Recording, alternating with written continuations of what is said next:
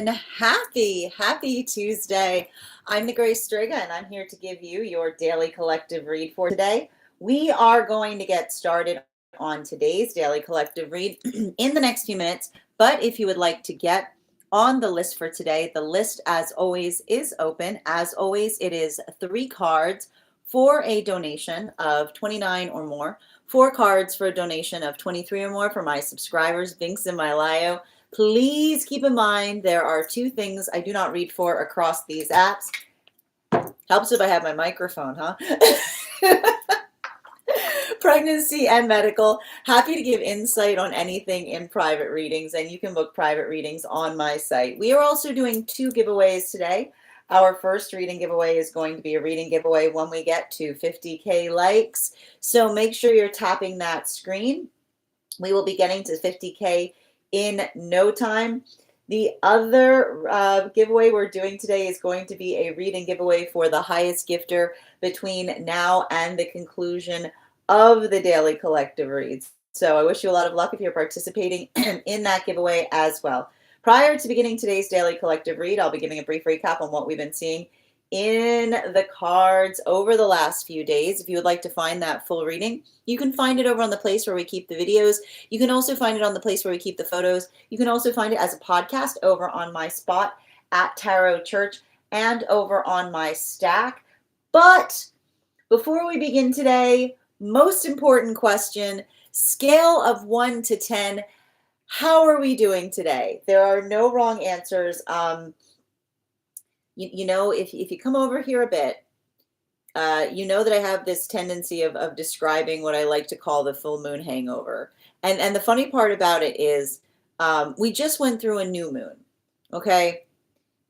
But you'd be surprised. It probably felt a lot. I would not be surprised if you're feeling like if you're working through a lot of that energy in a way that feels almost akin to recovery. And the way I want to describe this is, let's kind of go through this again, because you have to recognize that we just went through a Sagittarius new moon in Sagittarius season with a large quantity of planets that were also in Sagittarius. Remember, I was describing it as stampede energy. And it's interesting because I feel like a lot of the energy that we're working through right now coming out of that new moon during, and I need to stress this as well, during like the solstice point. So, you know, if you're going through a little bit of that like energetic ennui, if you will, if you're feeling like a little bit like that expansiveness has been like moving through, I mean, this is the reason why. And it was very much like a new moon that felt like a full moon. The benefit to the benefit to the work that we're experiencing right now is, and I want to kind of describe this. We've got a lot of energy right now that's moved into Capricorn, and it happened almost immediately. And we've also got the fact that there's still also a lot of planets that have come out of retrograde.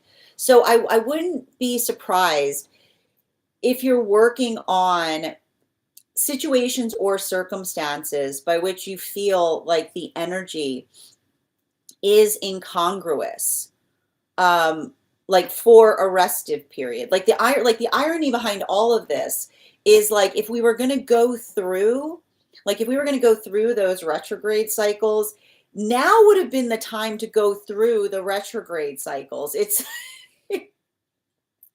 like the modality by which everything is coming out of retrograde. And then we've got a lot of this Capricorn energy arriving. And it's like, it sometimes creates that feeling of energetic exhaustion because you can feel somewhat wiped out. So if you're feeling like this, I want you to make sure that you're prioritizing rest. I want you to make sure that you're prioritizing hydration, because, you know, and I want to describe this, like, you know, typically the new moon cycles aren't as energetically intense as the full moon cycles, but it was just given the fact that we had so much of that energy that was occurring in the house of Sagittarius that can create a lot of those experiences or modalities by which, again, like, it's like a lot of emotions potentially coming to the surface. Now, this is having a different impact depending on where one finds oneself on the frequency cycles. And we're going to start first by discussing those moon relationships. Now, recalling that the moon relationships were effectively the relationships that were coming together between the time of Uranus stationing retrograde up until the present. And we basically see that there's a lot of the culmination of those cycles that is occurring around this time, which makes a lot of sense because those relationships were taking some time to really be able to identify upon. It's the space by which one is able to articulate or work through. Now, the gift that we see that's happening in a lot of those relationships these are relationships that are incredibly gifted in relationality of navigating one another's phases. Now, what do we mean by in the relationality to phases? The space by which those relationships have had to come together in the midst of all of this retrograde energy. Because you have to remember, only now we have some planets that are coming out of retrograde. So working through a lot of those energetic hardships, potentially having to work through a lot of those experiences by which you feel like there are timing issues or miscommunications, like all of the things that we often will experience when we have a lot of that intensity, but not projecting it onto one another. The ability to effectively refine and smooth out. These are the relationships that are built upon energetic refinement, those modalities or experiences by which one is able to effectively work through something in such a way that one is able to energetically like find the space by which one is working on doing something better. There's a lot of granularity in those relationships, but I see it's the granularity that allows for exquisite things to happen. Now, at the same time, and I want to describe this because for the energy and solitude right now, I see three different modalities that are effectively occurring. We either see that this is the culmination of a lot of those moon relationships moving deeper into partnership. We also identify the fact that there may be, and this is what we can sometimes see, this has happened every time Saturn stations direct in Pisces, because it's not the first time that it's occurred, because we keep on going through these retrograde cycles. The understanding that emotions are energetically productive and helpful when emotions have directions attached to them. The work that we do in terms of the identification of the self, right? Being able to kind of sort through our emotions in terms of what feels energetically productive versus something that feels often like the space that can create further ambiguity on things. I would not be surprised if the arrival of that new moon energy in Sagittarius with Neptune and Saturn coming out of retrograde, it can create a lot of those feelings of energetic nostalgia kind of rising back up. But the nostalgia that we're effectively able to articulate or work through and effectively define, right? The experience by which we understand that a relationship is articulated on the ability, like we see those moon relationships doing, like working through a hardship or working through a difficulty, but finding those ways of becoming more granular or figuring out ways to effectively smooth it out. At the same time, we see that these are relationships that are articulating upon the fact that healthy relationships, the breaks, like I keep wondering, healthy relationships, the breaks we take are a walk, not a week, right? It's the minute by which we're able to articulate upon what we need to be able to do something in a better way, or the ability to effectively kind of work through something. It's like that's what we mean by working through something. And it's the observation that often those modalities, it's not enough to effectively articulate upon the desire for a manifestation goal. It's having to find, it's working into the desire that also allows for that space of being energetically consistent with the self, right? It's like the two words to really orient on when you're building into a manifestation goal is ready and steady, right? And that sense of readiness and steadiness is, and this is what's interesting about it, steadiness, not meaning our own stability, but the ability to energetically steady something, those are different things. And that's what I keep on seeing in relationality to some of those separations that are apparently like that are potentially coming through during this time, because it's that modality of like the steadiness that we effectively work through, and it's the ability to effectively steady through something versus situations or circumstances by which another person may have articulated upon the fact that they did not feel energetically steady in a relationship, and now they're coming back because they feel steady, recognizing that relationships make us feel unsteady. So I keep on seeing that that is the nature of the conversations that are potentially arriving right now. And I keep on getting a lot of that conversation in relationality to that steadiness, or working through the context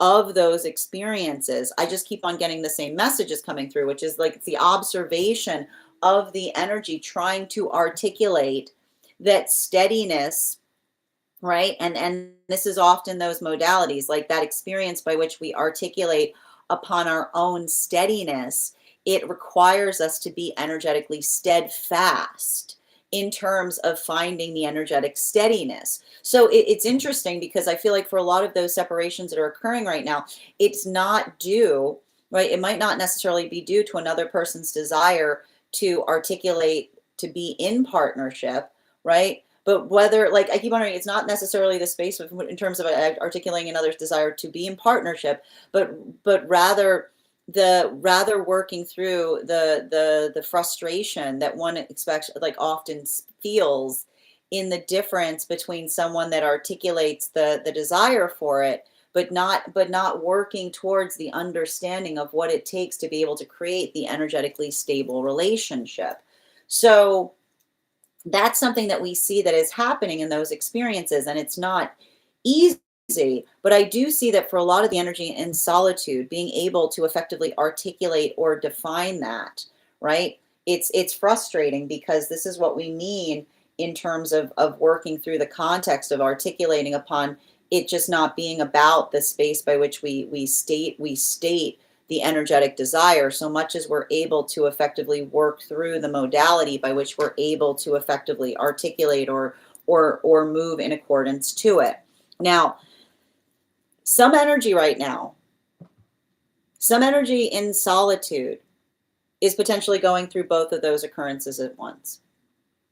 Potentially going through both at once. So that's what I mean in terms of the fact that there is a lot of, and we can expect this. Like, we can expect this when we see Venus tucked between Mercury and Mars, or for that matter, Neptune tucked between Saturn and Ceres. Now, moving towards the energy that's moving deeper into energetic union right now, and those were effectively the temperance relationships. And those temperance relationships are the relationships that were coming together between the time of Uranus stationing retrograde up until the solstice period that we experienced this summer. What do we effectively see in a lot of those relationships right now? That ability to effectively articulate or define upon what, like the mutual, these were the relationships where the prioritization point was the mutual accountability, the mutual effort that pays off in big ways. Anything is possible so long as the work is mutual. And so what we're effectively identifying or recognizing in a lot of those experiences has to do with the observation of, and I want to point this out, I've been talking about this the last few days, it's not like we've been going through a Venus in retrograde cycle. We have not. I know. You go find any astrologer. I know that every astrologer is going to tell you we're not going through a Venus in retrograde cycle. But you would be surprised, because I'm just going to keep on saying this. If you wanted to replicate, because I read on the energy, if you wanted to replicate the feeling of a Venus in retrograde cycle, why don't you just tuck Venus? Why don't you just tuck Venus right there between Mars and Mercury? Why don't you just pop her right, like pop her right there? See how Venus feels in that modality, because it's working through, right, the frustration in relationality to where we aspire to be, right? versus feeling with Mercury behind Venus, like the feeling of something not energetically happening fast enough, right? So it's like, it's like working through a lot of that type of energy. And we see that's where we find a lot of those temperance relationships right now, right? Like, why isn't it happening faster? Or the feeling of being frustrated at our own energetic timelines. But that's what we see as healthy with a lot of those relationships, the ability to have counterpart that builds into that sense of proportionality, right? The observation of being able to effectively work through something, but not just work through something, the ability to effectively help oneself through the energetic distortion that we often feel in relationality to what we aspire towards versus where we energetically find the self. I almost feel like that is a lot of the that's a lot of the counterparts that are helping each other with like keeping a sense of like stable orientation in relationality to, like I told you, all that Sag energy, which is like woof, like feeling like everything is passing before one's own vision, right? It's like, whoa, you know what I mean? So it's a lot of that type of energy that we're working through right now. And so I feel like for a lot of the energy kind of navigating that, it's working into, right, the steadiness of the self, and it's being facilitated or assisted with counterpart that is working as the energetically clear mirror. But it's not easy. It's not easy. We still got Jupiter in retrograde, with Uranus in retrograde over in Taurus, which is it's something that still feels like in some way, shape, or form like working through the frustration in terms of painful processes. Now, this brings us to the energy that is deep within divine union. And you'll recall that those are the magician relationships. And the magician relationships were effectively coming together between the time of they were coming together between the time of the solstice period that we experienced this summer, right? Into the Mercury and Venus stationing direct behind Neptune, which was happening in March. Now, those relationships, the prioritization point was the authenticity of the self that acts as a beacon to be able to find counterpart. These are relationships where I see these energies have never felt more energetically stable, or they're working into the space by which they're in a relationship by which they feel that they can be their authentic self. What's effectively occurring there is potentially having to resolve or work through situations outside of partnership that energetically feel, and I just keep on getting, and that's what it's so funny, because every time I read for the magician relationships, they're going through like they're navigating ridiculous circumstances. And what do I mean by ridiculous circumstances? The modality by which they're potentially recognizing situations by which they're moving into something that is energetically healthy for them. And I keep on hearing it's almost like the space by which they're navigating wounds that are occurring, in the space by which they're feeling energetically stable and centered. Because the modality by which we experience partnership in such a way should be met with, I keep hearing it should be met with celebration. It's the space by which we feel that sense of celebration that amplifies or articulates, which is why we see that for a lot of those relationships, that ability, or that space by which they're working to identify or resolve something, it's a continuation of the identification point in the energy that is feeling like, I feel like it's a bittersweet time for those relationships, because they observe and they recognize that they're making better choices. And if I keep on hearing, if they're seeing the modality by which they're making better choices, and it feels like someone being energetically bitter about their better choices, like it's often the experience, like this is often akin to what we experience during a Saturn return or a maturation cycle. So that's why we keep on seeing that for a lot of those relationships, it's just like I keep on hearing it's the space by which, and it's interesting too that I'm breathing heavily even the space by which I talk about them, because it's the space by which they're articulating upon their frustration point in relationality to situations or circumstances wherein they may even recognize like what it would effectively take to energetically heal something. But this is what we see like when we're working through a maturation process, the the amplification in terms of what one would proceed to do or how one would work to energetically sort something out. I keep on getting, like, again, that same feeling of readiness or steadiness. They're working through the space by which they're understanding the context by which healing can be, that would feel like it's healthy, but almost in the space stopping themselves from trying to energetically heal something that wouldn't necessarily fix it, would potentially make something worse in relationality to the experience by which they are observing, right? And I keep on seeing the space by which they're having an energetically healthy conversation that is fortified in the space, like fortified in the space of not feeling the need to energetically bend backwards for one another, is what I keep on seeing. So for a lot of that energy, it's hard because they're potentially articulating complicated circumstances or situations to new energetic relationships. So I do feel like the positive there is, for a lot of those relationships, there are new energetic relationships that are occurring, but it's the modality or the experience of the energetic limitation towards what it is that they're working to do versus what it is that they're healing from.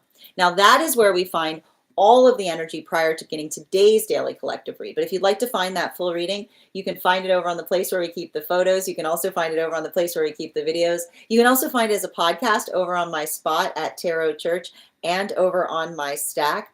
I also would like to encourage you to head over to my stack. If you missed last week's class on the judgment card, I'm very happy to announce that it is now available for our Tarot Church class subscribers. If you'd like to become a part of that class program, all you need to do is head on over to my stack, become a paid subscriber. Your monthly subscription will give you access to over 9 hours worth of material in the Tarot Church Library class archive. Now, you don't need to catch up. I do my best to give you an update on everything we've studied prior to beginning the next class, but the material is there for you to receive as you're ready to receive it. And if you become a founding member, not only will you receive a discount on the full year's worth of classes, but you'll also receive a complimentary one-on-one mentorship class with me, where I will meet with you personally to assess where you are on your own personal tarot journey and give you the best insights in terms of how to utilize those classes to the best of your advantage, moving towards your tarot goals going forward. And you'll have access to over 20 hours material in the Tarot Church Library class archive. One of the things I try to do with these classes is make them accessible to the absolute novice tarot reader as well as the seasoned reader. There's definitely something there for everyone. Don't let your lack of experience or your robust experience prevent you from joining us in these classes. And even if you don't become a paid subscriber to my stack, I would still encourage you to follow me there to stay up to date on any new offerings or services. I also post my weekly newsletter there, which will let you know about my in-person events as well as my online live schedule. I also want to let you guys know that on top of my standard life path readings, I also post on top of my standard life path readings, I also offer mentorship classes. These are for any of my students seeking a more personalized educational experience with me. I take a very limited number of students for this reason, as those classes are focused on each individual's personal spiritual goals and journey work. Those classes can be purchased on an individual level or as a monthly class series, weekly or bi-weekly, as your schedule permits. Also, for my students seeking more consistent weekly tarot support, I'm very happy to offer weekly tarot insight packages. That is a package of 4 30-minute readings, again, weekly or bi-weekly, as your schedule permits, so that you can stay more consistent on your personal journey. I'm also very happy to now offer dream interpretation readings, which you can purchase per dream or as a series. If you purchase a series, I would encourage you to start to keep a dream journal, as we will meet weekly or bi-weekly with that journal and utilize the tarot to understand the key themes and messages coming towards you in the dream space. That said, we are going to get started on today's daily collective read in the next few minutes. If you would like to get on the list for today, the list is open. It is 3 cards for a donation of $29 or more, 4 cards for a donation of $23 or more for my subscribers. Binks in my Lio. Please keep in mind there are 2 things I do not read for across these apps: pregnancy and medical. Happy to give insight on anything in private readings, and you can book private readings on my site. Just reading over some of the comments that came through. And thank you as well. PK, good to see you. It's been a minute. How are you doing today, Kenzie? Thank you so much for the follow. BB, thank you for getting on the list, and thank you for being the first person on the list today. You'll have an additional card. Guys, make sure to give BB some love. Reader supporting readers. Hope you're having an absolutely exquisite day. And welcome, Selena. Good to see you today. I'm feeling much better physically. Past few days were insane. I'm telling you, it's that combination force, right? The Sagittarius new moon with all of that Sag energy coming through. It can be a lot. I told you. And Ryan, thank you for the likes. I appreciate you. I told you, I know the new moon felt like a full moon. That's what we can expect when that's what we can expect when we got that new moon energy. When we've got that new moon energy right there with a lot, like all of that, those planets in Sagittarius on top of the solstice, yeah, it'll do that. And thank you so much for the likes. Appreciate you. And Minnie, thank you for sharing the live. Very emotional and confused. Listen, Jen, I hope that this can help. I hope these messages help you right now. Some notes in relationality to navigating some of this energy, because I know it can feel somewhat exhaustive. Make sure if you're having emotional conversations, the emotional conversations are being productive by being able to articulate upon directions, right? Not just the space of emotionality. The problem that we're also seeing right now, Jen, especially with this energy, is it can create the space of projection central, right? So just make sure that you're working through those experiences. Sending you so much support on that journey, dear. And Grand Rising Minnie, Esfan, hi from Bangkok. Oh, I'm happy to read for you. If you'd like to get on the list is open. We are about to get started on the complimentary read for today, though, if you want to stick around. For anybody else who'd like to get on the list right now, you'll be the second person read for. Selena, it's so funny because a lot of the realizations are common sense. I mean, here's the thing about, I need to stress this. There is no such thing as common sense. I've been talking about this. I was talking about this the other night too in one of my readings, my private readings. Neither is the space of normality, right? It's often understanding that what we consider, and we sometimes forget this, what we consider as common and normal is what we're energetically immersed in. So if you're going through those modalities right now, I don't want you to be mad at yourself if it feels like something you're experiencing feels akin to common sense, because there's no such thing.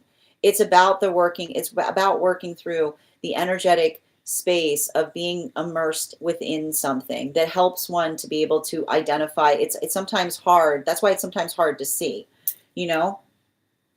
Hi there, Avatar. How are you doing today?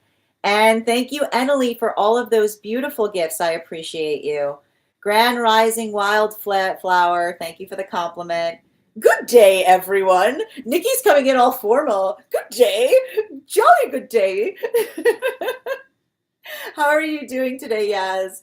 And Guiding Light, thank you for reposting and thank you for sharing the live. Always appreciate when you guys share the live. Grand Rising Fig, good to see you today. And thank you for those heart me's, Nikki. Guys, please remember to recharge your heart me's if you would like to have a animal spirit guide card on top of your one card. How are you doing today? Good. Welcome. Intentions, thank you so much for the follow. Why are the cards everywhere? So you'll have to forgive me again. So if you have not had the luxury of having a private reading with me, I typically draw a lot of decks. So this is often what you can expect if you book an hour session with me. So I was running a little behind this morning, so I did not have time to tidy up before I open the live up. So you'll have to forgive me as I sit here and try to clean up the detritus of what happens during an hour-long tarot session. Thank you. And thank you, Avatar, for those gifts. I appreciate you. Listen, it's a very sensible chaos when I'm reading the cards, okay? There is a method here, all right? So, hi there. How are you doing today, Phoenix? Say it every day.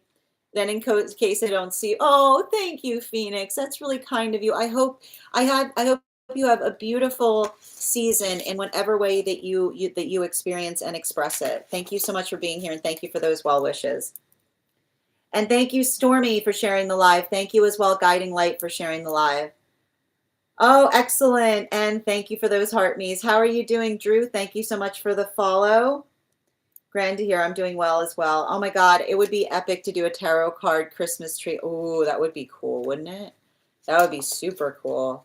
You know, the thing with me is, I keep on saving them for some kind of project. I have decks that I cannot read for anymore. Like this one, for example, this one's getting pretty long in the tooth, right? I put my cards through the ringer, and that's why there's certain decks you'll see me utilizing, but I don't utilize on the daily. Like I love the Tarot del Fuego, but like these cards, like the quality of the cards is not durable enough to be able to be utilized for every day. Like I would chew these up. You know what I mean? I would chew these up if I was using them the way that I would use some different decks. You know, it's very important to notate in relationality to that. But that's a good idea. I like that idea, Nikki. All right, where were we? Grand Rising Alchemist, good to see you today. And thank you as well. Hold on a minute. Oh, I'm so glad to hear you're doing well today. Good vibes. Grand Rising Alchemist. I know, I love the baby dragon. I love seeing the baby dragon. Yes. Oh, it's their 8th birthday. Oh, buon compleanno. Oh, what a good year. That's a good age. It's a good age. I love your collective reads. The accuracy is insane. I appreciate that, Selena. I do my best here. And thank you for being here and experiencing them. Absolutely. Today's the first day I've woken up in a while feeling cheery. Oh, that's wonderful. Well, listen, I'm telling you, like the energy, and the energy we've been experiencing over the last few days can feel a lot. It can feel like a lot like going through the ringer. So if you're feeling better right now, then I want you to make sure, like, I want you to continue to do that work, because I told you, it's like, it's not like we went through a full moon. But you'd be surprised. It's not like we're going through a Venus retrograde cycle, but you'd be surprised. It's a lot of that type of energy that we're effectively seeing right now. You're so welcome, Jen. Oh, there's common sense, and those of us who have it are tortured by those who don't.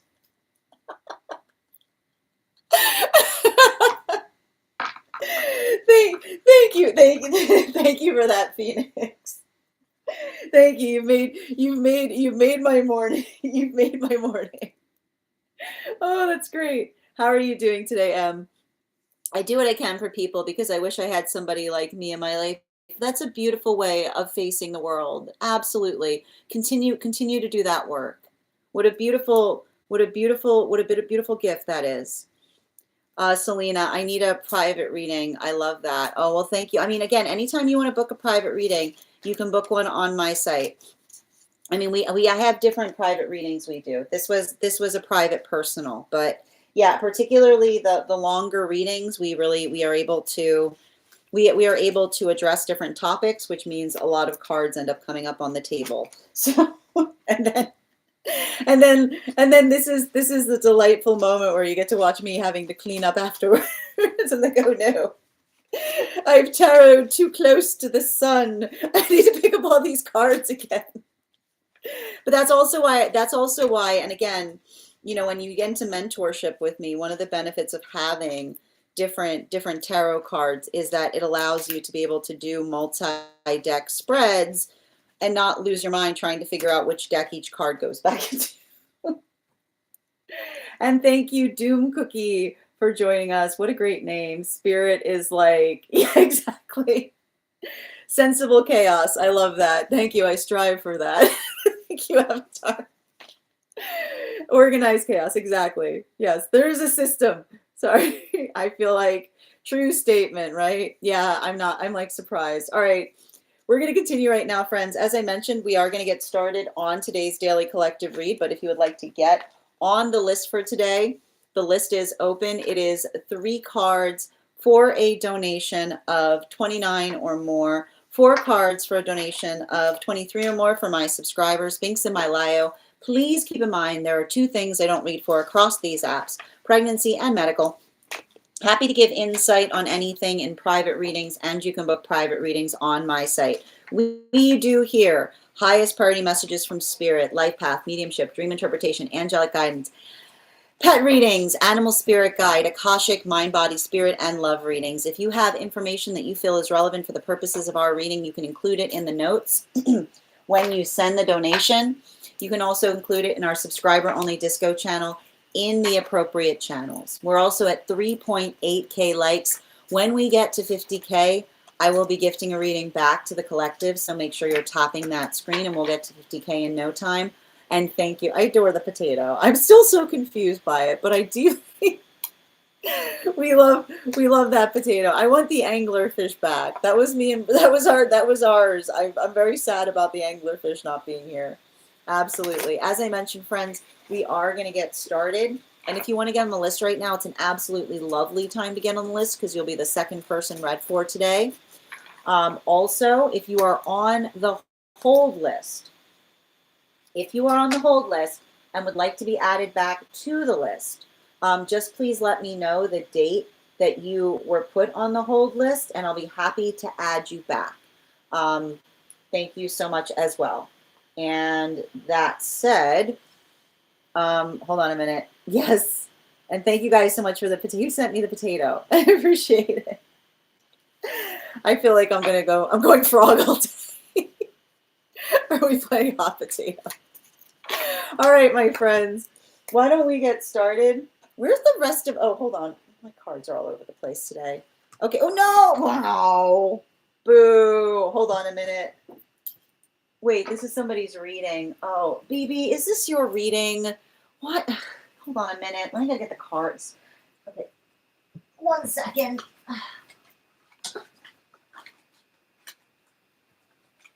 Yeah, BB, I feel like this is your reading. I'm just going to put these over there. Okay. It's fine. Let me just take these. Yeah. Okay. Thank you. All right. We're going to put these over here for now. Okay. All right, my friends. That said, no better time than the present. If you want to get on the list for today, the list is open, and you will be, as I mentioned, the second person read for. 3 cards for a donation of 29 or more. 4 cards for a donation of 23 or more for my subscribers. Links in my bio. Please keep in mind there are 2 things I don't read for across these apps, pregnancy and medical. Happy to give insight on anything in private readings, and you can book private readings on my site. That said, no better time than the present. If you guys can do me a favor and share this live, I would also appreciate it. Make sure anyone who would like to catch this reading live is here to receive it. That said, why don't we warm up the intuition muscles with an intuition check? I've got the animal spirit guide card here. We're going to count back from 10, and when we get to 1, I will reveal the card. 10, 9, 8, 7, 6, 5, 4, 3, 2, 1. We got the boar. Thank you guys for participating. We'll do that again after the next reading. And as I mentioned, if you would like to get on the list right now, it's a beautiful time to get on the list. You'll be the second person read for. That said, no better time than the present. Why don't we get started? Welcome, everyone. Happy Tuesday. I'm the Gray Strega, and I'm here to give you your masculine, feminine, and non-binary energy update for today, Tuesday, December 23rd, 2025. What do we have coming through in the cards for today? Can I please have the first 3 cards in the headspace of the masculine? Bearing in mind, this is not based on gender, but what one feels most aligned to. 2 more cards, please. Excellent. We've got the 9 of Cups in its reversal, in combination with the Hermit card in its upright, in combination with our Queen of Cups in its reversal. So let's talk a little bit about what we're seeing right now in the masculine headspace. So we've got, I want to describe that what we've been seeing right now, especially with a lot of this energy, I feel like a lot of the masculine headspace is deep in that modality of still going through Jupiter in Cancer with Uranus in Taurus. So this is working through a lot of those modalities or experiences by which there's a lot of inner child healing that's effectively occurring or coming out through these experiences right now.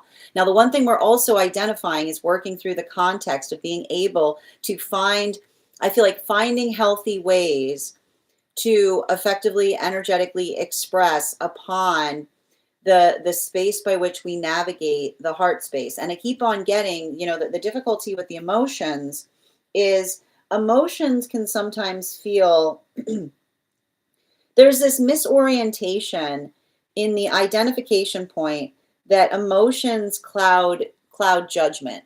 Emotions do not cloud judgment. Emotions fortify judgment, because the ability to effectively recognize or identify or to feel the capacity of the things that we energetically feel, it creates it allows the space by which we're able to effectively articulate or identify or work through something in such a way that it allows us the context of energetic clarity. And I keep on getting that for a lot of the energy right now of masculine, I feel like there's something important that's working through the context of being able to energetically face our feelings. Because what happens in the context by which we're able to face our feelings, we're able to effectively identify or recognize what feels energetically, like what allows the space by which it's the space by which we're able to bring that sense of emotionality to life in the world around us.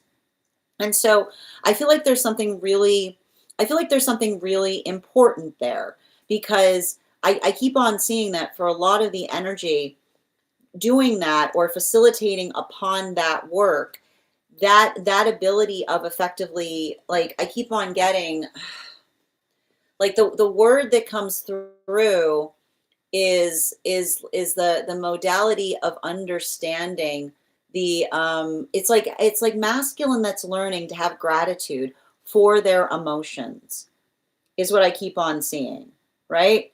And if saying that, if like if something about me saying that like triggers, like that's what I mean, right? Like the modality by which we identify or work through, like, oh, like, you know what I mean? Like I see, it's not the ability of trying to be like, I just need to get better at getting rid of them, is what I keep on seeing. Everything we have is a gift. And a lot of the space by which we work through the emotionality that we feel, and this is what's beautiful, is when, and I need to point this out, okay, and this is what I'm seeing with masculine energy. Here's the thing. When you've got emotions and you push them away and you push them away and they push them away, here's the thing about it. It's an act of energetic suppression. And then when they overwhelm you, what happens when they overwhelm you? Then you do something that feels so far afield from who you energetically are that you don't recognize yourself when you feel the emotions. But it's a space by which it's the like right, like that's what happens, right? Like when you work towards energetic suppression and you push and you push and you push, and then like it's not if, it's just when, right? Like it's just not if, it's just when, right? You guys are going through an Aquarian lesson, which makes sense. Pluto and Luna are like this in Aquarius right now, and that's an Aquarius lesson. Aquarius lesson is like, I'll just put this in the closet, nobody will see it there, like I'll just put the emotions there, everybody. And then one day they boom, like they strike, like they come out of nowhere. But when we're working on processing them, when we're working through the space by which we just allow them to come through, and then we allow them to be resolved, and then we allow them to come through, and we allow them to be resolved, like look how beautiful it becomes, like, you know what I mean? And so it's the work that we do to make sure that we're not bottling things up, because when we bottle things up, right, it creates explosive situations in our lives, right? And so this is why we talk about, and I feel like this is important because I feel like this is a lot of the masculine energy that is working through the context of healthy, I keep on hearing healthy communication that allows or permits the energetic facilitation in relationality to what it is that we're aspiring and desiring to do better. And in the modality, I keep on hearing in the modality of working through the context of, I keep on hearing in the modality of working through the context of the self, I feel like I do see a lot of the masculine energy working into the space of potentially holding, like I feel like there's a lot of deep like experiences that are happening here in the relationship. Like I keep wondering in the difference between the masculine having a healthy relationship versus aspiring for an energetic counterpart that can just take an unhealthy one. I'm going to say that again, right?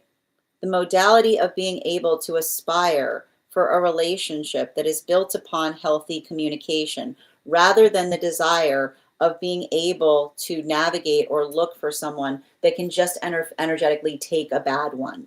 So we see that for a lot of the energy kind of working through that, I feel like there's a like there's a lot of that. I keep on hearing it's interesting because it's like it's a hermit card, but it's a hermit card that is it's a hermit card that's energetically like looking or like looking at the like surveying the energetic experience of the self, right? And this is why we can often articulate, we can tell the healthiness of the energy within by looking at the state of those energetically surrounding, right?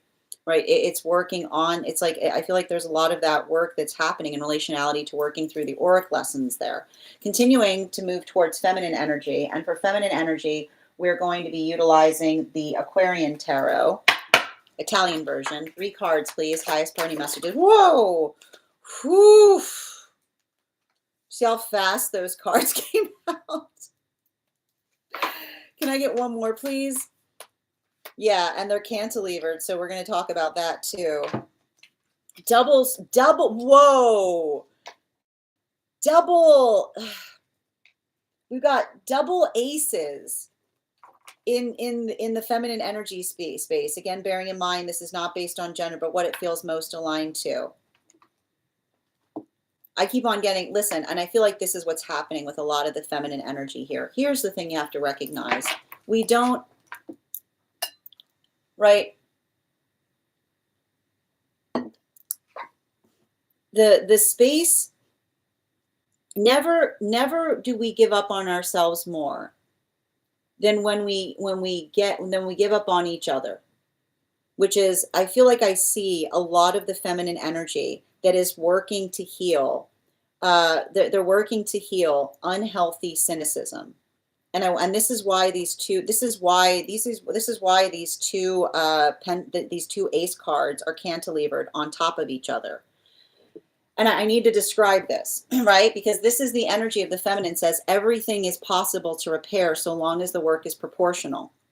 And the modality by which you recognize, like the modality by which you recognize that the ability to incline oneself towards healing. I keep on hearing healing is an inclination, but when you incline too far, then you don't allow energetic healing to occur, is what I keep on seeing. So for a lot of the energy effectively working through or doing work in that nature, in that experience, that ability to effectively energetically articulate or to effectively define, I just keep on seeing that for a lot of those relationships, that modality or experience of effectively amplifying or articulating upon, I keep on seeing the inclination to effectively heal, but not allowing the space by which one gets frustrated in terms of what you can energetically expect. Because I just keep on seeing that the space by which, like the space by which we work, like the space by which one works through, like the space by which one works through our own frustration, right, is, and I keep on getting healthy cynicism is the modality and the experience by which we recognize and identify upon what we've experienced in the past, but we hold hope that what before us is better than what's behind us. is everything that I keep on seeing. And for a lot of the energy doing that work, I feel like the space by which the space by which they're working. And did you see how soon as I started reading for it, like I had to start clearing my throat? Like the space by which we don't like the space by which we don't lose hope in things, or the space by which we ourselves identify, and I keep on getting this, we don't articulate that the problem is entirely outside of the self, right? We never come into the modality by which we articulate and say the problem is always energetically on another person, right? It's the modality, and I keep on seeing this. We don't do this in the context. We've worked to heal this in so many different contexts, right? The work that is proportional. But when we articulate, like when we talk towards counterpart and we identify and speak towards it, and I think that this is interesting because this is the feminine that's working into holding an aspirational view in relationality to what they aspire to see within counterpart, right? Because those modalities or those experiences by which we start to feel, like I keep on getting the space by which we allow our energetic dread to get the better of us is the modality by which we start to build into unhealthy relationship. And so I see that for a lot of the feminine energy, it's working on, like I keep on hearing, it's like it's working on that sense of proportionality and working to heal, right? Like working to heal a lot of the guardedness. I keep on hearing the difference between guardedness and protectiveness is coming through in the space of feeling energetic confidence for the self, right? So there's a lot of that, there's a lot of that energy that we see that is working through those modalities and experiences. And I really like this for the energy of the feminine because it feels like, how do I describe this? It feels very much like working on not feeling the need to energetically like rush through things, but to allow I keep wondering, like to allow the pace by which something can organically evolve, or just allowing, like it's building into the context of the presence of the self. Now, reading into non-binary energy, we'll be utilizing the Tarot del Fuego, headspace of non-binary, please. 3 cards. Ooh, 7 of Swords in its upright. 2 more, please. 7 of Swords, cantilevered, 5 of Pentacles in its upright, in combination with 5 of Wands in its upright. So I feel like there's something there. I feel like there's something really significant and important that we're energetically defining right now. And I keep on seeing particularly and especially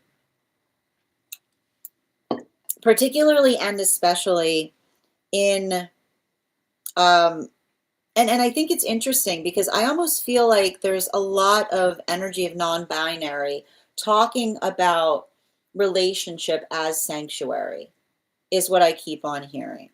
Now, the thing we have to recognize with relationship as sanctuary is the observation that the modality by which we feel energetically, like, and I keep on, and this is what's beautiful about the concept of relationship as sanctuary, the space by which we can be seen in our authenticity and love there, right?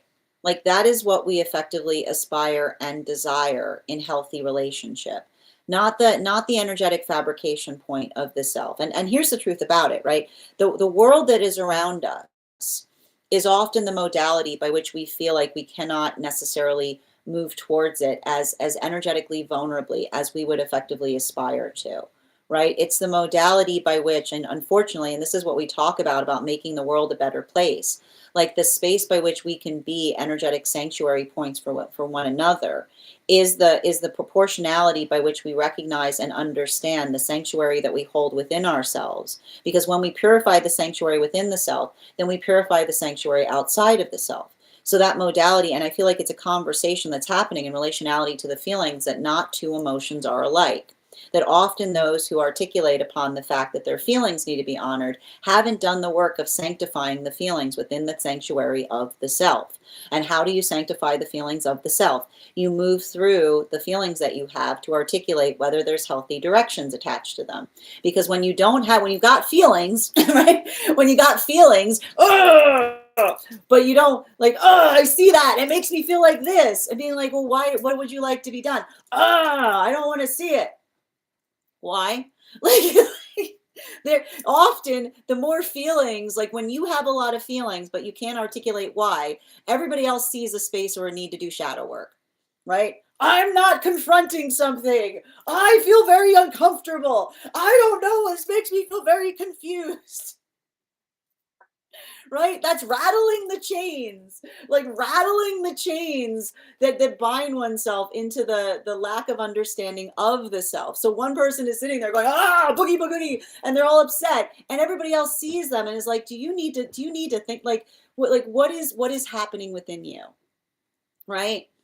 It's the modality by which we understand that, and I keep on seeing like the modality by which we understand or recognize that volatility, right? And here's the thing about it, the difference between volatility and passion, right? Because here's the funny thing about passion. True passion makes sense. True passion, there's an explanation behind it. Listen closely and you'll find the passion, right? Volatility is often, those who claim to have passion often just have volatility, which is just an energetic eruption of feeling without being able to effectively articulate upon it. Now, the modality by which we're able to effectively articulate or define, like sometimes I keep on getting the modality by which we navigate jubilation, right? The space by which we energetically navigate jubilation is often fortified in the space by which we feel the feeling of energetic jubilation to such an extent that we can't feel that we can contain it. And sometimes in the modality by which we go through that, we work through the understanding of the self, because it effectively helps us to energetically be informed upon something that we didn't even realize within the self. But the difference, and this is why it's so important that you do shadow work if you're going to be kind of building into healthy relationship, that when we're working into the modality of what we find within, right, relationship becomes either a sanctuary of all of the work that we've done within ourselves to effectively build into that sense of healing, versus those modalities or experiences by which it feels like we effectively, and this is the problem with it, right? When we haven't done our shadow work effectively, being in relationality can feel like our love that does not feel like love. It's a space by which another person just takes all of their shadow work out upon us. So that's why I keep on seeing this is a conversation, and I keep on getting this. This is a continuation of what we were reading for in the last reading, which is the observation of the energy that works on into the authenticity of the self, because that authenticity has protected them from being able to tell the difference. Continuing to get clarification, moving back into the masculine energy, can I get 3 cards for the heart space of the masculine? And we are going to be utilizing, for the heart space of the masculine right now, we're going to be utilizing the Tarot del Fuego. Yeah, that feels right. 3 cards, please. 2, 3. We've got the Hierophant in its reversal. We've got the Priestess, High Priestess, woof. And we've got the Ace of Cups in its reversal. Wow, those are some cards, man. Okay, let's get to it. And I want to stress this, like what we're effectively identifying, and I need to point this out. And this is what I keep on seeing, especially, like I keep on getting in the space of masculine that's working to heal the heart space. And this is the hard part that I see a lot of the masculine is working through. When we're not in a healthy relationship, being in relationship feels like being in perpetual trial, right? When you're not in a healthy relationship, it feels like you are in perpetual trial, which is someone being like, this is a test. It's like, It's the modality by which someone does not work into the context of being able to energetically heal to a certain extent, right? The space by which we're able to amplify or articulate upon the openness of navigating circumstances or situations. So I feel like there's, and this is the problem with it, right? Because I see that a lot of the masculine energy is working through, right? Like working through, and this is what we can expect on the outs coming out of like Sagittarian energy, right? Coming out of Sagittarian energy, that with like all of those, like the new moon in Sagittarius, with all those planets in Sagittarius, but then also like also Saturn and Neptune coming out of retrograde, the modality by which we allow ourselves to heal from that, right? It's the modality by which we build into the space of being able to trust one another, is what I keep on seeing. And that modality or that experience of like building into the beauty of an energetic relationship where trust is key, right? It talks towards the fact that the trust that we create is one that is always amplified or energetically articulated in relationality to the clarity by which we articulate our own energetic choices upon things. It's almost like the modality that says how easy it can be with someone that one builds into that space of trust with. But the modality, the hard part about it is when those modalities or experiences happen in unhealthy modality experiences, and we open ourselves up, right? Like the space by which we open up to each other in our vulnerability, right? The same thing that will allow for the blossoming of a healthy relationship will lead to the breakage of an unhealthy one, right? And so this is why I see that for a lot of the energy of the masculine, this is the masculine that is recognizing that their authenticity, so long as, right? So long as, with the caveat, so long as we have the caveat of the authenticity that is equally shared in proportionality with the authenticity of those around the self, right? Everything has a caveat. So the space by which we understand that our authenticity is fortified by others who get to share within it, then it becomes, our authenticity becomes the trust that becomes the active energetic generosity that we give to those that surround us. It's a space by which we're able to effectively articulate upon that feeling of energetic expansiveness. So we see that for a lot of the energy doing that work, this is the energy, like this is a lot of the masculine that is doing the work to effectively let go, like to try to, and I know it's hard, it's like to try to let go of, like it's trying to let go of the energetic feeling of having to control things all the time, right? Because that's what effectively happens in that modality or experience. But it's hard, right? Because controlling things makes you feel safe. It's like, this is what's so difficult when we're working on healing those modalities of trust.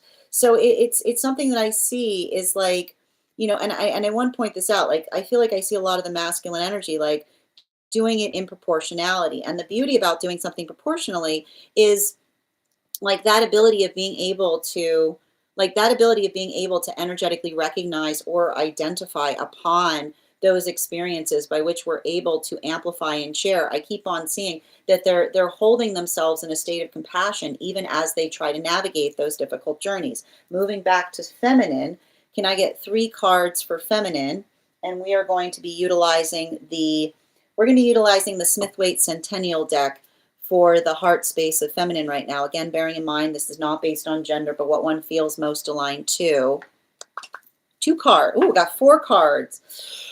4 cards right now for feminine. The 7 of Pentacles in its reversal. The 6 of Cups in its reversal.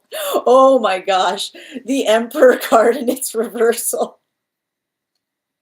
And the two of Swords in its reversal. Oh Lord. And I think that there's something, here's the thing about it. I feel like there's something important there in relationality. And it's funny too, because like with all of this cantilevered energy, there's like, it's like I keep on getting this like hands on the hip position that that I see that feminine is kind of working through.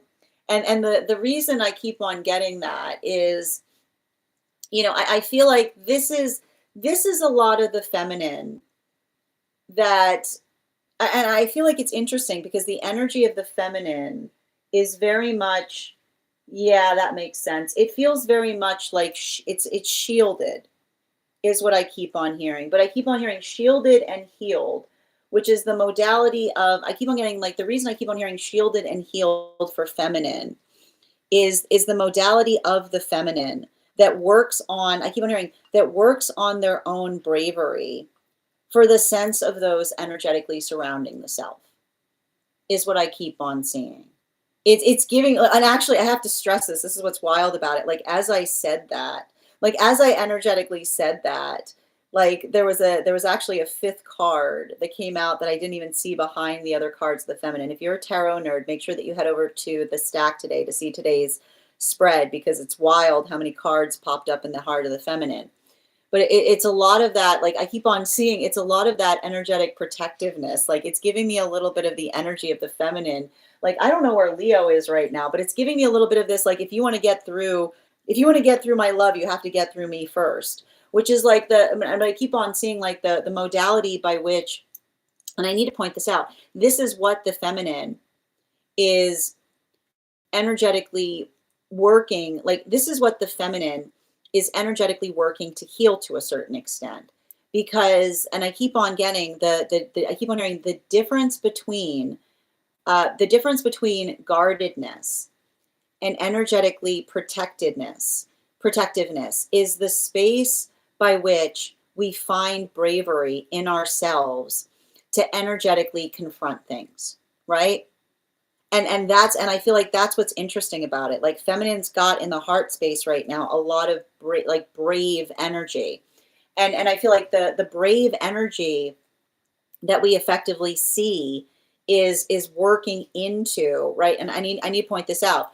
We look towards ourselves, right. We look towards ourselves to be energetically brave, right. And the hard part about that is when somebody else, and this is what's so frustrating for feminine, and I need to point, like I need to stress this, and I feel like this is a lot of the feminine working to heal this, and even the observation of this. Comparison is one of the most messed up things that one could ever bring towards another, because why would you worry about comparing yourself to anyone when you could be, when you're too busy like comparing yourself to anyone, you miss out on being energetically exceptional, right? Like that's all I keep on hearing for the modality of the feminine, which is the observation of like the space that when we're so busy, like when energy's so busy looking like this and this, you're not looking over there, right?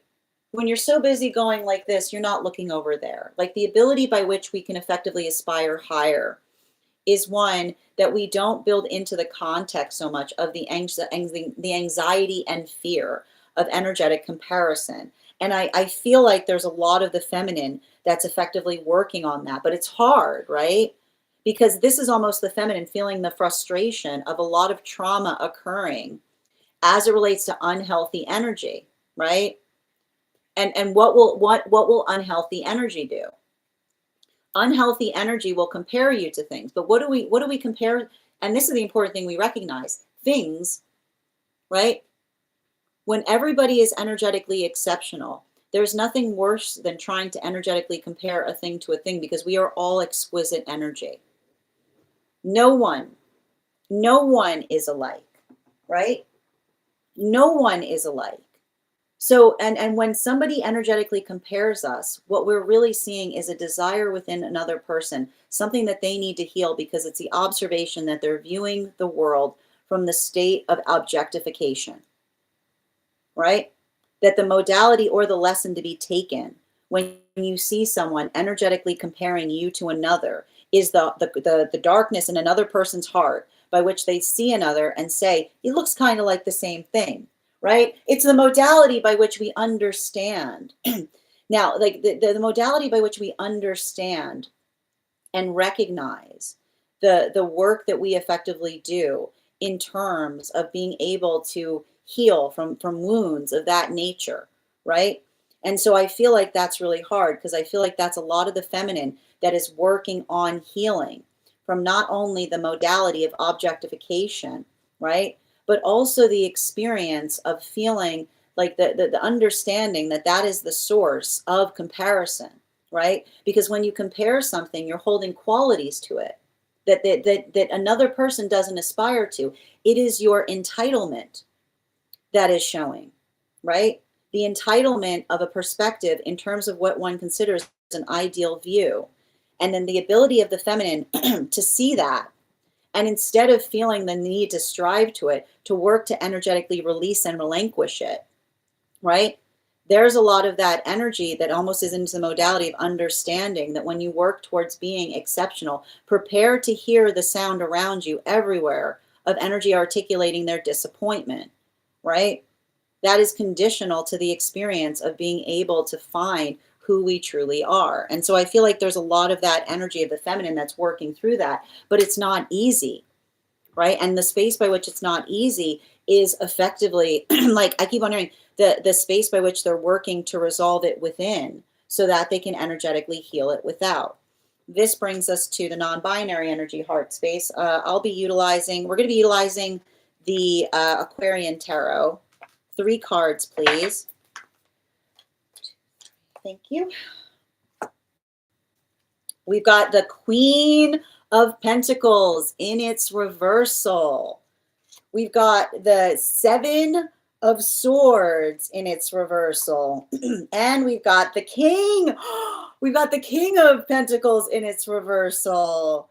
So, man, again, if you're a tarot nerd, make sure that you take a little peek if you're listening to the podcast today's spread, because man, those 3 cards in the heart space of non-binary, which is this, like, this is the energy that says respectfully, I don't need to, and here's the thing, and this is why, like, I feel like a lot of the non-binary energy is working upon, like, it's working upon the space of other people's misconceptions. Like, I feel like this is the thing about the non-binary energies had to work through this, that when we are the modality by which we work through and experience another person's opinions, unless they are true, unless there is a grain of truth in them, right? Like, the only time another person's opinions about you should ever, ever, ever, ever matter is the modality by which there's something about it that energetically rings true, right? And that's the difference. I keep wondering, like, that's the difference between critique or criticism. Those modalities or those experiences by which we sometimes go through, like, working through something. And I keep on seeing, like, I feel like it's hard because for a lot of the energy, like a lot of the energy of non-binary energy in the heart space, it's coming into the understanding that I keep on hearing the world isn't cruel, but someone who hasn't healed will be the cruelest person that you've ever met, because they look upon the world with a sense of dissatisfaction in terms of saying, why doesn't anything please my eye, right? We should not be in the space by which we work to energetic. And often those who work through the space of saying, why isn't, like, the world is not pleasing to the eye, does not do the work to say, what could I do to beautify it, right? Right? It's not the space by which they see energetic ugliness and they say, wow, what if I did something to make it a little bit energetically better? That the world is energetically cruel because of those who articulate, who move around and go, yeah, I don't like, yeah. It's a lot of that type of energy. So that's why I see that for a lot of the energy doing that work, right? It's working into the space of not necessarily being super energetically bothered in relationality to another's distortions, unless, right? Unless something feels unless something feels like one is working to resolve or do something energetically better, right? That is the difference between a critique and a criticism, right? And a criticism is often the space by which we tear something down. We tear something down specifically because it doesn't energetically please us. And that's often the space by which we recognize that the work that needs to happen is the work within the self. The critique, right? The critique, and this is what I love about this energy adores critique, which is the energy. The energy that says, give the critique, because the critique is the idea or the ability of trying to refine upon something in an even bigger way, right? The modality by which we're working towards something in a way that we can effectively energetically advance or articulate upon it. And the work is like the work of a relationship is like it starts in small ways and then it builds up greater. Because if we're constantly in the space by which we're criticizing instead of critiquing, right? It's the modality by which we're working through the space by which we're identifying the space of improvement. And I feel like this is what's beautiful about the relationships that the energy is working to facilitate, because I keep on seeing like they're either in separation, right? Working upon the journey of the self, you know, being in, like I keep on seeing they're building into the relationship that they aspire to by becoming, this is why we talk about the work of the self is being good with the self, right? But not being in, and I feel like it's building into patience, be well, and at the same time potentially feeling that same amount of healing in terms of potentially being in partnership, because it's the energy that allows, right? It's the energy that effectively allows for that sense of, I keep wondering, definition and redefinition, right? The modality of effectively feeling like one is working towards something, and that it's not, I keep on hearing like the relationship that doesn't feel like a stagnant place, but a place of continual energetic evolution, right? And I feel like I keep on hearing like that is the energy that feels that I feel like that is the energy that works towards that adaptability, particularly as it relates to not feeling the need to have to over explain the facets of an energetic connection, is what I keep on seeing, right? So there's a lot of that work that I see in relationality to that. Continuing to get clarification, moving back towards the unconscious space of masculine energy, and we'll be utilizing the, where is it going? I'm looking for the Aquarian Tarot for the unconscious of masculine right now. Can I get 3 cards to clarify? Thank you. Oh, that one card really wants to be in the center space, but okay.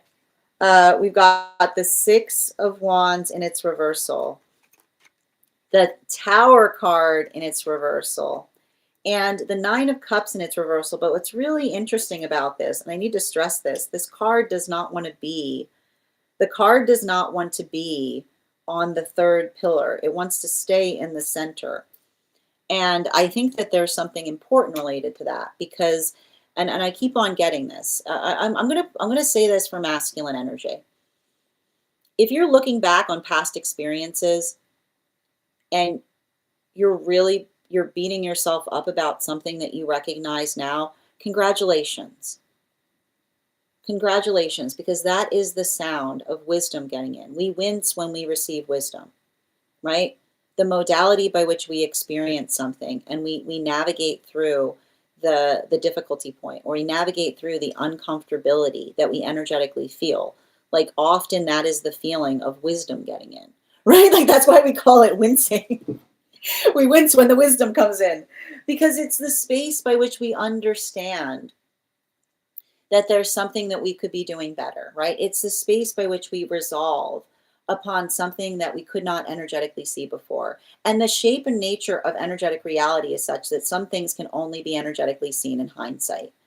And that's okay, right? Because when we allow that context of observation, we're not so hard on the self, but we're able to navigate something in a way that we feel energetically, like energetically stabilized in relationality to what we're trying to build forth towards another. And that's what and I need to point this out. This is why when I tried to pull, and that's why I encourage you, if you are a tarot geek like I am, make sure that you look at today's spread, because this is the work that I see masculine trying to do. They're trying to do, like masculine is trying to do their shadow work, which is the space. And that's why I keep on seeing, that's why I said this card does not want to be in the 3rd position, because it's the energy that articulates, it says, if I do my shadow work, then I don't put the shadow work on the counterpart, right?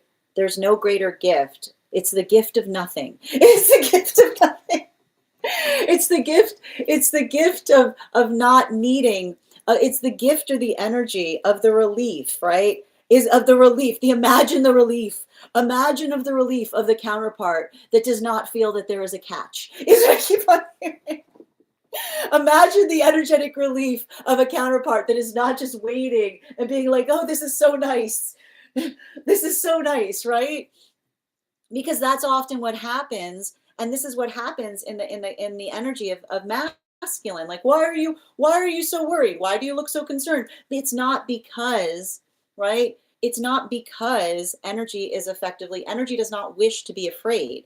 But if there's experiences by which we feel, right, the experience by which we feel like someone hasn't done their shadow work properly is the moment you're like, hi, do you want to be like, be like the modality by which everything is great until it's not, until it's awful, right? And so this is why we see that a lot of the masculine energy is like, it's doing the shadow work, right? Making sure that the energetic shadow work is kept up, and understanding that shadow work is just a very heavy word for the work that we work to avoid within ourselves, right? Like the ability by which we energetically resolve that, we don't allow it to build up. We process, right? And this is the thing about it. That's a nice thing. Like when we do a little bit at the time, when we do a little bit at a time, it allows us to be able to redefine our own experience or how it feels to be around each other. Because what is the greatest gift we give each other? They're so easy, right? And that's what we see. Like and here's the thing about it: when we work to be easy, we know how hard it is to be easy, right? Like it's the hardest thing in the world to be easy, because that sense of ease, right? The ease that we bring to situations is a sense of peace. And that sense of peace we can only find if we've done the work within. Peace is never peaceful. It requires a lot of that heavy work that we do within. Moving towards feminine. 3 cards for feminine right now. Highest priority messages, bottom of the deck, please. And we're going to be utilizing, and again, bearing in mind, this is not based on gender, but what one feels most aligned to. Can I get 3 cards for feminine? And we'll be utilizing the Tarot del Fuego for the heart space, the unconscious space of feminine. And again, those 2 cards want to stick to each other. So we're getting a lot of that right now. We've got the 8 of Swords in its upright, along with the 6 of Wands in its upright, and we've got the 8 of Cups in its upright. Double 8s. And again, this is very important, especially if you look at yesterday's read. We had a lot of energetic parity that was effectively occurring in relationality to pairs of numbers. So we've got a lot of numeric pairing that's happening here as well. And let's talk a little bit about what we're seeing there in relationality to the 8 of Swords with the 8 of Cups. But I have to point out, and I need to stress this, like the 8 of Swords with the 6 of Wands and the 8 of Cups in proximity. And like I said very much before, those 2 cards came up and they wanted to hold on together.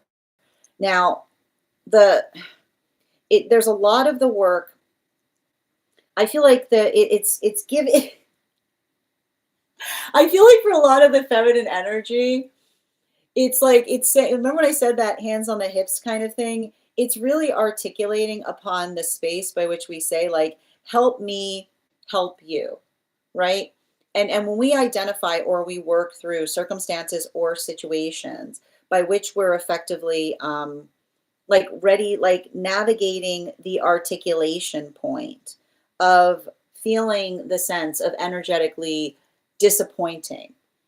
I feel like there's something about the feminine that is I feel like it's the feminine that's like working into the context of rejoicing in the space by which they energetically disappoint. But I keep on getting and I need to articulate this. The energy of the feminine saying, and this is where I see a lot of the energy becoming holding compassion to the self, right? Because this is a lot of the feminine that works towards the space of the feminine that says, there's only one person, right? There's only one person in this experience that we talk about the space of disappointing ourselves. And this is what's important about that. That does not create a sense of selfishness, because when we energetically care about, right? When we energetically care about those that we energetically hold close to us, right? Then that becomes inclusive in relationality to holding, right? Holding an energetic endearment point in relationality to how we feel in navigating others' disappointment in us, right? It's the amplification of energetic care that occurs in the space by which we feel that sense of compassion. And so I feel like there's a lot of that energy, that this is where a lot of the shadow work of the feminine is coming through, right? The shadow work of the feminine is the energy being like, you know, like it's a lot of the energy that works through that, like others just like navigating through others' disappointment, and the feminine just being like, you know what I mean? Like it's a higher self of the feminine saying, like, if you want to be energetically exceptional, prepared, the song you will hear around you is, I'm disappointed to hear that, right? And when we navigate others' disappointment, it has to be proportional in what they were energetically expecting from us, right? So I feel like there's a lot of that energy that works in that capacity. And I feel like there's a lot of the energetic compassion that they bring to themselves, specifically and particularly because this is the feminine healing from situations or circumstances by which they experience the space of being pedestalized. And what happens in a pedestalized partnership, right? It's the modality or experience where everyone, right, where someone hasn't done their shadow work properly and they just pin their hopes on all of their healing coming from the source of the counterpart, right? The right person will fix me. No, they won't. And in fact, the space by which you articulate and say the right person would fix me is usually the space by which we identify that we're putting too much expectation in relationality to what we anticipate and expect from counterpart, right? The responsibility, the right person will enhance you, right? The right person will energetically challenge you. The right person will help you energetically excel, but it won't change you. And in fact, the modality by which we often enter relationships, by which we are experiencing the sense of desiring to be changed in relationship, what does that usually speak towards? I don't effectively care about, like, not the space by which we feel the compassion towards ourselves. Because why would you want? What is effectively articulated within you that one feels the need that someone else has to fix it, right? When we work towards the energy of resolving that within, we find that energetic care without. And I feel like there's a lot of the energy that is effectively working through that modality, potentially even helping others with it to a certain extent, right? There's a lot of that. And I keep on hearing the proportionality of the trauma, right? The proportionality of the trauma of being in a modality by which energy feels the need to energetically compare. It makes it harder, right? It makes it harder to do, right? Because it almost feels like the feminine that has to navigate often situations or circumstances by which they feel that they're given very, very energetically confusing directions, right? And so that's a lot of the modality of the feminine that, again, when working through confusing directions, allows the fact that directions are confusing to help them understand the shape and recognize what it is that they're working to heal from. Because I feel like that's a lot of the feminine taking energetic logical approaches. But what's beautiful about that, I keep on hearing logic-based compassion, which is the space by which we understand that when we come towards each other, the gift that we give is the clarity, right? Because that is the space by which our love feels like it is energetically helpful. And also what the feminine is aspiring to see in relationality to healthy counterpart. So there's a lot of that work that I see here. And I want to point out what's interesting about like what's interesting about what we see in terms of the masculine unconscious space, bearing in mind this is not based on gender, but what one feels most aligned to, and the Eight of Cups that we see in this particular representation, we see that, again, it is almost very similar to that Tower card in its reversal, right? We do the work within so that others don't have to. Now this brings us into the non-binary energy. Can I get 3 cards for that, clarifying the unconscious of non-binary? We'll be utilizing the Smith-Waite Centennial deck. 1, 2, 3. We've got the Knight of Wands in its reversal. We've got the 5 of Pentacles in its reversal. And we've got the Knight of Swords in its upright. And I feel like there's something very energetically important that we see is potentially occurring, specifically as it relates to the unconscious, which is this is more the journey of the non-binary energy working through the modality of relationship. And I keep on seeing, like, especially with that 5 of Wands in it, a cups in its Pentacles in its reversal, with the Knight of Wands in its reversal and the Knight of Swords, it's a further continuation in relationality to, and it's interesting too, because I feel like for a lot of that energy, there's something really important that I see the energy needs to navigate in relationality to what, like, and I keep on getting this, like, energy, like, I feel like there is a trigger point by which another person holds someone to a point of endearment that they have energetically traumatized, is what I keep on seeing. This is what's so difficult about a lot of that energy. The space by which they work through the modality, by which they are actively trying to heal from an experience or a circumstance by which another person holds an endearment point on something that energetically traumatized them, right? Because the modality by which another person, and I keep on saying the modality by which another person works through the experience of the unconscious, right? It has to do, like, the space or the place by which I keep on hearing, we work through, we don't work out.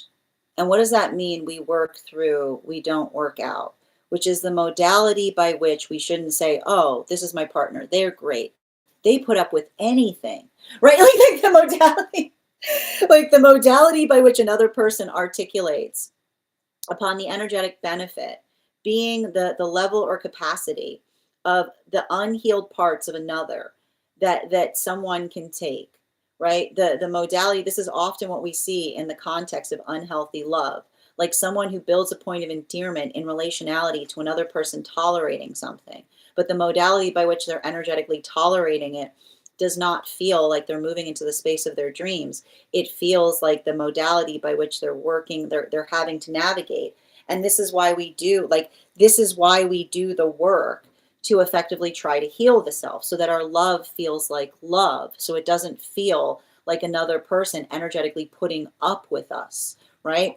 Because the modality by which we navigate each other is the space by which we help each other find our energetic exceptionality. So I keep on seeing that for a lot of that energy, having to heal from situations by which another person literally, literally moved through an experience and then potentially tries to build energetic sentiment in relationality to the space by which they hold an endearment towards us. But we have to be in the modality by which we articulate upon the fact that we're actively healing from that endearment, right? That is the effective experience that we often have in relationality, to the understanding that we do the work internally so that others don't have to, right? We do the work internally so that others don't have to. And we're not perfect at that, right? None of us are perfect at that. There's always those modalities or those experiences by which we could do something a little bit better. But that's what I keep on seeing in relationality to a lot of the healing that is happening. I literally see situations, and this is the condition by which the energy has had to work through. Energy that will be in the experience of healing from a relationship by which another person articulates that they're nothing but an energetic burden until the moment they move away from it. At which point another person says that you are their everything. Which one was it? Right? But often, and that's the hard part with those who have not come into the space of healing, right? The modality by which they articulate that the make it make sense, and the modality by which another person articulates that another is their everything, except in the space by which they come into proximity to them, and then they articulate upon the fact that they feel energetically burdened by them. This is why a lot of that energy has worked into the space of understanding that we can hold our care at a distance, right? That the space by which we keep our hearts from being hurt is often the space by which we understand the distance that we have to keep those that aren't necessarily ready to energetically receive it. And that modality or that proportionality and being able to do so, I keep on seeing it's not the space by which we feel that sense of energetic hardness, but the modality of recognizing that the quality and condition of our love is subjective in terms of how we perceive that we're giving it, not in another person's reaction to receiving it. So that's why I keep on seeing that for a lot of that energy, it can feel very hard because it's a modality by which I keep on getting, not only do they have to recover from the distortion of someone receiving their energetic love and articulating that they felt burdened by it, but the space by which they're making healthier choices and moving away from something. And only then, right? Only then in proximity does someone start to articulate about how much something, how energetically important something was or how significant it was. So I feel like for a lot of the energy doing that work, it's like I keep on hearing healthy relationship holds their hands in the present, right? It doesn't speak upon where they aspire it to go or where it used to be. It's the space by which they articulate and amplify how much it energetically means to be in that modality of the present. Bottom of the deck on this reading, particularly and especially with the 9 of Wands in its upright, I feel like moving into that space. Like this is why I feel like this is why a lot of that energy works into the conditionality of holding an energetic guard up, right? Because for a lot of the energy kind of working through holding that guard up, I keep on seeing that this is the energy that often feels like I keep on hearing they have to move through the energetic world twice as guarded as those that are around them because they recognize that their authenticity brings out, right? It brings out, and this is what happens. Like this is why it's so important that we work towards our authenticity. Our authenticity brings out the shadows in others, right? That when another person is inhabiting their authenticity and we haven't done the work in ourselves, right? The modality by which another person builds into the context of the emotions that inspires, it talks a lot towards what's within them rather than what's within us. So those modalities, I feel like that is the energy that often, like I keep on hearing, they move through the world twice, they move through the world twice as guarded, specifically and particularly because they've recognized the modality by which they amplify upon the energetic reaction that is energetically surrounding them, right? Those modalities. And I keep on seeing it's like the guardedness for good reason, because that's the guardedness that often comes from an amplification or abundance of energetic experience. This then brings us to the masculine energy, bearing in mind this is not based on gender, but what one feels most aligned to. We're going to be utilizing, this is bottom of the deck, Tarot del Fuego, the 6 of Cups in its reversal. We make grievous mistakes when we don't know ourselves, right? The wounds that we carry are often carried in moments by which we lose a sense of who we are. Right? The space by which I keep on hearing your emotions are your friends. But if you don't deal with your emotions, they'll become your greatest enemy. Right? The modality by which the emotions sneak up on us. Right? The modality by which we sometimes experience, and I feel like this is what's so hard for a lot of masculine energy. When we talk about, and this is why masculine is working on healing themselves, because you are set for disaster in an experience that teaches you not to feel your emotions. And then you'll meet someone who inspires all of them in you. and you won't know what to energetically do with yourself. You'll break it. You'll ruin it. How could you not? How could you not if you haven't spent time or you haven't been effectively in the modality of learning how to energetically process through them? So I feel like there's a lot of the energy that's working through that. And I feel like there's a lot of deep ancestral healing that's potentially occurring there too, because it's the modality by which one feels the energetic responsibility to not only have to do the work for the self, but also recognizing and identifying those experiences by which another person told you that that was the best way to handle it, right? When in what context has anyone ever told you, the best way to handle it is don't deal with it? Like, you know, yeah, I don't know what those are for. I don't know what those emotions are for. You should just shut them off. It's usually, I can show you how to shut them off. It's great. Yeah, they go away. They don't go anywhere, right? You can't create or destroy things. Emotions don't go anywhere when you turn them off. They control everything when you can't see them, is what I keep on seeing. For feminine energy, bottom of the deck. We got that high priestess coming out. And here's the thing. Listen, I know you feel the desire saying I could do it myself, but that's also the sound of you giving up on everything around the self.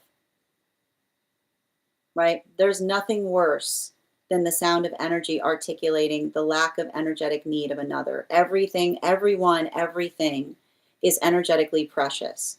The modality by which we feel I keep on seeing the space by which we articulate the energetic desire to be able to effectively do something, right? The modality by which we recognize or navigate through our own energetic competence point. It's not about the energetic competence point in terms of being able to do something. It is the beauty that we have in energetically creating or expanding or articulating upon that modality. So I feel like for a lot of the work of the feminine is, I feel like it's working into the energetic shape of identifying or articulating upon the beauty and the significance of a journey that is energetically shared, right? And it's the work that we do, like I keep on hearing, the work that we do to articulate upon the inclusivity is often the space by which we don't articulate our energetic distaste in relationality to what we find in another. And I like to point this out. Feminine, this is the responsibility for you to heal. Because I'll tell you right now, we don't accept it when it comes to creed. We don't accept it when we talked about race. We don't accept it when we talk about the physical appearance of others. Why do we articulate that it's okay to define the fact that we've energetically given up on a whole different energetic gender, right? The modality by which we articulate that our words are blessed and the ability to effectively amplify the hope that we have isn't the modality by which we articulate our rejection and disappointment in relationality to what we find. And if it's not okay to do to a race, if it's not okay to do to a creed, then it's not okay to do in the modality of articulating to another a whole half portion, right? That is the modality by which we bring each other, we help each other through things. We don't effectively articulate and say that they're the energetic reason why. Well, for non-binary, that is our daily collective read for today. I want to thank you guys so much for being here and experiencing it. Just a reminder, if you would like to book a private reading with me, please remember that it is a two-step process. You have to book the reading, you have to pay for the reading. Please make sure you do both if you'd like to have that reading.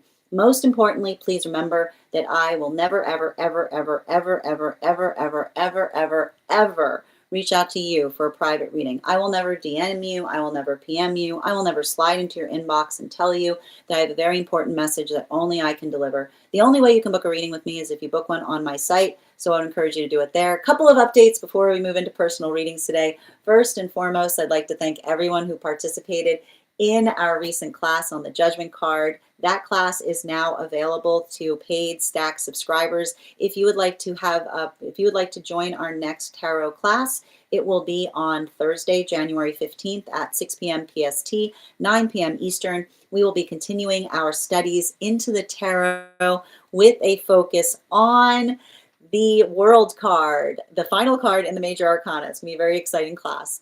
If you'd like to become part of that tarot class program, just head on over to my Stack and become a paid subscriber. Your paid subscription to my Stack is your ticket of entry into our live classes each and every month. You will also, as a paid subscriber, have access to as a paid monthly subscriber, have access to over 9 hours worth of material in the Tarot Church Library class archive. You'll also have access to a one-on-one chat with me and the other students to ask any questions that you may have in relation to anything we've learned and studied thus far. And if you become a founding member, not only will you receive a discount on the full year's worth of classes, you will also have access to over 20 hours worth of material in the Tarot Church Library class archive. You will also have access to a complimentary one-on-one mentorship class with me where I will meet with you personally to assess where you are on your own personal tarot journey and give you the best insights in terms of how to utilize those classes to the best of your advantage, moving towards your tarot goals going forward. One of the things I tried to do in these classes was make them accessible to the absolute novice tarot reader as well as the seasoned reader. There's definitely something there for everyone. Don't let your lack of experience or your robust experience prevent you from joining us in these classes. And even if you don't become a paid subscriber to my stack, I would encourage you to follow me there to stay up to date on any new offerings or services. I also post my Mystic Meditation articles there, which will give you updates on everything we've been seeing energetically. I just wrote one recently on this wild new moon that we just experienced. I also want to let you guys know that on top of my standard life path readings, I also offer mentorship classes. These are for any of my students seeking a more personalized educational experience with me. I take a very limited number of students for this reason, as those classes are focused on each individual's personal spiritual goals and journey work. Those classes can be purchased on an individual level or as a monthly class series, weekly or bi-weekly as your schedule permits. Also, for my students that are seeking more consistent weekly tarot support, I'm very happy to offer weekly tarot insight packages. That is a package of 4 30-minute readings. Again, weekly or bi-weekly as your schedule permits so that you can stay more consistent on your personal journey. I'm also very happy to now offer dream interpretation readings, which you can purchase per dream or as a series. If you purchase a series, I would encourage you to start to keep a dream journal, as we will meet weekly or bi-weekly with that journal and utilize the tarot to understand the key themes and messages coming towards you in the dream space. I want to thank you so much for being here today and sharing in these messages. And we will do this again tomorrow. That is our daily collective read. We are going to get started on personal readings. Congratulations to Ava. I've got you listed as the highest gifter. Thank you so much. And Tiff, you came in second, so you will have an additional card in your reading. If anybody else would like to get on the list today, you will be the third person read for. It is 3 cards for a donation of $29 or more. 4 cards for a donation of $23 or more for my subscribers, Binks in my Lio. Please keep in mind there are 2 things I do not read for across these apps: pregnancy and medical. Happy to give insight on anything in private readings, and you can book private readings on my site. Thank you so much for the roses, Nikki. Grand Rising Alchemist. I know I love seeing that baby dragon. Phoenix, thank you as well. And thank you as well, Doom Cookie, for the joining us. Thank you as well for Confirmation Avatar. And absolutely, give us the Animal Intuition card. I'm ready. I'm putting the house on Fox. I like that. I like that, Alchemist. Good to see you today. All right. Hold on a moment. I sent the potato. Absolutely. Thank you so much as well. Excellent. Thank you. Where were we? And I love those tarot. I know, aren't they nice? Here's the thing. I absolutely adore this deck. The difficulty with the deck is it's just the quality of these cards is such that it's, again, if you're a heavy reader, like the quality of the cards, like I would love these cards twice as big and twice as heavy in terms of the stock. You know, absolutely. True statement. Absolutely. Thank you. Can't forget the potato. Exactly. Thank you as well, Selena. Thank you as well, BB. Lizzie, I need a reading. Oh, sending you support on that journey. Happy to read for you if you'd like to get on the list. List is open. And thank you, user 272, for the follow. Thank you as well. Oh, thank you so much for the Thank you so much for the recommendation, Ed. I deeply appreciate that. Good to see you today. And thank you as well. Excellent. Hermit, so on brand. Thank you as well. Hi there, Josh. How are you doing? Excellent. Good to see you as well. Thank you for confirmation. Oh, thank you, Alchemist. I do my best. And thank you as well, Nikki. Absolutely. I've never heard of a collective read here that hasn't applied to me. I'm so glad that these messages help as well. Absolutely. Thank you. Every time she sips the mug before speaking, I get nervous. Thank you so much. I do my best here. Absolutely. And thank you too. Yes, everywhere. I need to point out, I don't like the word traps. You know, I feel like there's something really important in relationality to navigating circumstances or situations with a sense of energetic proportionality, if you know what I mean. Absolutely. Who do I look like, Duchess? I'm not sure who that is. Thank you as well, BB. Good to see you. A lot of symmetry. How are you doing today, CM? Absolutely. And good to see you as well, Ivana. Cassandra, thank you so much for the follow as well. I'm not sure what you're talking about, CM. Absolutely. Thank you. Thank you as well for receiving these messages, Duchess. Absolutely. And thank you, Emma, for sharing the live. Always appreciate when you guys share the live. Thank you as well, Alex. You have a great day, Alchemist. Absolutely. Julie, it's hard not to hate. I don't, and this is what we need to talk about, especially, Julie, especially in relationality to what we're energetically experiencing. You know, the modality or the experience by which we articulate and define upon what it is that we're working on doing in a better way.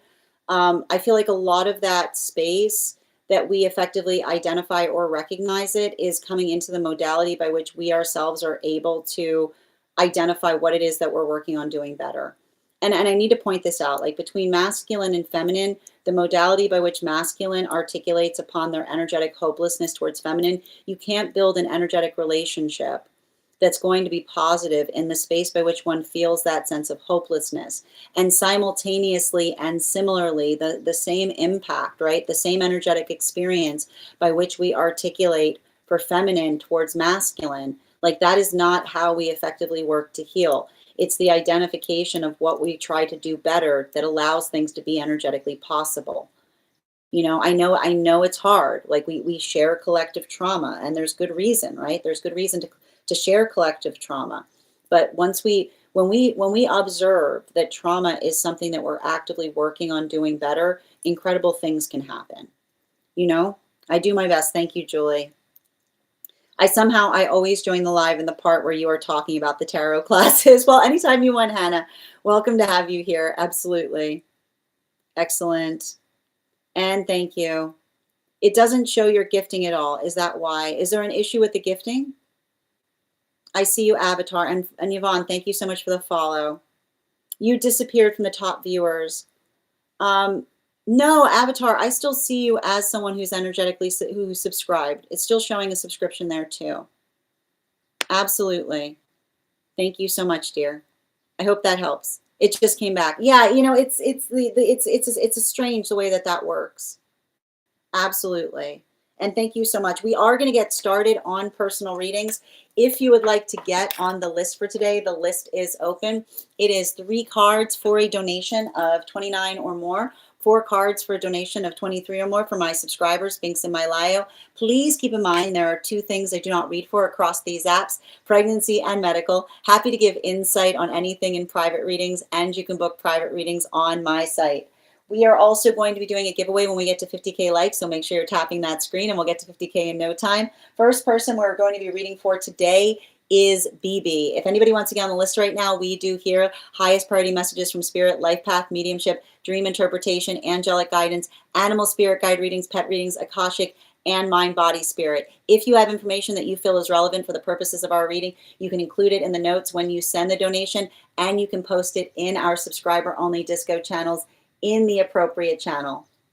Absolutely. Okay, first person, and BB, I believe that you posted, I just want to confirm, I believe that you posted your information in the notes. Can you just confirm that? I believe that you said that you posted it in the Disco. The top gifter avatar I have is Ava. You're so welcome, dear.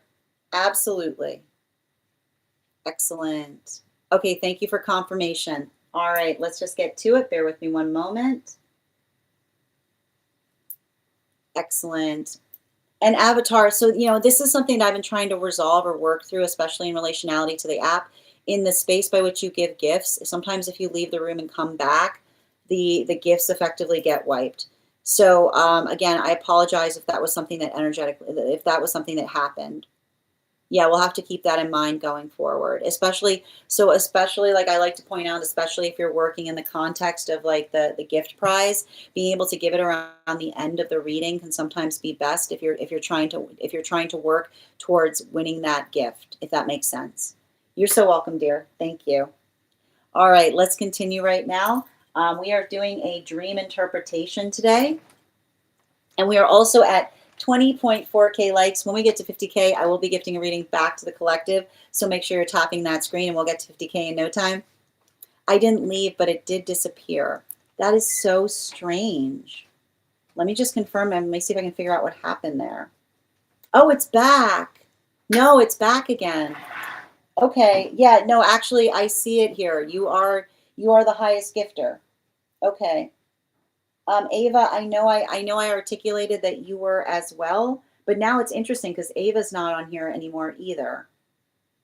Yeah, I do relationship readings, Abs, if you'd like to get on.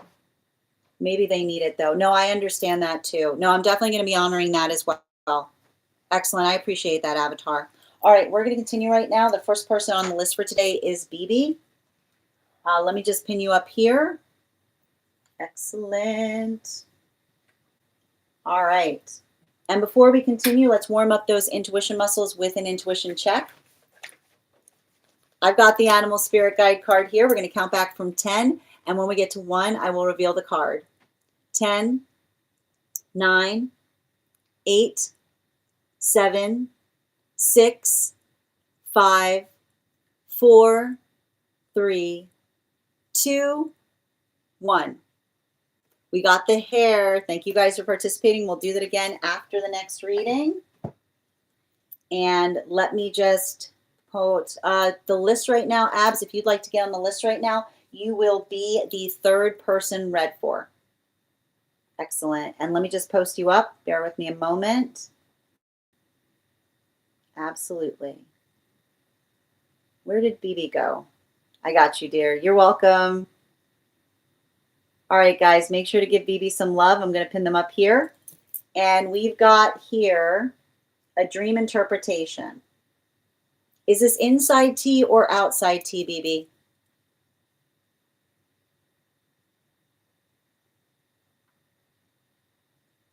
Just waiting for confirmation. Outside, thank you. Okay, perfect. I dreamed that one of my partner's exes randomly showed up at her house late at night with some of his friends, claiming they were broken up.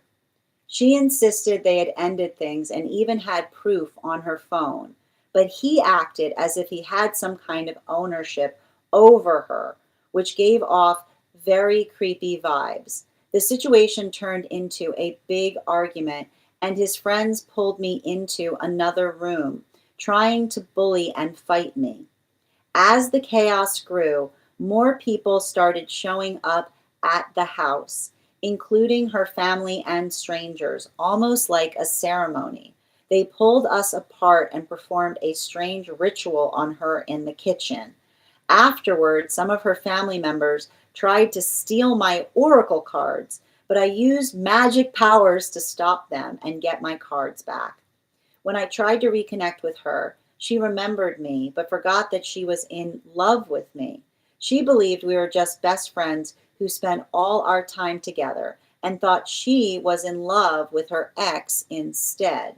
Her house then transformed into a school-like maze, and I ran into an old friend and asked for help rescuing her. I tried to escape with her, but every time we ran, we ended up back where she was being kept, as if she had been programmed to return. She felt like a shell of herself, having forgotten our bond and love. I then went to a spiritual shop to find something to undo the spell. The people there could tell I had money and tried to sell me extra things, almost like they were hustling me. But their intentions didn't feel bad. They just wanted to make money. It felt like many forces were trying to manipulate the situation and keep us from being together.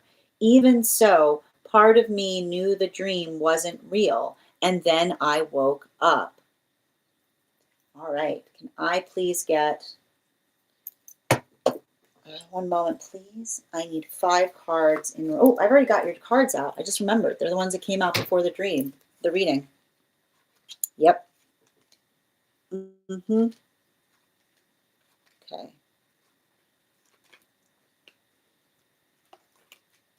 All right.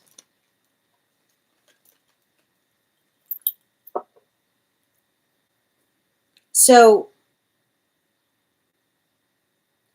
I feel like there's something really important that's happening in this dream space in relationality to healing from trauma. And I keep on getting the trauma that one is working to release in relationality to a dream of this nature has to do with navigating others' energetic perceptions in relationality to what is effectively best for the self.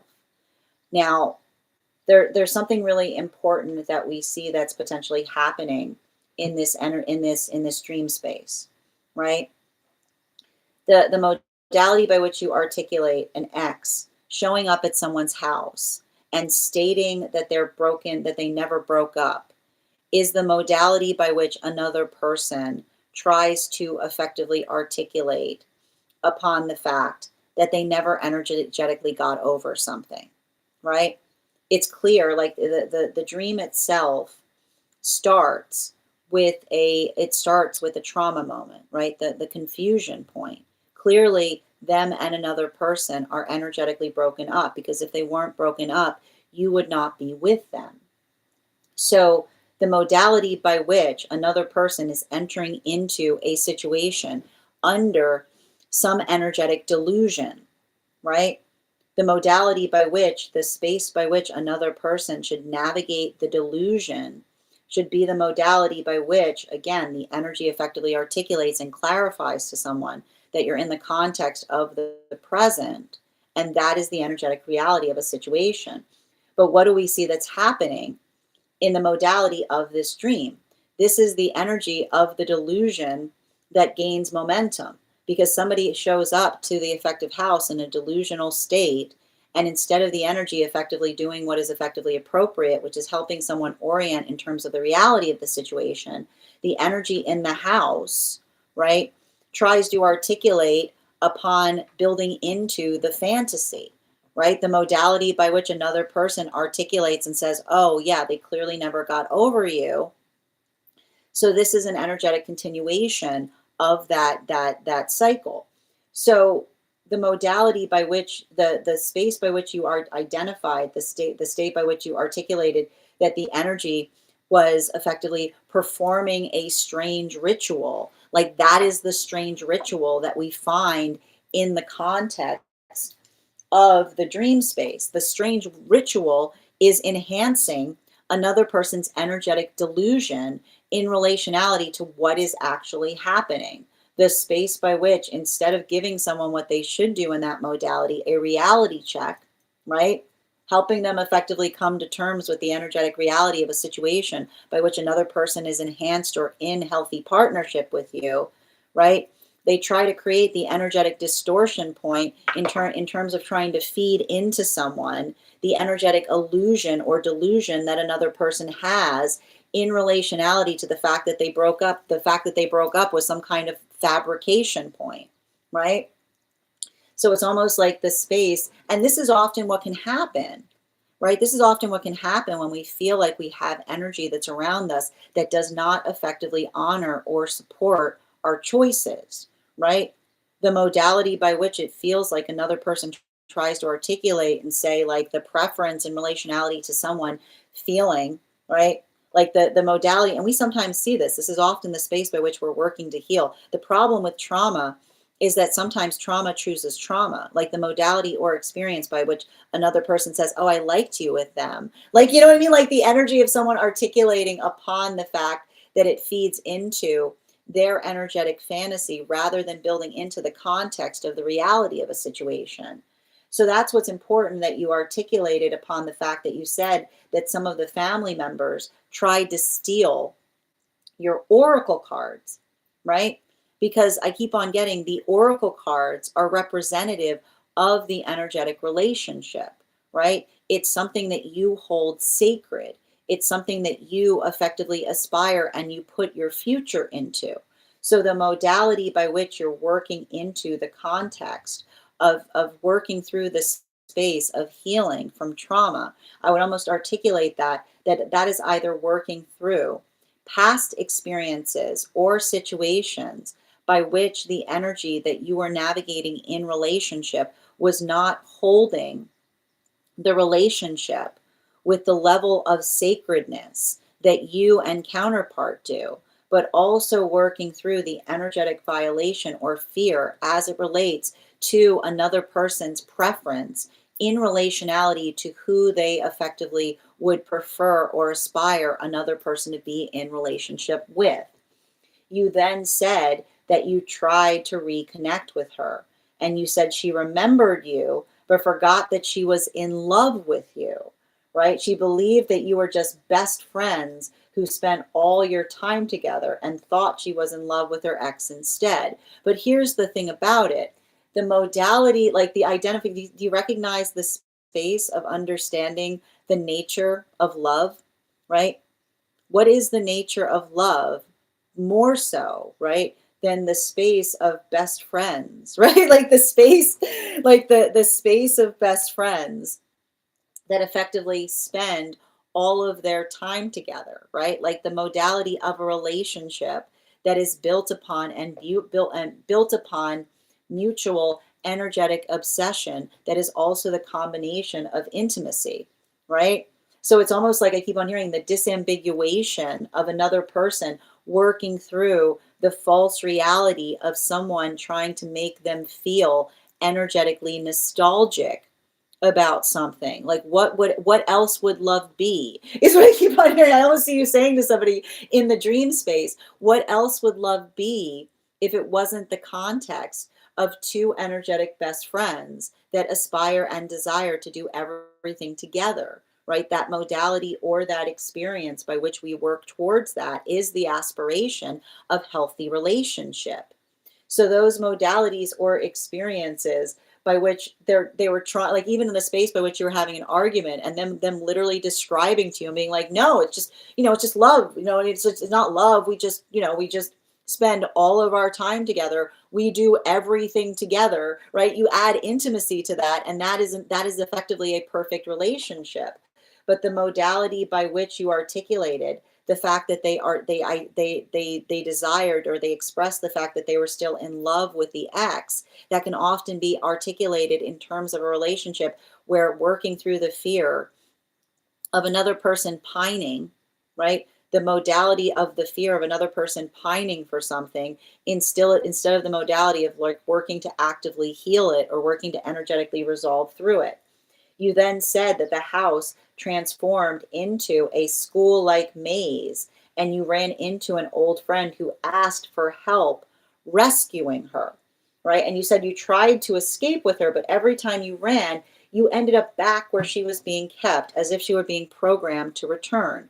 So this can often build into, I wouldn't be surprised, and I need to articulate this too, even in the space of the dream.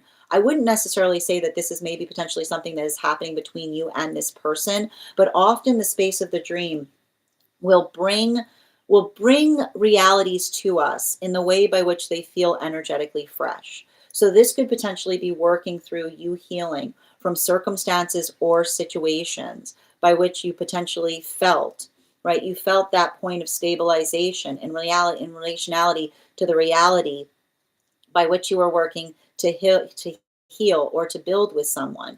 But at the same time, right, those modalities or experiences by which we feel the weight of another person carrying some kind of overwhelm of sentiment, right? Some kind of feeling of where they would rather be, or something by which they articulate upon the relationality of something that they were working through. So I keep on seeing that that modality or that experience by which you're healing or recovering from the trauma of that, that is effectively being that is respectively the space by which you articulated upon the house that feels like it changes into a maze, because the modality or the reality of working through the house that feels like it changes into a maze is effectively having to navigate or negotiate the anxiety that it often feels like that we experience when we're in relationship to another, because it's the fear of not understanding the full complexity of one another's hearts. But I want to point out the important thing about the thing that you're articulating in relationality to trying to remove them from a maze is that a maze has no point of egress, right? There's only one energetic way out of a maze, and it's the modality by which you recognize potentially that feeling of the energetic blockage point, right? Someone who potentially articulates or carries too much sentiment, and we often see this in relationality to working through trauma or nostalgia in the past, right? Because our trauma has hands, right? It often makes that feeling that we feel energetically compelled to return back to something. But our own ability to stay energetically grounded and fortified in the present helps us articulate from what it is that we're actively trying to work through or energetically resolve versus something that we're energetically healing from. So the modality by which you articulate the anxiety of the house turning into the maze is often the re-experience, right? The anxiety of working into energetic relationship, and this could potentially have to do with a past connection where you felt like someone did not have the proper correction sense, like the modality by which you felt like someone was coming into relationship with you, not for the sense of potentially wanting to build into a future with you, but for the sense by which they were working to mollify or to heal from something, right? Like the modality of understanding that the healthy relationship is built upon mutual direction in terms of where it is effectively leading towards. So you said that even in the space by which you said that you saw friends, right? Even in the modality by which you saw friends trying to help with you, could often be the articulation of working through the modality of energy that potentially felt aligned in relationality to those experiences. And I keep on getting, and this is what's important in terms of the space by which you articulated, the space by which you talked about undoing an energetic spell. You said that there are people there who tried to tell you extra things. The thing that we understand and recognize in the modality of working through the context of the self, and you know this as well as someone who does a lot of work in the spiritual space, a good spiritual healer does not do things for you. They articulate and they amplify and they give you what they help you move through something in such a way that effectively reinforces one's own sense of energetic determination. So the modality by which you even articulated about the fact that you said in the dream space, there were those that were effectively trying to help you, but in the modality by which they were not seeming so invested so much in the space by which they're trying to build into something supportive, but something that feels like it creates more like confusion. I keep on seeing that this is potentially working through those experiences in the past, wherein another person potentially articulates upon the difference between receiving something that feels like it is helpful and feels like it's energetically supportive versus the modality of feeling like that sense or that space of trying to push something off or trying to like move something away from the self. So all of the dream space that we're effectively seeing right now is potentially helping you in relationality to, and I keep on getting even like doing like even working through this space in terms of the work that you yourself do in relationality to, I keep on seeing like navigating circumstances or situations with a sense of energetic grounding or stability. The space by which we understand that the intentions that we bring forth are effectively how we effectively guide in relationality to how others effectively work with us.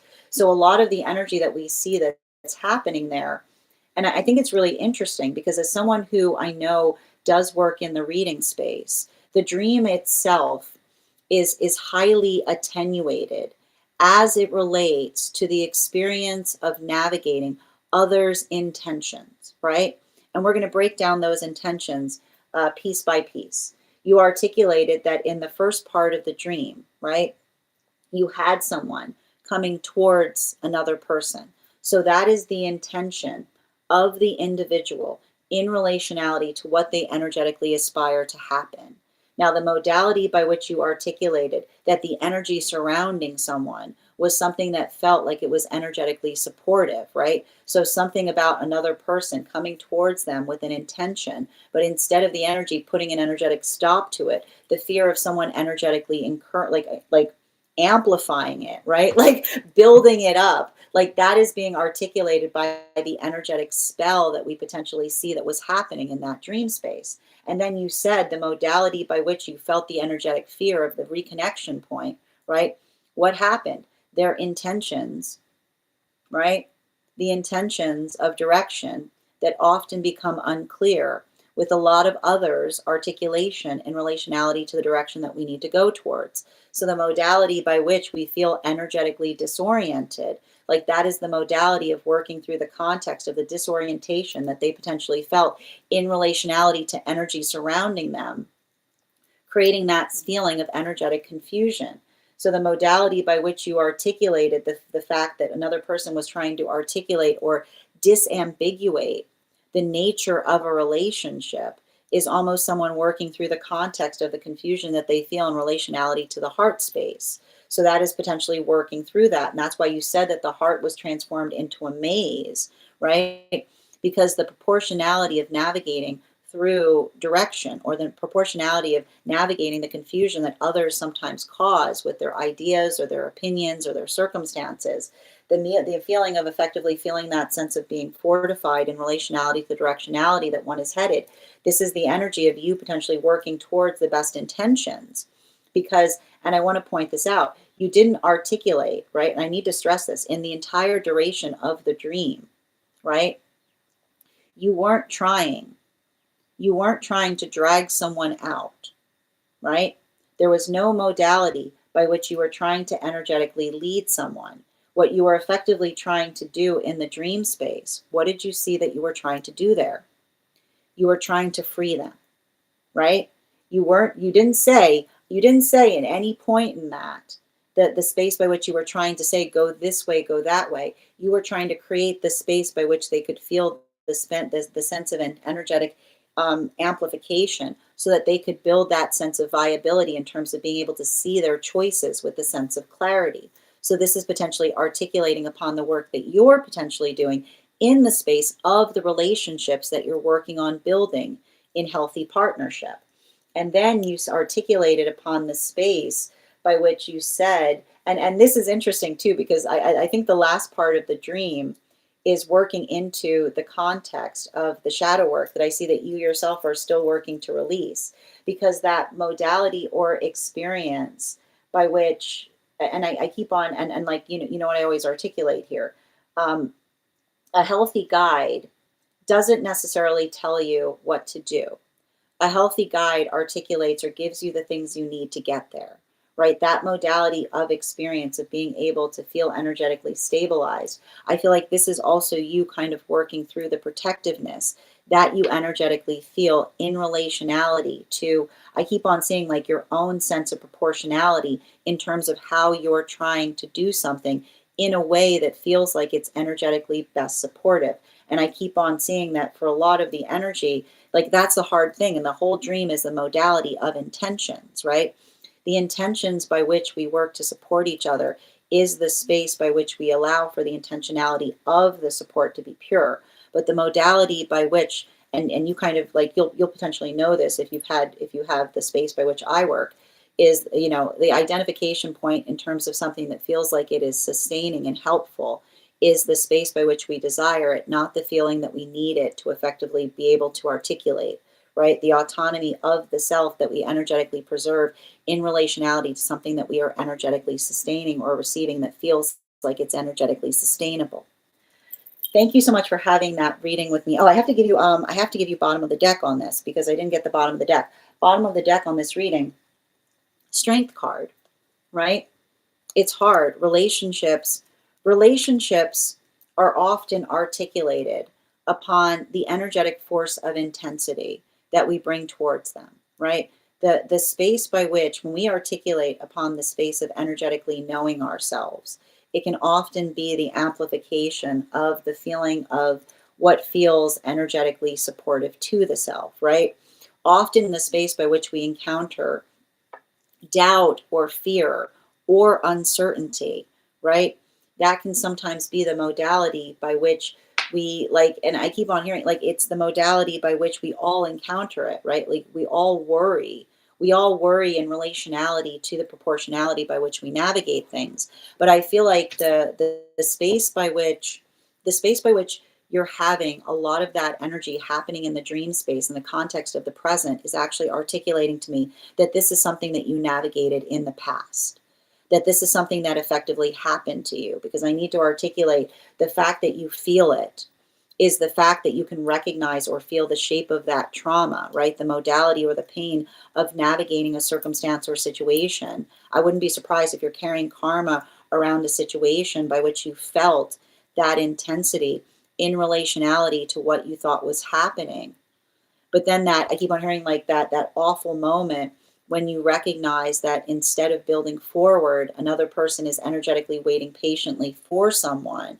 I feel like this is effectively helping you to heal from that past experience by being able to recognize or identify the energetic difference in relationality to the space by which another person was like, I keep wondering, like, the space by which another person was just looking for an energetic reason in relationality to what others were saying versus the force of intensity it takes to navigate others' opinions with a sense of energetic stabilization. And I feel like that's why the guides are effectively bringing that towards you so that you can effectively navigate and recognize the energetic difference. Thank you so much for having that reading with me, dear. And if this message connected to you as well, it's very common for those who need these messages to be here to experience them. We are doing personal reading, and I need to point this out, and I need to add to this reading. Remember how I said before I even started the Daily Collective, these cards came out before? And I said that these were your cards, right? Making sure, and again, like I said, what did you see was happening in that past experience? They kept going back into the maze. Make sure you're not going back into the maze either, right? Like make sure that the maze that you're not going back to is the fear of that happening, right? Make sure like that is why I hear like that's what's coming through with those guides. Like the guides are effectively being able to say, don't let the trauma of something occurring in the past put you into the modality by which you bring that same anxiety into a space that requires the ability to effectively like trust or find strength in one another as you proceed forward. Thank you so much for having that reading with me, BB. And if this message connected to you as well, it's very common for those who need these messages to be here to experience them. We are doing personal readings right now. If you would like to get on the list is open. You will be the third person read for. It is 3 cards for a donation of $29 or more. 4 cards for a donation of $23 or more for my subscribers. Links in my bio. Please keep in mind there are 2 things I do not read for across these apps: pregnancy and medical. Happy to give insight on anything in private readings, and you can book private readings on my site. I'm going to take a moment to read over some of the comments that came through as I was reading. We are also at 20.9K likes. When we get to 50K, I will be gifting a reading back to the collective. So make sure you're tapping that screen and we'll get to 50K in no time. Excellent. Grand Rising Estevan, good to see you today. How are you doing? Thank you so much for those heart me's. Deeply appreciate it. Hi there, Per. How are you doing today? I know that it's a heavy dream. I can see a lot of that anxiety, but I feel like I keep on seeing like the modality by which you experience something from the past or the anxiety of something happening again. Don't let it be energetically reactive in terms of healing or working through the space of trusting. Absolutely. And thank you for those heart me's. Oh, hold on a minute. Let me just, apologies for that. Okay. Excellent. And Susie, thank you for those gifts as well. And BB, thank you as well. It did. I definitely see the difference in my relationship now. I remember. Yeah, done with the maze. This resonates so much. Thank you, Abs. You're so welcome, BB. And thank you so much for that reading, and thank you for sharing it. The next person on the list for today is Abs. Abs, if you're here, who did I write? My handwriting is atrocious. Can you please let me know if we're doing a general reading or if you have a specific question you'd like me to answer? And if anybody else wants to get on the list right now, you will be the third person read for. It is 3 cards for a donation of $29 or more, 4 cards for a donation of $23 or more for my subscribers, links in my bio. Please keep in mind there are 2 things I don't read for across these apps, pregnancy and medical. Happy to give insight on anything in private readings, and you can book private readings on my site. Oh, Purr, good to see you. Where have you been? It's been a minute. Welcome, dear. Excellent. All right, let's get to it.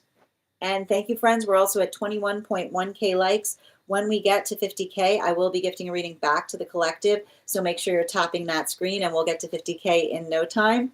And also, just a reminder before we get started as well, we're going to, if you are a subscriber, who would like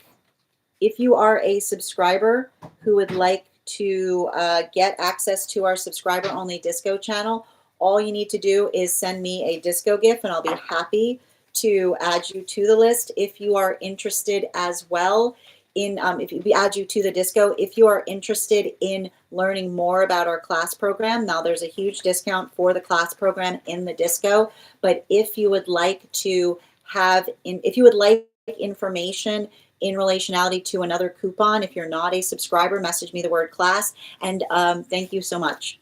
And thank you as well. I got you on the list, Per. Yep, I've got you, dear. And just a reminder too, if anybody is on the hold list who would like to be added off the hold list, all you need to do is send me the date that you are added to the hold list. I'll be happy to add you back to it. Excellent. And just bear with me a moment. All right, before we continue right now, let's warm up those intuition muscles with an intuition check. I've got the animal spirit guide cards here. We're going to count back from 10, and when I get to 1, I will reveal the card.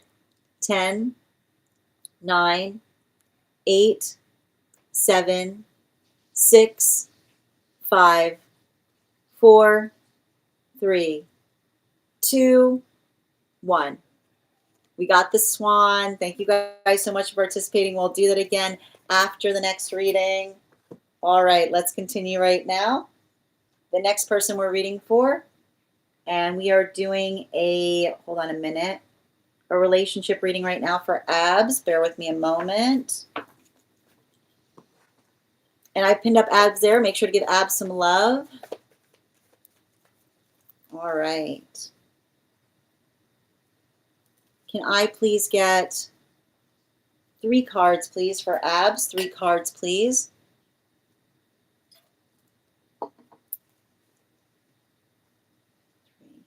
Thank you.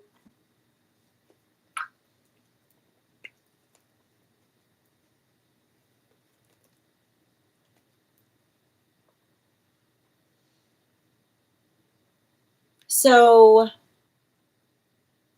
we've got here, I think that there's something important that I see that you're doing. I feel particularly and especially in relationality, like I feel like there's something really significant that I see that you're doing right now in working towards. I feel like it's like working towards some kind of, like, I keep on hearing the word resolution around something, you know? And I want to stress this, you know, I feel like there's something important to identify and recognize in the space of relationship, as like in the context of somebody, like I feel like it's somebody who has the same, I feel like it's somebody who is energetically respective of, and I think that this is really important. Like, I feel like some kind of space of being energetically respective in relationality between what's occurring between you and another person. Like, I keep on hearing healthy relationship is never, like, when we're building into healthy relationship, there's never any type of confusion in relationality to what we articulate upon as having healthy boundaries. And I feel like that is the type of conversation that you need to be having in relationship right now. Healthy relationship will be energetically respective of your boundaries. It's the modality by which another person respects those boundaries that will tell you everything you need to know in terms of the energetic relationship that you're working upon with another person.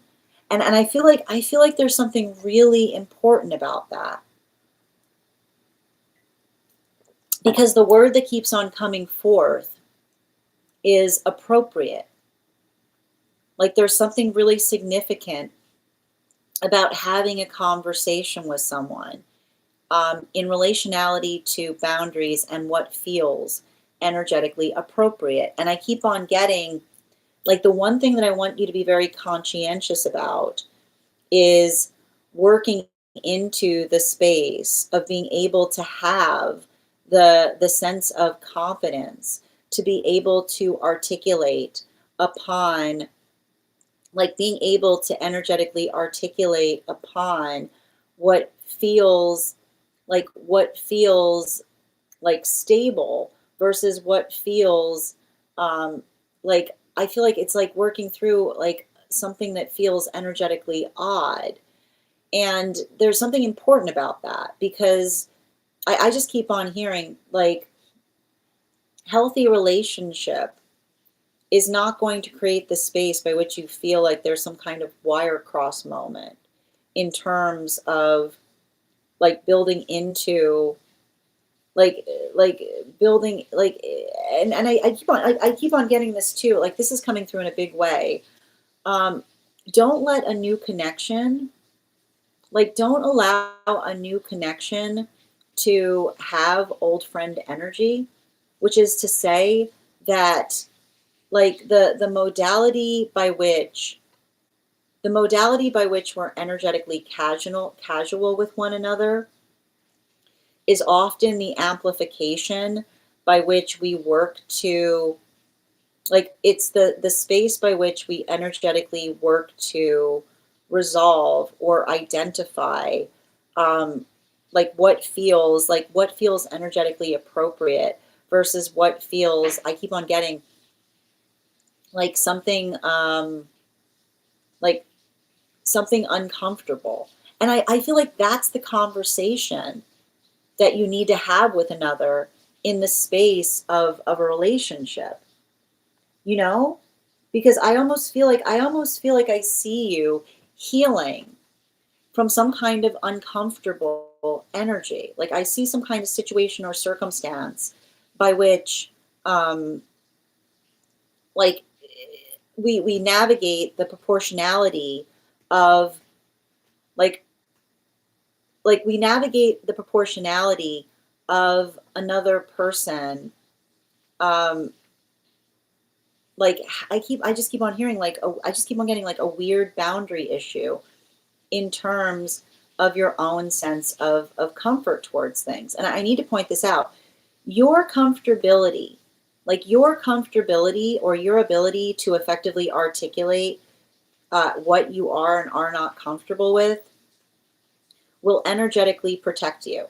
Because in the modality by which you articulate your energetic discomfort in relationality to articulating upon what feels like it is energetically positive, or what feels like it's energetically appropriate versus you having to effectively articulate what you're not energetically comfortable to. I feel like there's a modality by which you're allowing it to be. I keep on hearing healthy relationship is built upon education, right?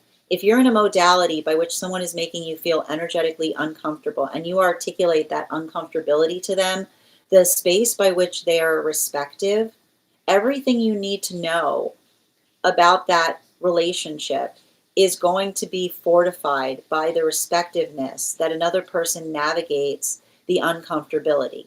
If you articulate your uncomfortability and another person proceeds to articulate upon the space by which they get offended, or they articulate upon the fact that you're too easily offended, or the fact that there's something about like the misalignment in terms of how they perceive it, like the volatility, I keep on hearing, let the volatility tell you volumes.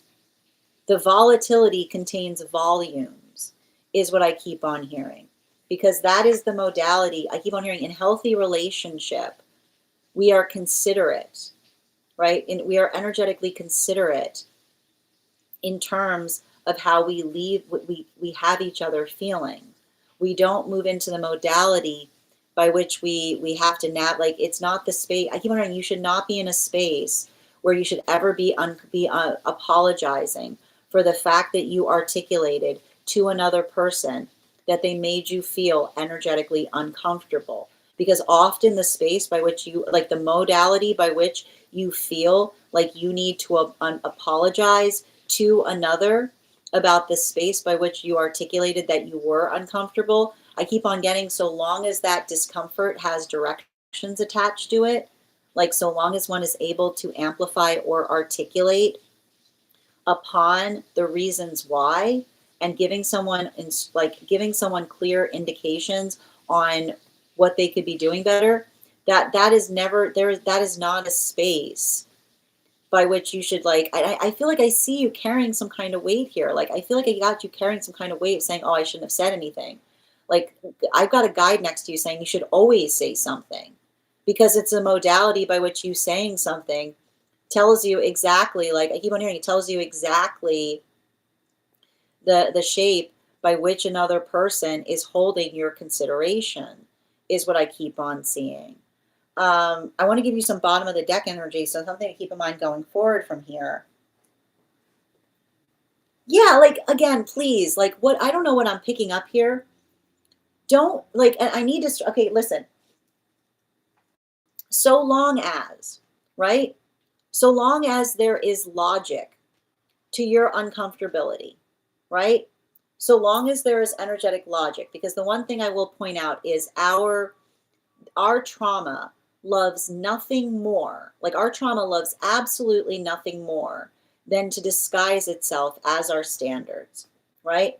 Then the modality by which we're able to articulate to another why we hold our standards, right? The modality by which we're able to express what that energetic comfortability is. I keep on hearing, you are not cake. Not everybody has the same energetic standards.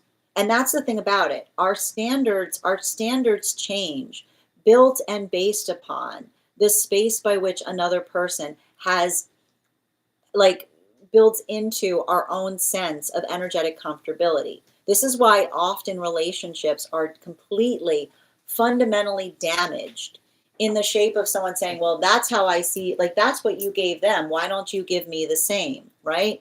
Because no two relationships are alike, right? The modality by which we navigate the proportionality of experience in relationality to how we effectively are with one person versus another.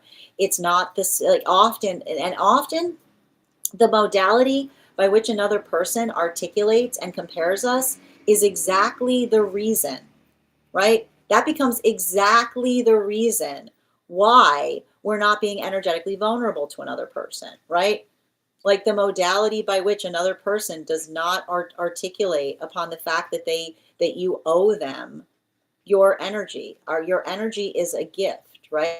And often what happens is those that are appreciative of it and respective to it get effectively more of it. But someone who effectively demands about the fact that they're not getting enough of it, right? It's like it's the energy, it's the energy that often resolves in terms of explaining exactly the state or nature by which another person is working to have to heal. So I feel like there's something really important. I don't know why. I don't know if this is some kind of situation where someone took unreasonable offense to you trying to educate them on something, is what I keep on seeing.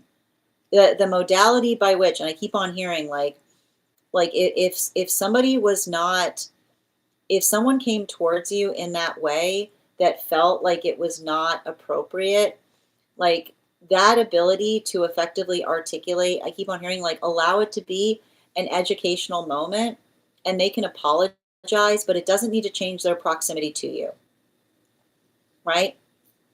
Like the modality by which you understand, like, and I think that there's something really important there because I don't know what it is that I'm seeing in terms of you healing from a relationship by which, like, I keep on, I keep on hearing you're not too sensitive. You're not too sensitive for someone who, you're not too sensitive for someone who holds your sensitivity as a gift, right?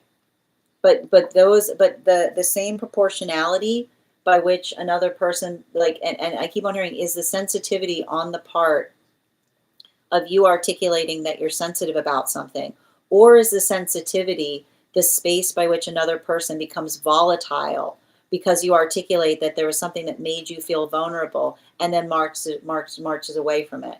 Where's the sensitivity there, right?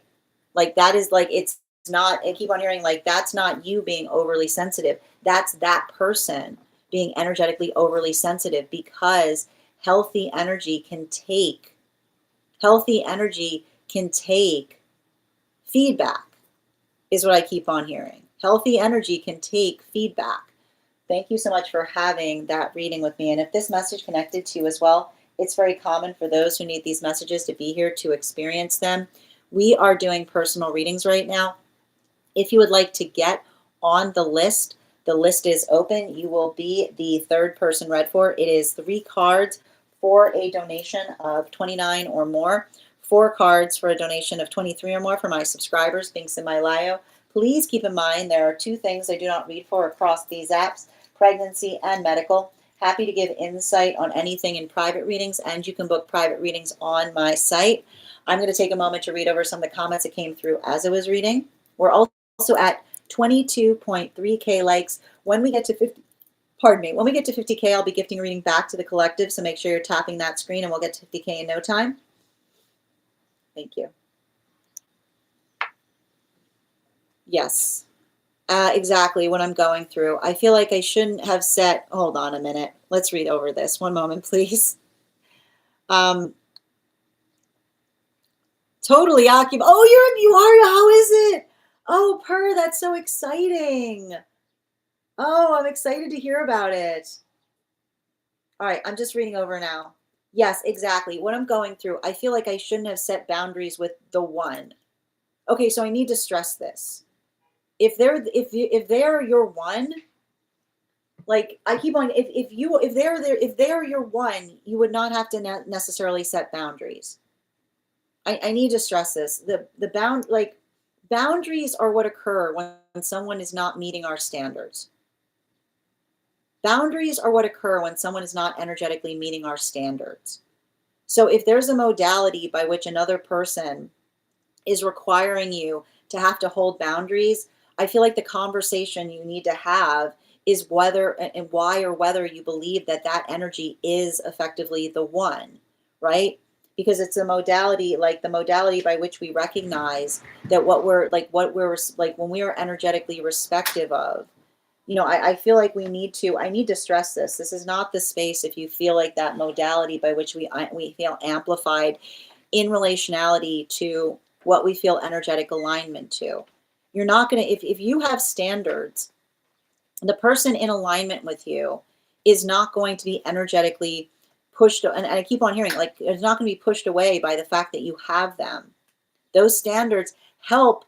Those standards are what allow the energetic counterpart to come towards you. And I see that even in the space of this, like I said, as long as, and I keep on getting, especially with the as long as, right? And that's why that bottom of the deck was coming through. As long as you can explain your standards, right? As long as those energetic standards are energetically reasonable, which is the space by which you can effectively explain to another why you have them or why you hold them, that modality or that experience of being able to articulate upon it is going to effectively, like, don't, I feel like, again, don't be in the space of like, don't be in a space by which you feel like you need to apologize for having them in order to maintain or sustain an energetic relationship. Thank you so much, dear. Hi there, and Jenna, thank you so much for the follow. Hi, Angel. Oh, I'm sending you so much support on that journey, dear. Absolutely. And again, I'm happy to read for insight and related to it. If you'd like to get on the list is open. It is 3 cards for a donation of $29 or more, 4 cards for a donation of $23 or more for my subscribers, Binks and Mylio. Please keep in mind there are 2 things I don't read for across these apps, pregnancy and medical. Happy to give insight on anything in private readings, and you can book private readings on my site. Yes to expressing healthy boundaries without guilt and judgment. Tap to claim. Thank you as well, Abs. You're so welcome, dear. And thank you as well, Avatar. All right, we're going to continue right now. The next person on the list for today is Per. Per, if you're here, can you respond in all caps? Let me know if you would like a general reading or if you have a specific question you'd like me to answer.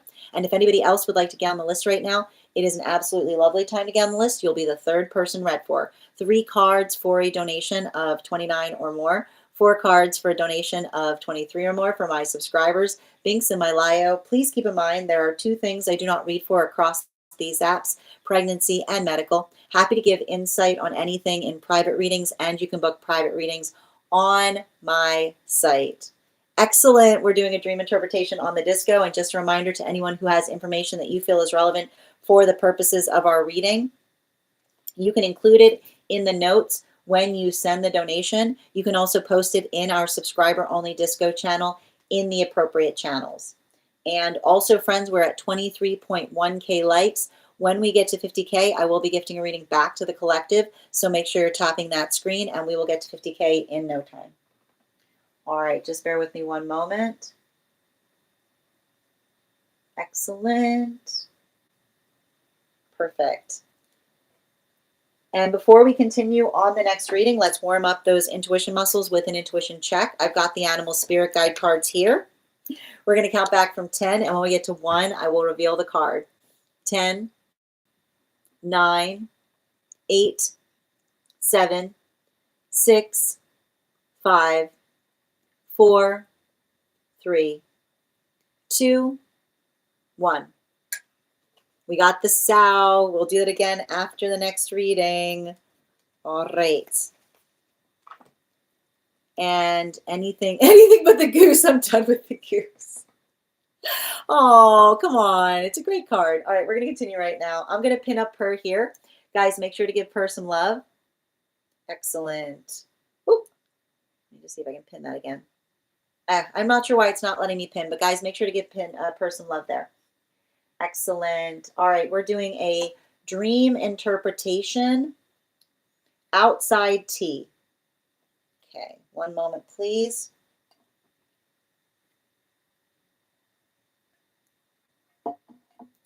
Okay, an intimacy dream, especially interested in the 2 rows part.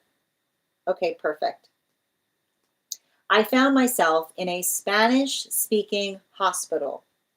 Not in Spain, however, but most likely somewhere in Latin America or the surrounding region.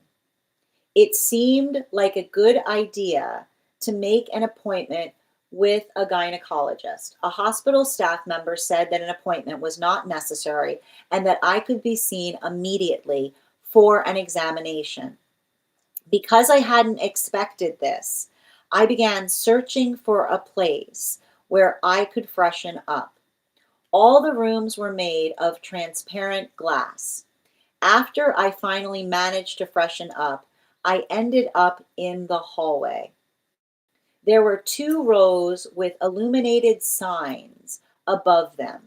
One sign said children with the number 20, and the other said adults with the number 119.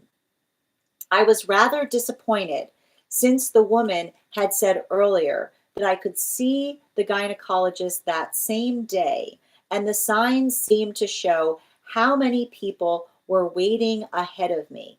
At least that's what I assumed it meant.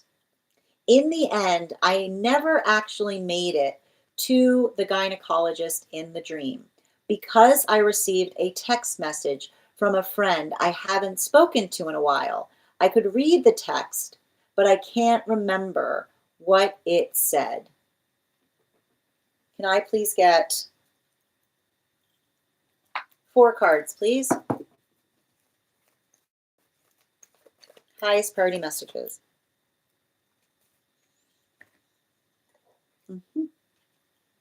And 2 more.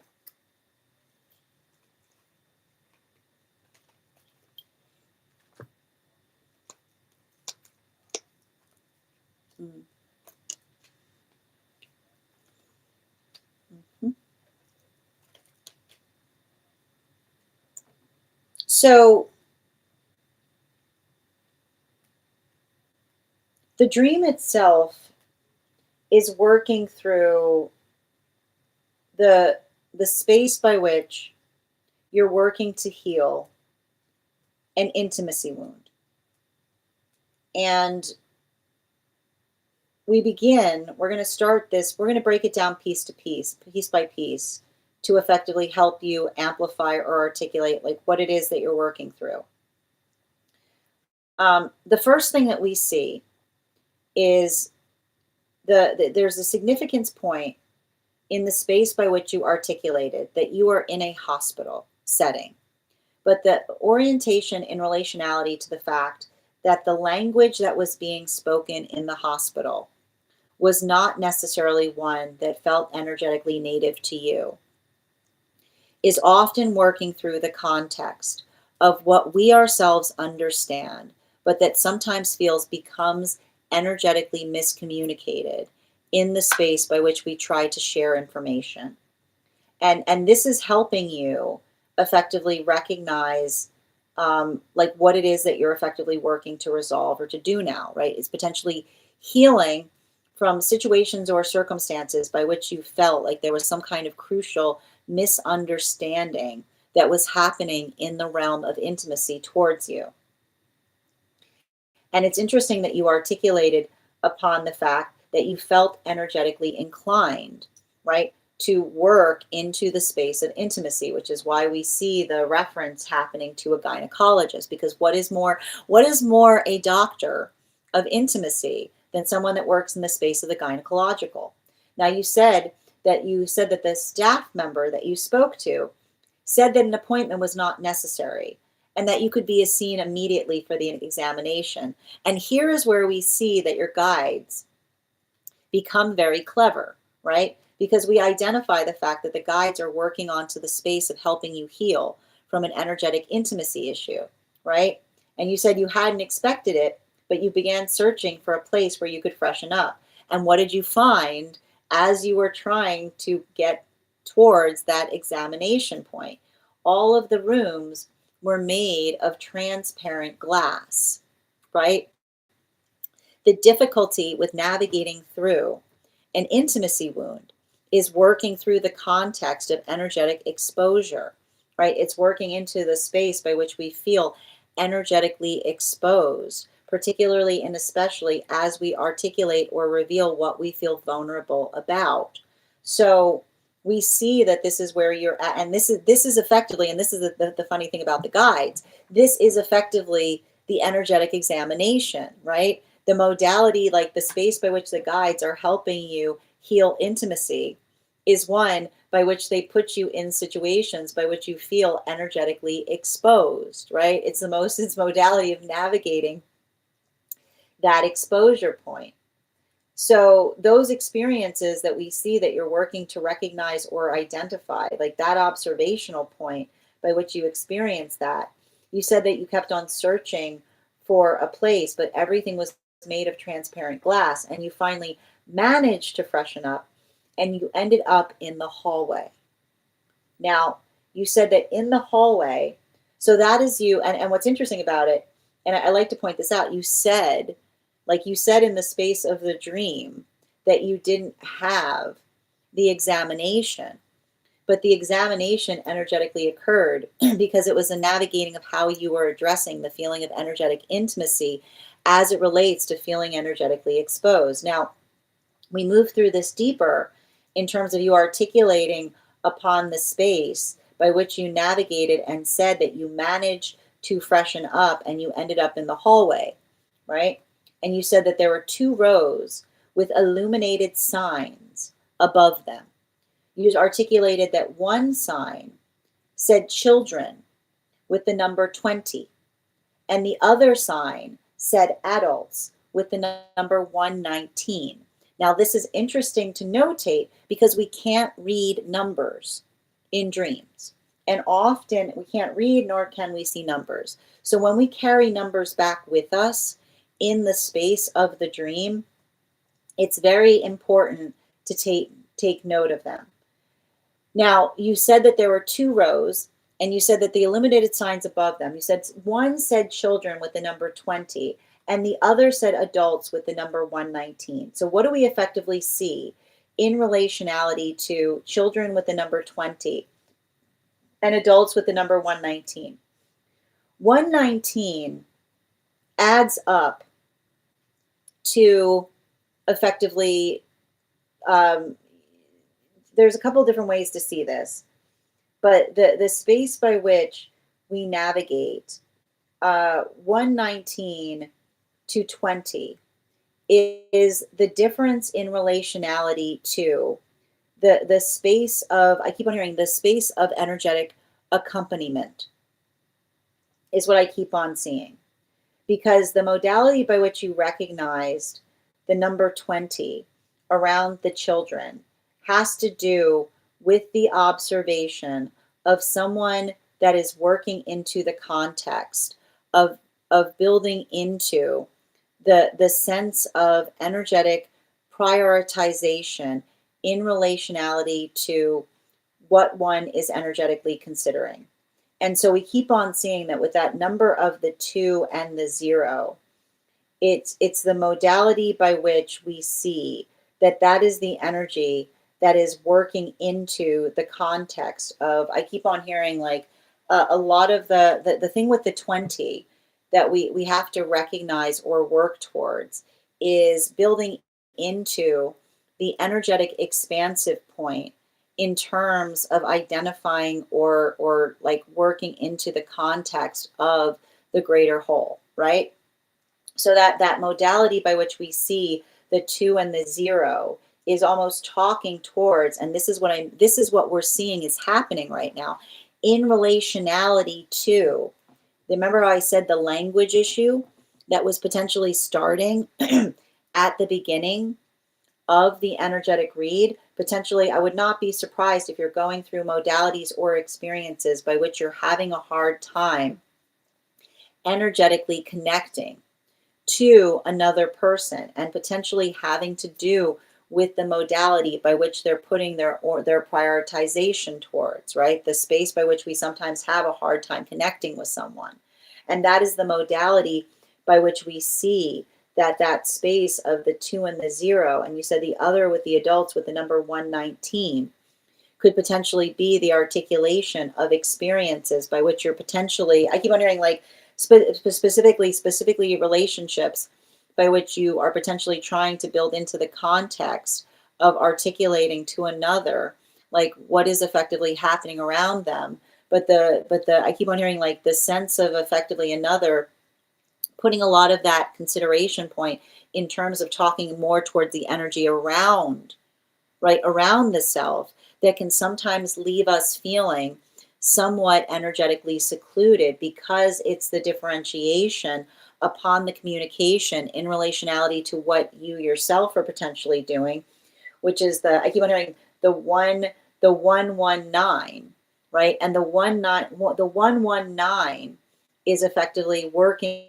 towards the ability to find energetic counterpart to be able to effectively build into this space by which one could concentrate on expansiveness versus the modality of another that's already oriented within that space. So this is potentially a dream that's talking about the some feeling of energetic isolation that you may be having in relationality to building into the sense of vulnerability and potentially having those modalities. But what's interesting about it is the space by which you articulated the vulnerability that's coming through has more to do in terms of potentially feeling energetically disconnected from those. I keep remembering feeling energetically disconnected from those that are concentrating a lot of that intensity or that amplification on like building into the space of the prioritization of the energy around the self,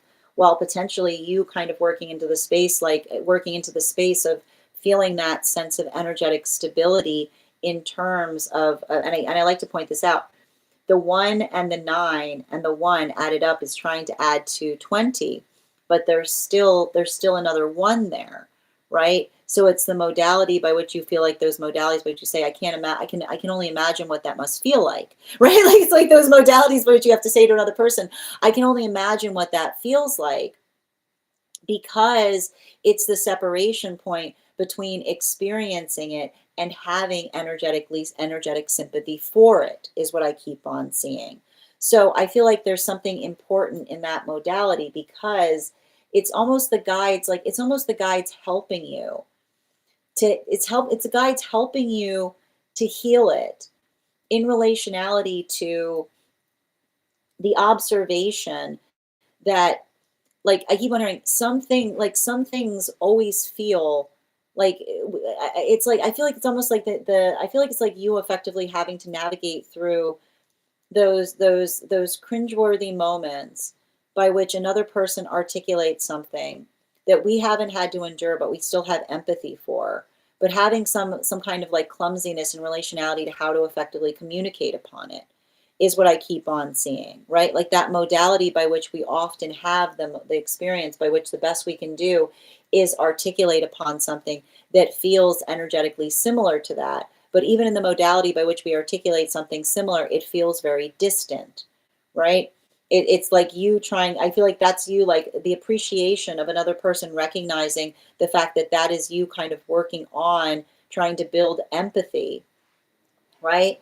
Rather than the proportionality by which another person feels, like I keep on hearing, like feels the sense of you trying to overtake something, is what I keep on getting. And you said that you were rather disappointed at the end of the dream, since you said that the woman had said earlier that you could see that gynecologist the same day, and the signs seemed to show how many people were waiting ahead, but at least that's what you assumed. But this is the clarification point in relationality to the dream.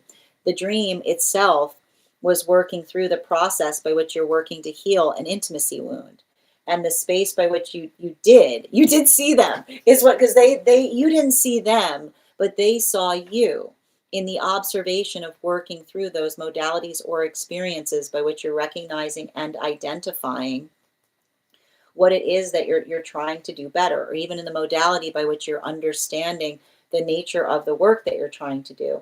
And the space by which you articulated and amplified the 20, and you said that the other person saw it as a 119, is the observation of effectively helping you to amplify and articulate upon the difference. Like it's helping you articulate and define upon the difference. It's not about the energy that's ahead of you, but rather about the energy, like working through the condition by which you find yourself, that almost amplifies how well you are effectively doing, is what I keep on seeing. Like especially with the 20 out of the 119, which is effectively, I keep on seeing, like it's actually are those numbers are incredibly exceptional in relationality to the fact that a 20 is the space of working through energetic completion, and 119 is working into the space of like being easy on yourself as you're continuing to energetically progress. So it's almost like the signs themselves were trying to amplify to you not being too hard on yourself in relationality to that journey, right? That the modality by which, and I keep on hearing like the modality by which you're navigating, um, and I keep wondering the space by which you're feeling disappointed, right? The space by which you feel energetically disappointed, but the observation that the disappointment that you're feeling is more the space of feeling disappointed at the self, but rather the space by which the energy is almost articulating upon the fact that everything is fine, right? Like that's what I keep on seeing, like especially in modality by which I keep on seeing, like if there was something alarming, they would have energetically told you, is what I keep on seeing that's also coming through in that dream space. Like the fact that you went through that energetic experience and you came out on the other side and they didn't articulate something to you is working through the space by which you're learning to be patient with yourself, even in the face of navigating disappointment. And even in that space of disappointment, it's you being able to navigate the disappointment, but with the sense of energetic reason, or like working through a lot of that like I keep wondering, like that proportion of reason that you're bringing to circumstances or situations. Bottom of the deck. Whoop! Hold on a minute. Where'd it go? Come back here. Come back. I lost it. Here it is. We've got the Three of Swords in its reversal in combination with the World card, right? And that's what I keep on seeing in terms of like working into the context of building into your manifestation goals, which is the understanding of not being energetically hard on yourself in relationality to where you see others versus where you see the self, right? I feel like one of the major messages that was coming through I feel like one of the major messages coming through in a dream like that is the observation of effectively articulating or saying to the self that you are exactly where you need to be. You're never late on your energetic journey. And it's interesting because the 119 in the modality of seeing the 20 is actually saying that you're further than you give yourself credit for, because like I keep on getting that when you add up those numeration points, you get to 21, right? Like the observation that like the nine so the nine like the sorry the 19 plus 1 is a 20, right? So the modality by which you're everywhere, like you have all the things you need, the pieces just haven't come together yet. Like that is the modality by which you're recognizing or identifying the space by which you understand that energetically you're working towards something, but you're not getting mad at yourself by the fact that you haven't just energetically found it yet, right? The pieces are coming together. Thank you so much for having that reading with me, Per. And if this message connected to you as well, it's very common for those who need these messages to be here to experience them. We are doing personal readings right now. If you would like to get on the list is open. It is 3 cards for a donation of 29 or more. 4 cards for a donation of 23 or more for my subscribers, links in my bio. Please keep in mind there are 2 things I do not read for across these apps: pregnancy and medical. Happy to give insight on anything in private reads, and you can book private reads on my site. We're also at 25K likes. When we get to 50K, I will be gifting a reading back to the collective, so make sure you're tapping that screen, and we'll get to 50K in no time. And the next person on the list for today is Avatar. Hold on a moment. Let me just read over the comments that came through as I was reading. Absolutely. And thank you so much, Jenna, for the follow. Excellent. And you're so welcome, Abs. Yes, exactly. Thank you for confirmation. You're so welcome, Avatar. Good to see you. And Per, I hope you're having an absolutely wonderful time. I have guests on in the previous room. Yes.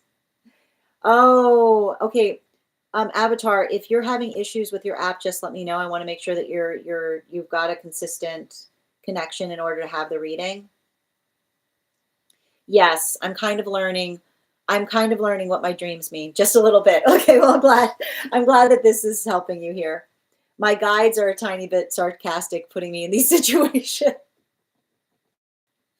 I mean, but I keep on seeing a relationality to that. It's also it's working into the context of understanding and not being too hard on yourself is what I keep on seeing. You know, like the space by which you articulated that you felt disappointed. Um, and I just think it's interesting because it was the amplification of you thinking I need to stress this, even in the space by which you saw those numbers and assumed it meant that there were those ahead of you, like that was a continuation of the energy saying you're exactly where you need to be. Yes, absolutely. Yes, it is true. That's true as well, Per.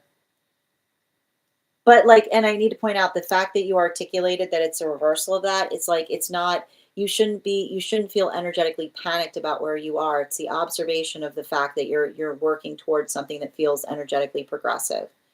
Yes, I can only imagine indeed. I do my best, dear. Thank you for being here and receiving these messages.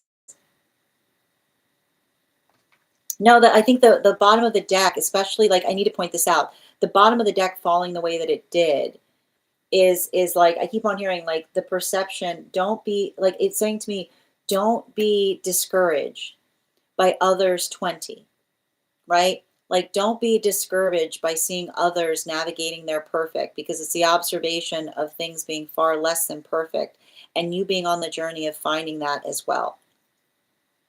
Yep, you're never late. Blackjack, exactly, Rainbow. No worries, adds up to 21. Yep. Yep, got you. Excellent. Yes, you're so welcome. I have more questions. If I have time to work it out, I'll be back. No problem, Per. Thank you so much. All right, the next person, and thank you so much for those gifts, Rainbow. I appreciate you. The next person we're reading for today is Avatar. Avatar, if you're here, can you respond in all caps? Let me know if you'd like a general reading or if you have a specific question you'd like me to answer. If anybody wants to get on the list for today, it's an absolute beautiful time to get on the list. You'll be the second person read for. It is 3 cards for a donation of 29 or more.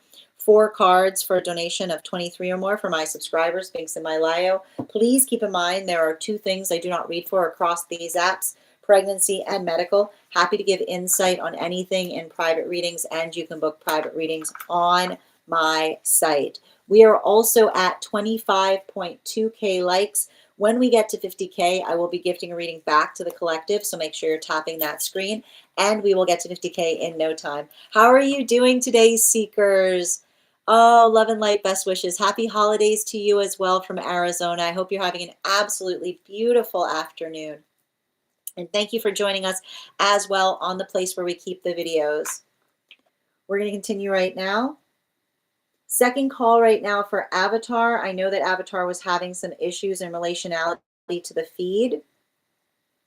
Second call right now for Avatar. If Avatar is not here, we're going to be moving into you have a dream about me and the collective at the, oh, are you kidding? Really? I am intrigued. Interesting. All right. Well, I'm always happy to read for that. It's always a real meta reading when I'm reading for me being in the dream space. We're going to continue right now. We're going to get started on 1 card readings for subscribers. If you are a subscriber who would like a card pulled, go ahead and put your question in the comments. If you would like to become a subscriber, go ahead and hit that subscribe button at the top of the screen. Your superfan status will make you eligible for a 1 card. And just a reminder, if you would like to get on the list for today for a reading, all you need to do is send over that donation and you will be the next person on the list. 3 cards for a donation of 29 or more.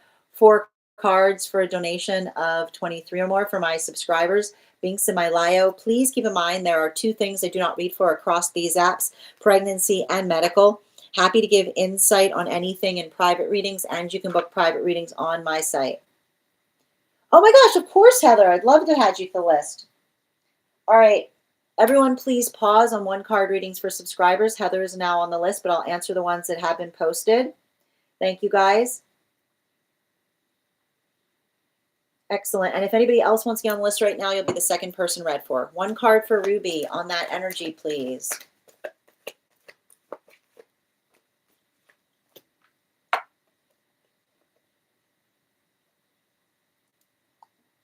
What's going on here?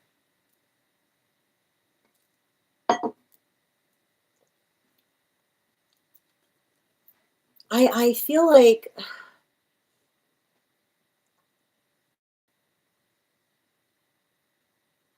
I don't it's like I feel like there's somebody that like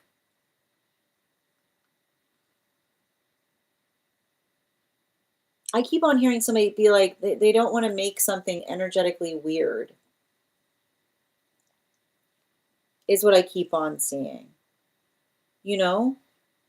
It feels like there's something significant in relationality to yeah, especially with this like especially with this 8 of cups here in its reversal.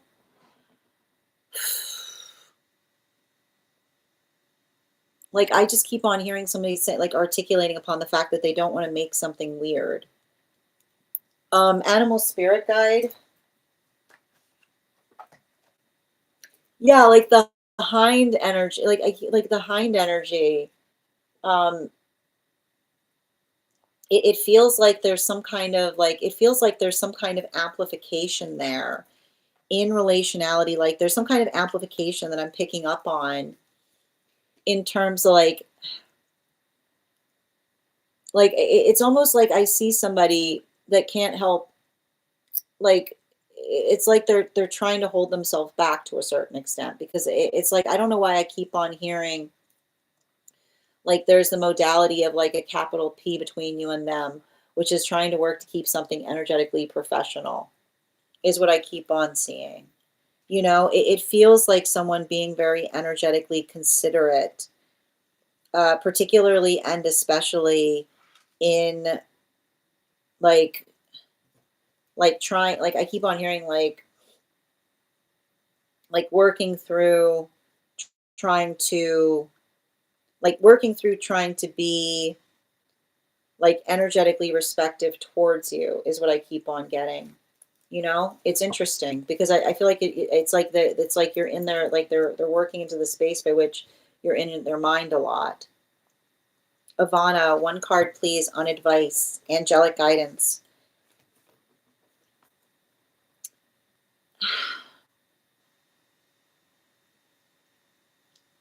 Sometimes the best you can do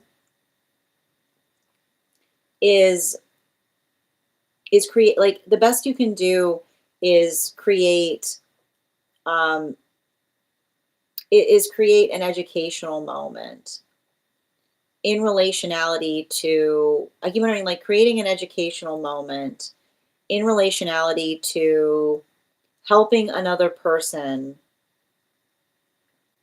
like helping another person get better at something is what I keep on seeing. I keep wondering, think about making an empowering choice around a circumstance or situation. And it's interesting, like it's interesting, um, like it's in like yeah, especially like I gotta stress this, especially with the emperor energy. Um, I feel like there's something really significant there in terms of there's something important there in terms of helping another person recognize or identify like I keep on hearing the next best step is the best next step is like the logical best step is the best foot forward, which is the space by which I keep on hearing you can give someone else the benefit of the doubt if it feels like someone energetically overstepped. And I keep on hearing when you give someone the benefit of the doubt, then you learn a lot about another person's intentions, right? The modality by which you try to articulate and help someone. Like I almost see you kind of working through something to a certain extent in relationality to like in relationality to the context of, um, and I like to point this out, healthy energy can take notes, is what I keep on seeing, right? The modality by which I keep on hearing healthy energy, if someone misstepped, then the ability to effectively come into the space by which one amplifies the point of correctiveness, like the space by which we help each other, like navigate through something. I keep on getting like that is the gift that we give one another, particularly and especially. And I keep on hearing like, yeah, especially with the animal spirit guide. Yeah, especially with the bear energy, right?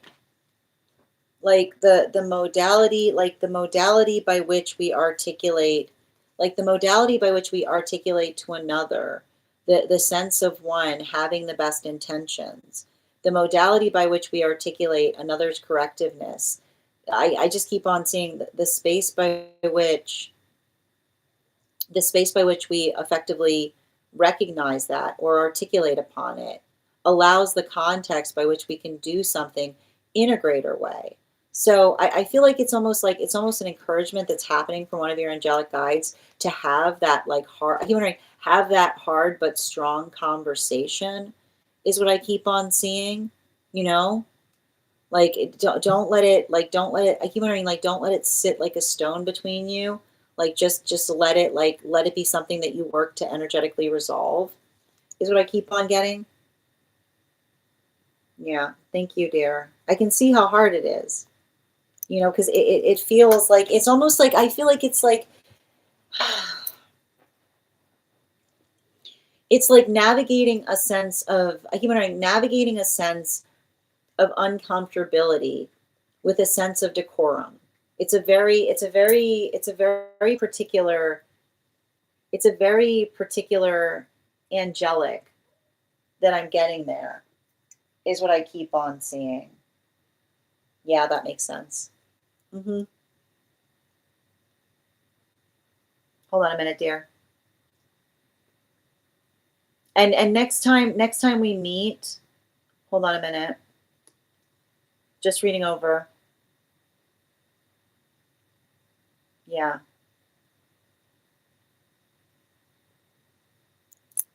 Absolutely. And it's interesting too, because the angelic that's coming through is connected to one that I've read for you on before. Um, if you reach out to me, I can communicate who that is. Thank you. One card, highest priority, please.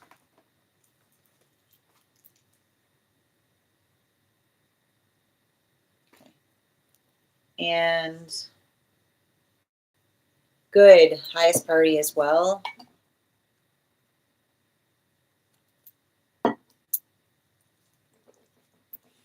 Um, yes, highest priority, please, from good.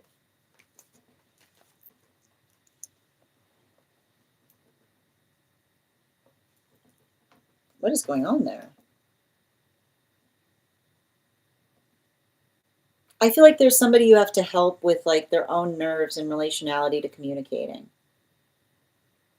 is what I keep on seeing. It's wild because like I was trying to do this reading and like I don't know if you heard that, but there was like a lot of that like there was a lot of that energetic vibration around something. But I just keep on seeing um I feel like it's you having a steadying conversation with someone, right?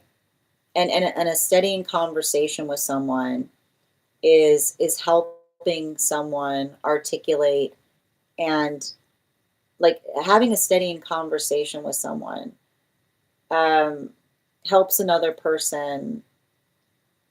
Like I keep wondering, it's good to know. Like sometimes we don't need help, but it's good to know that help is just a phone call away. Is what I keep on seeing. Like the modality by which you're effectively able to identify or let somebody know that you are energetically thinking about them, especially with the bottom of the deck.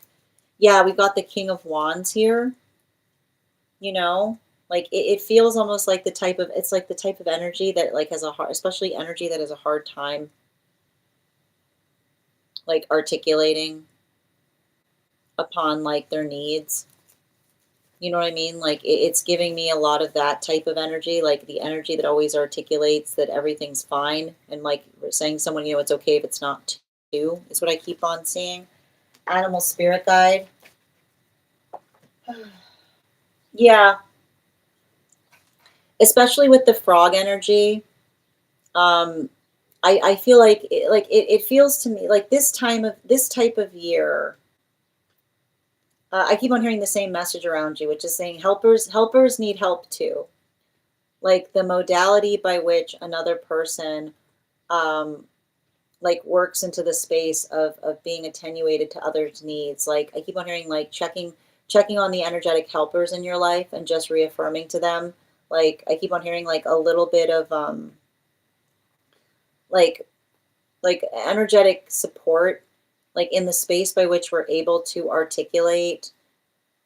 And it's funny too, like, I feel like it's almost like a conversation that you have with another person, particularly especially in relationality to um, like helping them with their own feeling of confidence. But it's not, I keep wondering, it's not just confidence. It's, I don't know why. It almost feels like there's somebody around you right now that feels like they're going through like they're trying to keep busy to keep their mind off of something. Like I don't know if this is like a hard anniversary for someone, is what I keep on getting. Ella, one card highest good, please. Um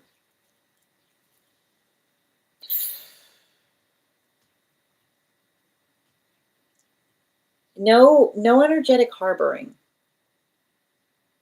is what I keep on seeing. Like the space, like the space, if you're not harboring, others shouldn't harbor things either, right? The modality or the experience by which we energetically work through things is the space by which we articulate and amplify like what it is that we're working on doing in a different way. And I feel like there's something really important in relationality to that as it relates to, like, I keep on hearing we don't demand perfection from each other.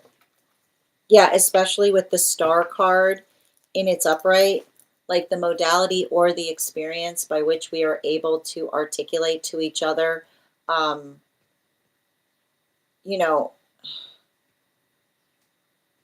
I just keep on hearing the same message, which is um, when we're navigating from a state of insecurity, we often are demanding to others in relationality to the fact that they're not perfect. So I keep on seeing if you're in the space, if you're not in the space where if you don't demand perfection from others, right? Others shouldn't demand perfection from you, right? The modality by which we understand that we navigate things with a sense of proportionality. I feel like there's something really important about that, especially in relationality, animal spirit guide. Yeah, the hair energy. Make sure someone isn't taking an entitled view on your experience, right? Like the modality by which another person looks at one and says, why did you make that choice? And being like, I made that choice out of a state of need, right? Like the modality by which another person sees choices instead of needs is often the sound of their exception, their entitlement that's showing.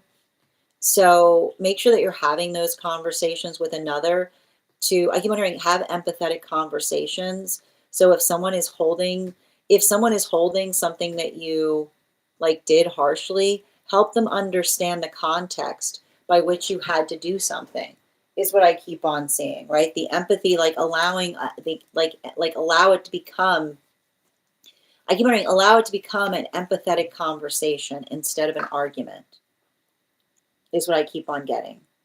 Yep, I got you, Rainbow. You're the next person on the list here. Okay. These guys stop the one card, so we have a full reading ahead. Thank you, Per. No, you guys are being great with that. And if anybody else wants to get on the list right now, you'll be the second person read for a wonderful time to get on the list.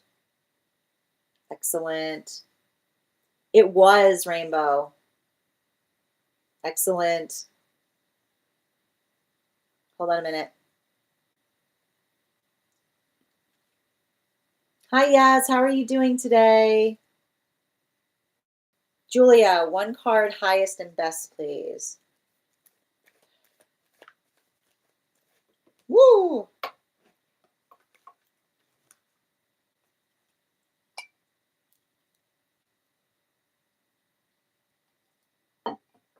You know, I feel like this is an expansive time for you right now. I feel like I see a modality by which you're working on stepping out of your comfort zone or doing something in a way that you haven't done it before. Um, make sure that make sure that you're being patient with yourself right now in terms of like working through some kind of sense of balance. Like I feel like bottom of the deck right now. Yeah, a lot of this, I feel like a lot of this Five of Swords that I'm seeing that you're navigating right now is working into the context of the past. Uh, I just keep on hearing hindsight is 2020, right? We don't fault each other for things that we can only see now. So I feel like there's something really important about that. I feel like there's something really important right now in relationality that in terms of someone being sentimental upon something that you're actively healing from, you know? Yeah, you got two, like, look at that. You got two cards that were coming out. The wolf card in its reversal versus the adder energy, right? Like, I keep on hearing, like, don't, like, it sometimes can create those modalities by which we feel like the experience by which another person like articulates upon the fact that they miss, like, I keep on hearing somebody saying, like, missing the unhealed version of you, right? Healthy energy wants to see you. Healthy energy wants to see you healed, is what I keep on hearing. Like, it says a lot. Like, it says a lot about, I feel like it says a lot about a connection in someone sentimentalizing the space by which you were not, like, I keep on hearing, like, you were not in the space by which you were prioritizing the sense of the self, is what I keep on seeing. So continue to facilitate upon that work. Hi, dear. Good to see you. You're welcome, Ivana. Yep. Excellent. I got you, Rainbow.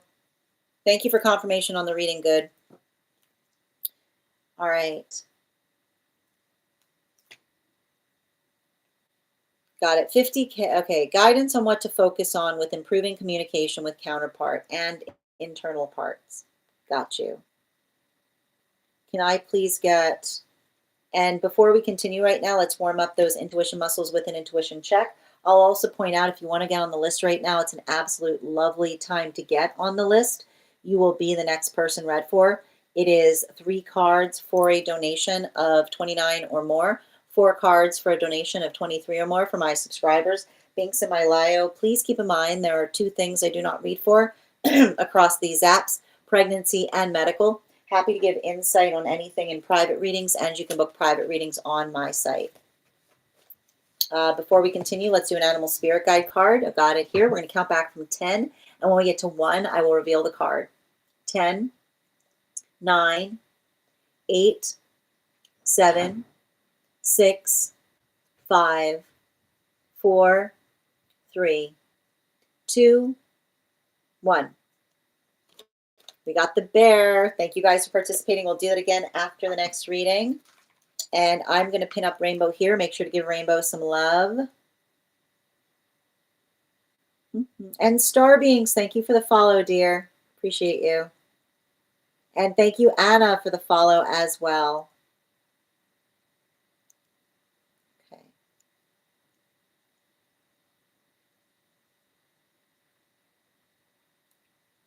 And wait, where'd your question go, Rainbow? Hold on a moment.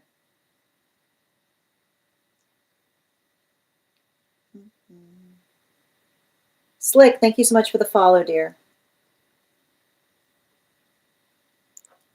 Okay, I often feel like working with internal parts helps improve connections with others as well. Well, absolutely. Beautifully stated. Okay.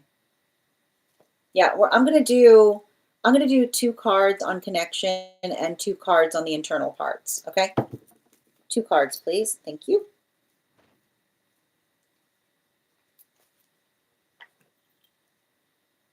And thank you.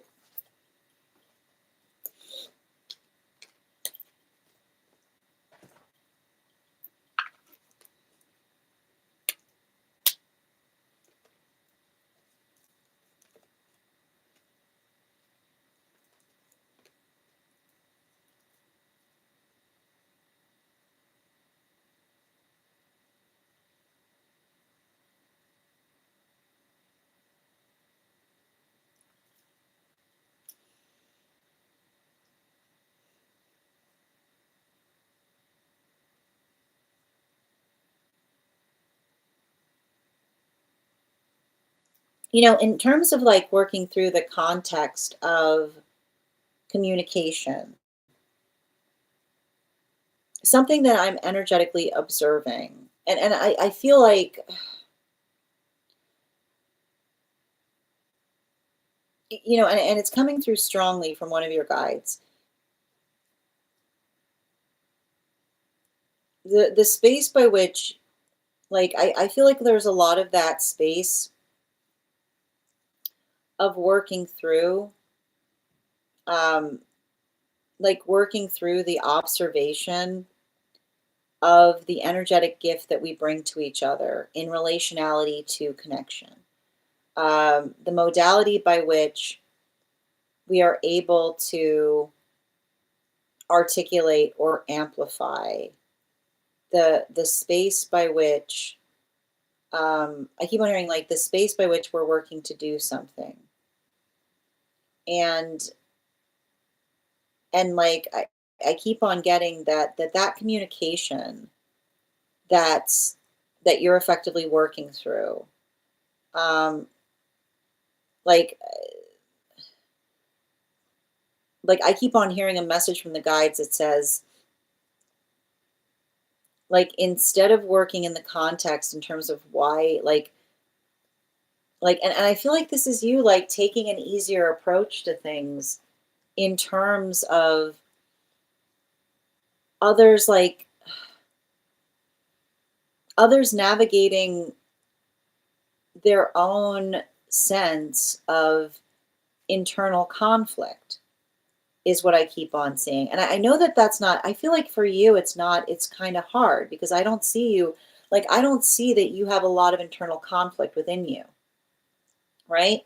And when you don't have a lot of internal conflict within the self, when you see others going through an internal conflict, it can be like, it can sometimes, it's madness inducing because you're like, you don't understand what, like, literally, like the understanding that sometimes the way we can tell that someone's going through internal conflict is the space by which they react to us in a way that doesn't feel energetically appropriate, and the space by which we say, like, what's their problem, you know what I mean? Like that is the internal conflict, like that is the hard part about it. We seek to know, but the problem is if someone else doesn't know, right? If someone else doesn't know what their internal conflict is, working into the space of saying, what's your internal conflict? Like, it can often create the space by which another person, like, it doesn't, it's like if they knew, they would energetically articulate it. And I feel like that's the hard part about it. Like, I see you being very, very, like, I see you being very, very good, right? Like, you're very, very good at, like, I feel like I see you being very, very good at defragging, like, the internal parts. Like, I see you kind of like being in that space of doing a lot of fastidious work in relationality to, like, what you're working on doing better versus what another person is doing better. But this is the hard part about it. Trauma trauma doesn't stick around for a dissertation. I know it stinks, right? Like trauma doesn't stick around for a dissertation, which is like the modality by which another person feels triggered by us, right? We can sit there and we can have like, look, I would like to create a presentation to show you that the space by which you're triggered is coming from you, right? Not coming from you, right? Like it's like, and I want to point this out. The fact that you can create a dissertation on that, and the fact that another person doesn't want to navigate the conversation, we sometimes have to leave it at that. And I know how unsatisfying that is, right? It's so frustrating, but it's an understanding that that's the problem with trauma. Trauma leaves us with a lot of questions. And the nice thing is when someone works through their trauma, right? The benefit, and this is how I feel like Saturn helps us. When someone works through their trauma, like the sound you usually hear is, I'm sorry I put you through it, right? Like the modality or the experience by which another person is able to effectively articulate or amplify or recognize like what that is. Like when they know, like I keep on getting the guy, like when they know, they'll be the first to tell you, right? But, and I feel like that's the hard part. Some energy goes through their whole life like that, right? Like it could happen tomorrow, it could happen never, right? And I keep on seeing like I feel like the most important thing that you have to recognize to do right now in relationality to patience is don't feel like you're being patient on someone who doesn't know you're being patient for them. Don't feel like you're being patient for someone who doesn't know, who is not aware of the fact that you're being patient for them. And I feel like that's what I like, that like literally I want to show you these cards right now. That was the message that was coming through in the internal space. Your patience is a gift for someone that you have articulated that you are giving that gift to, right? The modality by which another person receives it and thanks you for it helps you understand the difference between the relationships by one that works on someone who's confronting their internal parts, right? Someone taking accountability of the internal parts that says, thank you for that patience. I appreciate that. Versus someone that you may be feeling like you're being energetically patient for, but if they don't recognize you're being patient for them, that is also the sound of potentially projecting towards them. So make sure that I keep on hearing like those are your words of power from this reading. Your patience is a gift for those who are conscientious and recognize that they are receiving it, right? Which means as long as you articulate to another that you are being patient for them, and as another person being energetically receptive, it's okay to be patient. But if you're being patient, if you're being patient for someone and they have no understanding, no indication you're being patient for them, right? It's not, don't let that, that is the work that you have to energetically release, right? And that doesn't mean doesn't mean you have to build resentment towards it, right? Doesn't mean that you have to get like ups, like doesn't have to create the space of like creating a hardness in the self to do it, but the space by which you can hold, I keep on hearing the space by which you can hold hope for someone, but not allow the space by which one feels like one is being patient for them, is allowing you to kind of move into the space of seeking, right?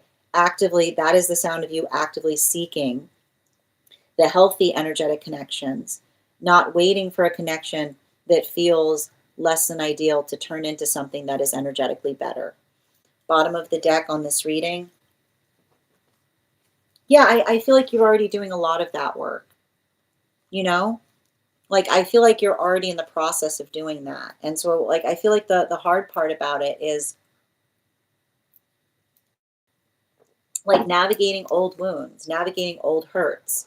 And I keep on hearing, remember, distance doesn't erase conversations.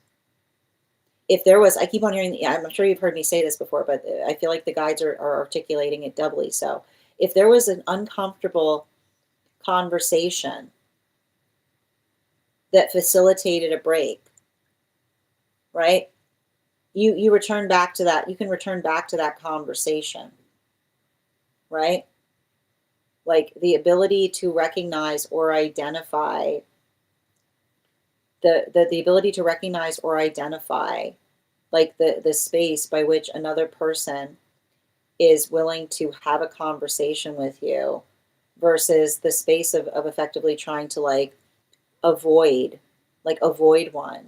I keep on seeing like that is the modality by which it tells you everything you need in relationality to the relationship that feels like it's progressing in a positive direction versus um, some kind of experience or circumstance by which you're working to effectively heal from it is what I keep on seeing. You know, like and I feel like I keep on hearing none of none of the like none of this like energetic drop it.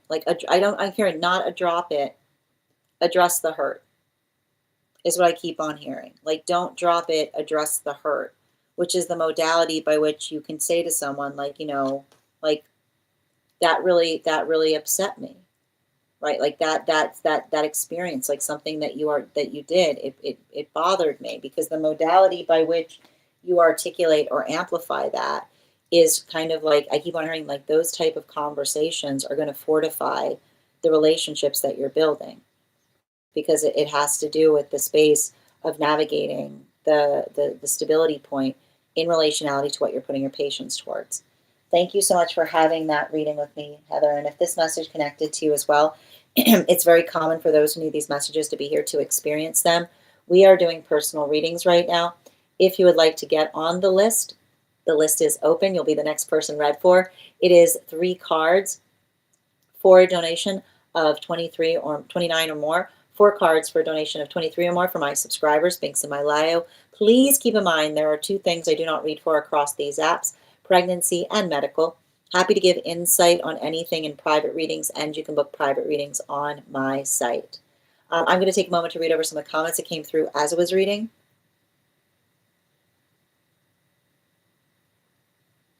Yes, absolutely. Yeah, I hear you on that. I no longer try to explain that. And thank you guys for supporting each other in the comments. Thank you, May, for the follow. Our patience is not only a gift to others, but to ourselves as well. Tap to claim per. What I'm trying to do is focus on this internal communication and self-work. Well, and I feel like that's what I see that you're doing. And I feel like even in the space by which I keep on hearing, don't be upset at yourself for those modalities in the past by which you weren't as focused on it, is what I keep on hearing. Like you have to let go of the fact that you're getting better at something. Yeah, it's like waiting for someone at the diner without setting a date to meet first. Exactly. I'm not waiting at a diner. I'm living my life. What happens will happen. Beautifully stated. I'm not as clear on what the internal communication part of that was. Um, I feel like the internal communication was coming through the higher self saying, being patient with yourself, right? And I keep on getting like, I keep on hearing some journeys, like some journeys are not about us doing something wrong. Some journeys are about discernment, right? Sometimes the modality by which we say sometimes the modality by which we say like what could I be doing differently, it's like it's working into the space of saying are you experiencing, are you getting something reciprocal from another energy is what I keep on seeing. Like the understanding, I keep on hearing like the space of not being overly patient to wait for someone to start being energetically reciprocal towards you is how you're working to effectively heal right now, right? And I keep on hearing it's not selfish if you're just looking for something proportional, right? And I feel like it's you having to take like a bit of an observe, don't absorb approach in relationality to how you're, I keep wondering how you're navigating circumstances, but I keep wondering how you're letting go or healing from energetic connections that don't feel like they were up to par. And I keep on hearing like up to par is the space. Like I keep hearing the difference in terms of saying, I don't know why they, like the fundamental difference between I don't know why they treated me like that versus I know I didn't deserve that. Right? Like that is often, I feel like that is what I keep on seeing in terms of that moon card and the 10 of cups, right? The ability to articulate upon that allows us to be able to find our own sense of energetic value. And you should be really proud of yourself if you're doing that work. Hi there, Dom. Why do you not like, if you love yourself, there's no loneliness. You heal from you heal from a fear of being alone by falling in love with yourself, right? When you love your energy, there's no better place to be. It's not easy. I know it's not easy. It's that you have to understand that's one of those things that we arrive to. It's one of the core wounds. You know, it's a survival instinct. You know, we arrive here with the core wound of loneliness because when you're first born, being lonely is literally like fatal, right? So it's the hardest one to heal. But once you do, amazing things can happen. But that's how you heal it. You overcome the fear by finding love there. Absolutely. Thank you. That's my experience. There might be other ways, but that's what that seems the nicest. I don't know what the other ones are. Connection to others is a core human need. Tap to claim. Absolutely. It's normal to need connection with others. Yep. But the thing is, we have to resolve through that because you have to understand we come here. We come here with core wounds. There are core wounds that are built within us that are effectively the things that allow us to survive. Like we arrive here with a loneliness wound, right? It's a hard one to shake. We arrive here with a volatility wound, right? We need that when we first begin. Those two things are our survival moments, but we spend the rest of our life trying to resolve the fact that those can often speak towards detrimental aspects when it comes to building healthy connection. You know, it's frustrating. It's not a wound to need other. No, it's not. No, it isn't. I'm articulating. It's not the space, right? It's not the space by which it's a wound. The wound is the fact that the loneliness we feel is in its original state meant to be painful. Because you have to think about the energetic child. When the child first arrives, there's nothing more important than the child not being energetically abandoned, right? It's the modality by which the articulation of the feeling of pain at being abandoned is they are the survival instincts that we energetically arrive here with. So the modality by which we try to resolve or heal from the sense of loneliness. The hard part about the loneliness is it's energetically integral in the core of the original experience, right? It takes a lot of work to overcome it. I would rush into unaligned relationships that detour me from my path and shows that I have a lonely. And here's the thing about it: the observation that you recognize it is the first space by which we heal it. Because again, the way to build into healthy relationship, like loneliness will drive you into places that you wouldn't go with you wouldn't go with it, like that's what we talk about in relationality, to filling the loneliness with love, right? The modality by which we work towards that ability of finding the love for ourselves so that we can build a relationship, right? If the highest aspiration of a relationship is to quell loneliness, it's often hard because what happens is companionship doesn't fix the loneliness, right? You'll find yourself in a relationship and you can feel even more lonely in the context of being in it if you don't feel that sense of energetic connection, right?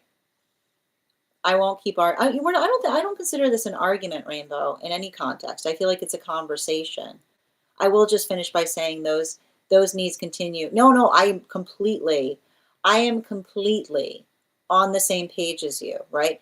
And the articulation, and I feel like that's what I was seeing in that reading that you were having, right? The ability and the way that we can effectively. I need to point out the way that we can tell that it's not loneliness or it's not a loneliness wound is the amplification of an energetic standard by which we feel that our healing occurs in the space by which it's met, right? If you're ever having a hard time telling, like navigating whether you're experiencing a wound of loneliness versus an actual, or the hard part about it is that it's hard to disseminate between a wound of loneliness versus a feeling of being energetically neglected. And if you're ever unsure, as to whether you're experiencing something that comes from the core of loneliness versus energetic neglect is a standard.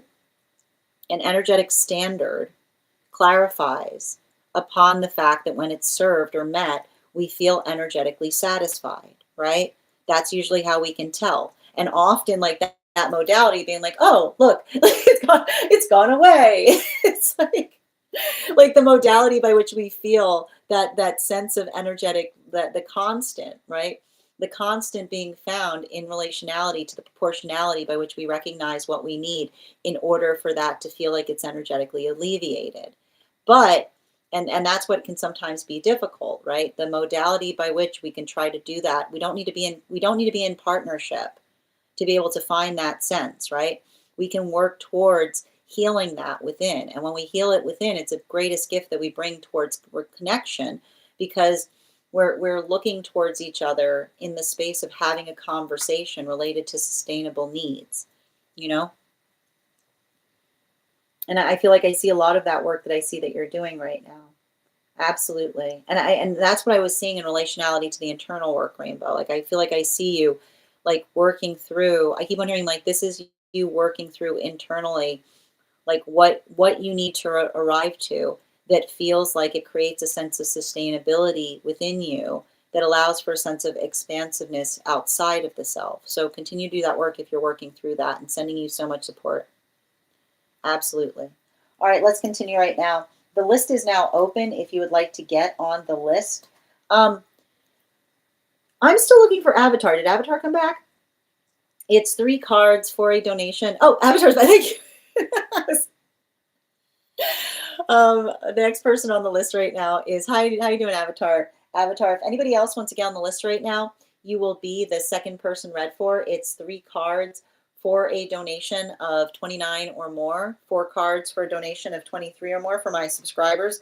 Links in my bio. Please keep in mind there are 2 things I do not read for across these apps: pregnancy and medical. Happy to give insight on anything in private readings, and you can book private readings on my site. Also, if you are a superfan who would like access to our superfan only disco channel, just message me with a disco GIF and I'll be happy to add you. Also, if you would like information on, if you go to the disco, there's a coupon in the perk section for our tarot class subscription program. If you're not a subscriber who would also like a discount, you can message me the word class and I will send you a discount. It's not as great as the discount that we have in the perk section, but again, it's just something, a way of giving back in this holiday season. Excellent. And thank you. How are you doing today, Avatar? You're translucent today. Interesting. Skylar, what's going on what's with all these people? Like, explain to me, walk me through it. What's this 5 people thing? You guys have been doing this for like constantly. Like constantly. What's up with it? Okay. Guys, just a reminder, please remember, legitimate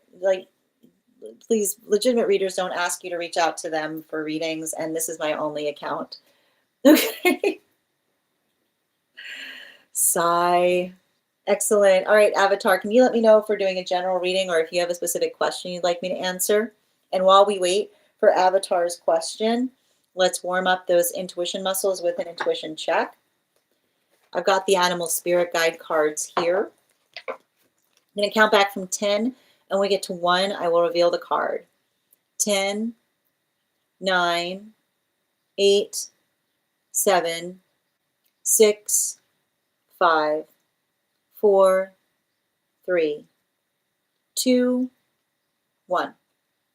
We got the stag. Thank you guys for participating. We'll do that again after the next reading. And I'm going to pin up Avatar here. Make sure to give Avatar some love. We've got highest priority coming through right now for Avatar.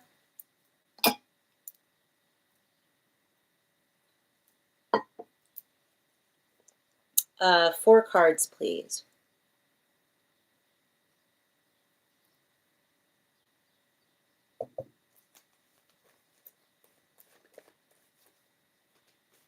Okay. And 2 more.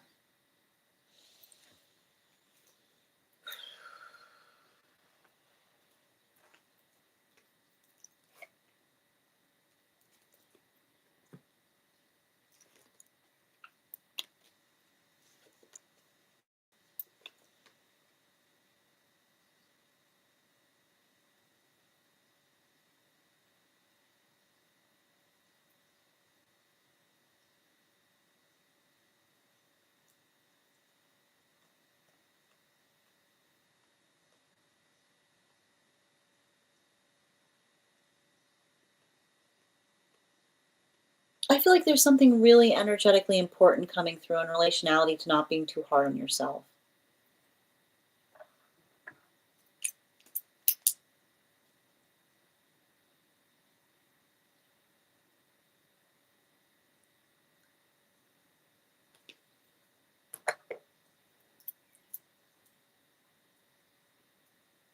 There's something really important,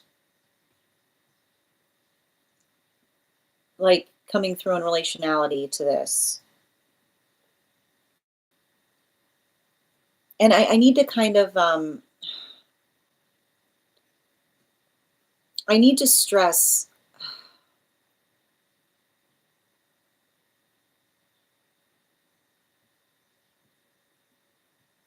I feel like I need to point this out. Like, I feel like I see you coming through an experience.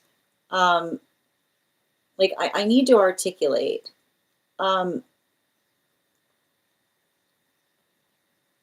when somebody's in the space by which they feel that they utilize our vulnerability, um, like the space by which we feel another person taking energetic advantage of our vulnerability. Like I keep on getting the same message in relationality to that. Um, that is, I feel like that is the sound of you finding your empowerment. Like, can you imagine? I keep on hearing, can you imagine, like, can you imagine the space? Like, can you imagine the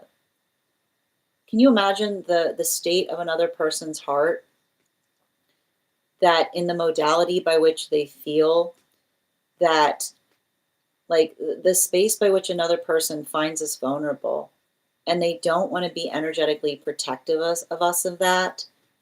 I keep on hearing your guides have protected you from energy that has tried to utilize your vulnerability against you, is what I keep on hearing. I keep on, like, I know that you're getting really hard about it, but I hear, like, I literally, and thank you for confirming in the comments, it was spiritual protection, you know? Like, that is what I keep on seeing. Like, and I feel like, ugh, I gotta tell you right now, like, I feel like I see a situation, like, I see a situation by which there is like, I want to describe this like energy or someone, like somebody trying to come back into your life, and your guide's just being like, no, like it's just like, you know what I mean? Like when I like it's interesting too because like these cards, you know, like when I say no, like I see something here, and I feel like, you know, it's saying to me, um, like, and it feels really painful because I almost feel like I sense something with like the space by like, and I think it's really hard because I see some situations by which energy has treated you abysmally, absolutely abysmally, and you haven't, like, you don't like I keep on hearing like over, like, you know what I mean? Like the space by which you just, and it's interesting too, like the space by which you just kind of energetically shrug something off and say like, like it's like I keep on hearing like the space by which one shrugs it off is like I keep on seeing like that's you effectively working into that space of trying to energetically heal through things. Like with, I keep on hearing like with a sense of like with a sense of, you know, like I want you to understand like that is the kindness that you extend to everyone, right? Like I feel like it's like I keep on hearing like even in the modality by which you articulate upon the fact that even in the space by which you articulate upon something that hurt you, but being able to effectively try to energetically, like, I keep on getting, like, come into the space by which you're like, I keep on hearing you say to somebody, it's not about you. And I know you're going to hate to hear this, but the guides don't think that's true. Like, I see, like, the energy of you going through something and being, it's like, I see you almost like taking some kind of compassionate space of being like, it's not about me. And the guides being like, it is though. And they've got something to energetically say about it. But I keep on getting here, like, a lot of that, but I feel like that's what I mean in relationality to, like, having to heal from something is what I keep on seeing, because there's something really important. Like, I feel like there's something really important. And I want to stress this, and this is all I'm going to say about the matter, because, and I think that you know this too. There's something to be said by energy that articulates and says, there's not enough of an apology I could give to someone for what I've energetically done to them, beyond giving them, giving them the gift of peace, is what I keep on seeing. And I feel like there's a really strong message coming through and I feel like there's something really important about that message that needs to be conveyed to you, right? It's the energetic, it's the energetic silence. I keep hearing it's the energetic silence that one experiences, and the observation of someone who recognizes that an apology, like the space by which an apology would feel like it's energetically selfish, because the space by which they recognize the energetic enormity of what they energetically put someone through. It feels like, I feel like it's almost like the space of the energy that recognizes how trivial, like, I keep wondering how trivial it would be to effectively try to articulate that.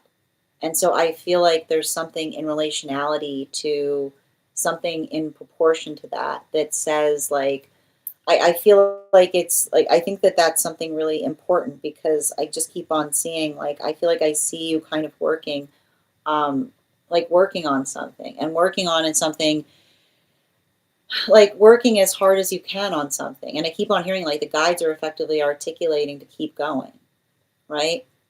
Like, don't let that anxiety stop you. Um, don't let, like, and I keep on hearing, and this is why I keep on getting in the space of apology, like a true apology doesn't ask for anything. A true apology doesn't ask for anything. There are no conditions attached to a true apology. A true apology is the space. You want to know what a true apology is? It's a space by which another person changes. It's the space by which another person truly changes. And I keep on seeing, I feel like there's a lot of energy, like the space by which another person identifies or recognizes. Like, I just keep on feeling like, continue. I keep on hearing the guides say, continue to set that standard. Bottom of the deck on this reading. Yeah. Five of Swords, right?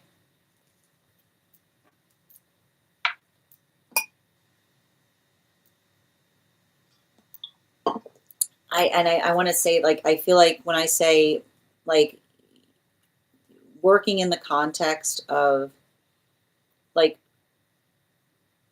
never are we more blessed than we work on no hard feelings, which is the modality by which it's not the space by which we recognize that we should have hard feelings, but the observation as to whether it feels like it serves, whether it serves the self, or whether it feels like it's just something that makes something harder going forward. And I feel like that, like, that's what I keep on hearing. And, like, that's what I keep on hearing in relationality to you kind of doing something in the sense of compassion, because I feel like, like, here's the thing about guides don't miss anything. Guides, I keep on hearing, I keep on hearing you saying no hard feelings, and the guides are just got their arms crossed and go, we know what they're carrying. You know what I mean? Right? It's one thing for another person to say no hard feelings, and then the guides are like, yeah, but we know what they're carrying, right? Which is saying to me, like, the modality by which you work, through situations or circumstances in that way, right? Like, I keep on hearing spirit doesn't miss a thing. And you should be, I keep on hearing, you should be proud. You should be proud of how much you've overcome. Thank you so much for having that reading with me. And if this message connected to you as well, it's very common for those who need these messages to be here to experience them. We are doing personal readings right now. If you would like to get on the list is open. You will be the next person read for. It's a great time to get on the list. It is 3 cards for a donation of 29 or more. And I think I can tell you, don't match energy is what I keep on hearing. Like, that, like, when somebody is trying to energetically provoke you, remember, like, I feel like I'm telling you something you already know. If this message connected to you as well, it's very common for those who need these messages to be here to experience them. We are doing personal readings. If you get on the list right now, you'll be the next person read for. 3 cards for a donation of 29 or more. 4 cards for a donation of 23 or more for my subscribers. Links in my bio. Please keep in mind there are 2 things I do not read for across these apps: pregnancy and medical. Happy to give insight on anything in private readings, and you can book private readings on my site. I'm also going to take a moment to read over some of the comments that came through as I was reading.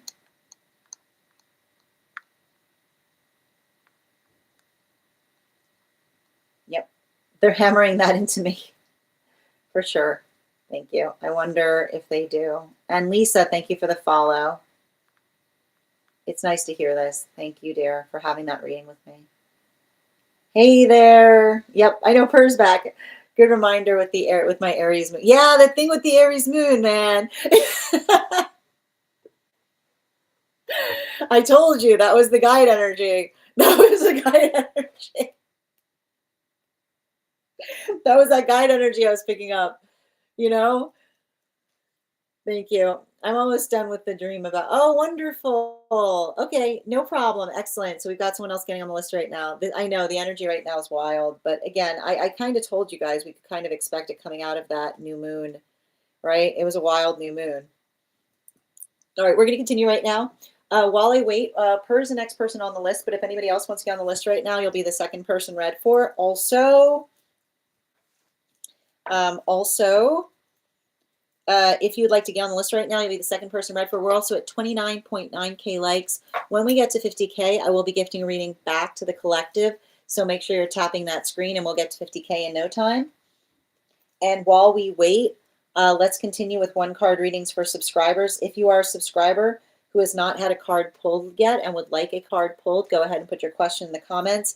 If you would like to become a subscriber, just go ahead and hit that superfan status. Your superfan status will make you eligible for a 1 card.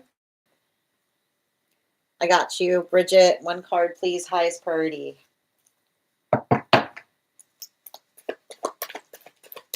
Woo!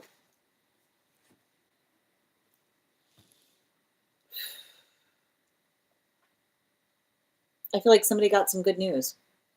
I keep hearing somebody say, finally some good news. Finally some good news. Bottom of the deck.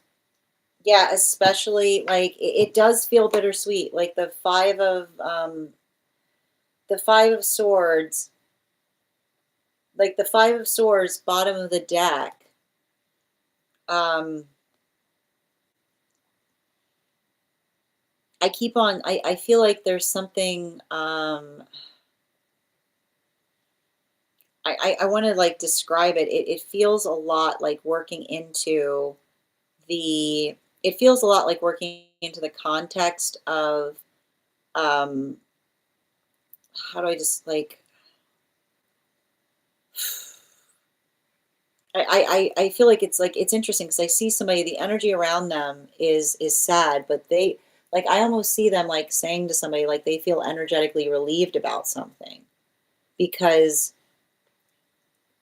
it's interesting because I feel like they're navigating like it feels to me like some kind of energetic counterpart where everybody's seeing it as some kind of ending, but they're seeing it as a new beginning, is what I keep on getting. You know, some kind of modality or experience by which another person feels energetically, and I almost feel like them trying to like articulate to others their own energetic excitement towards something.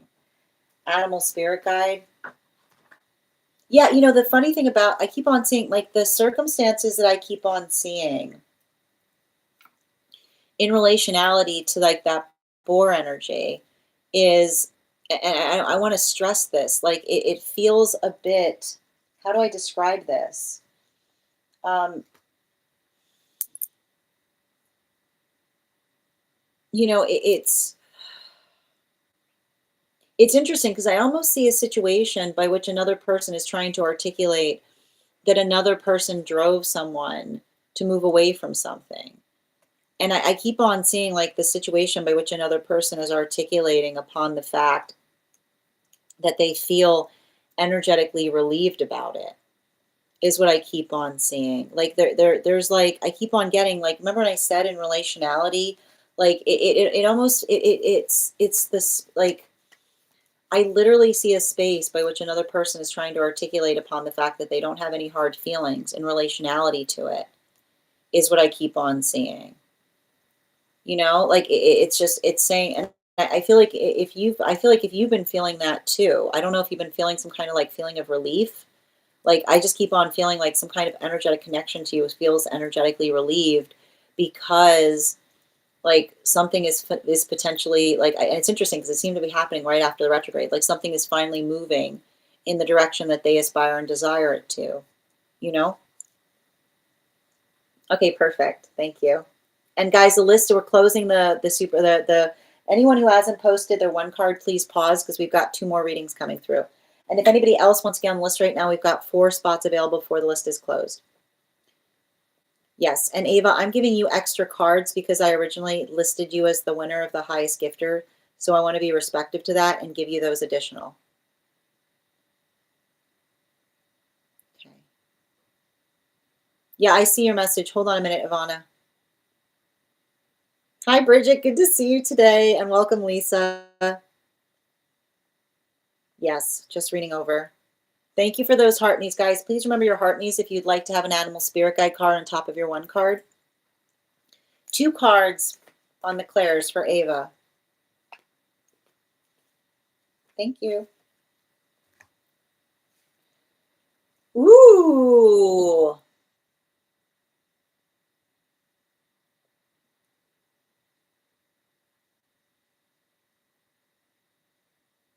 Mm.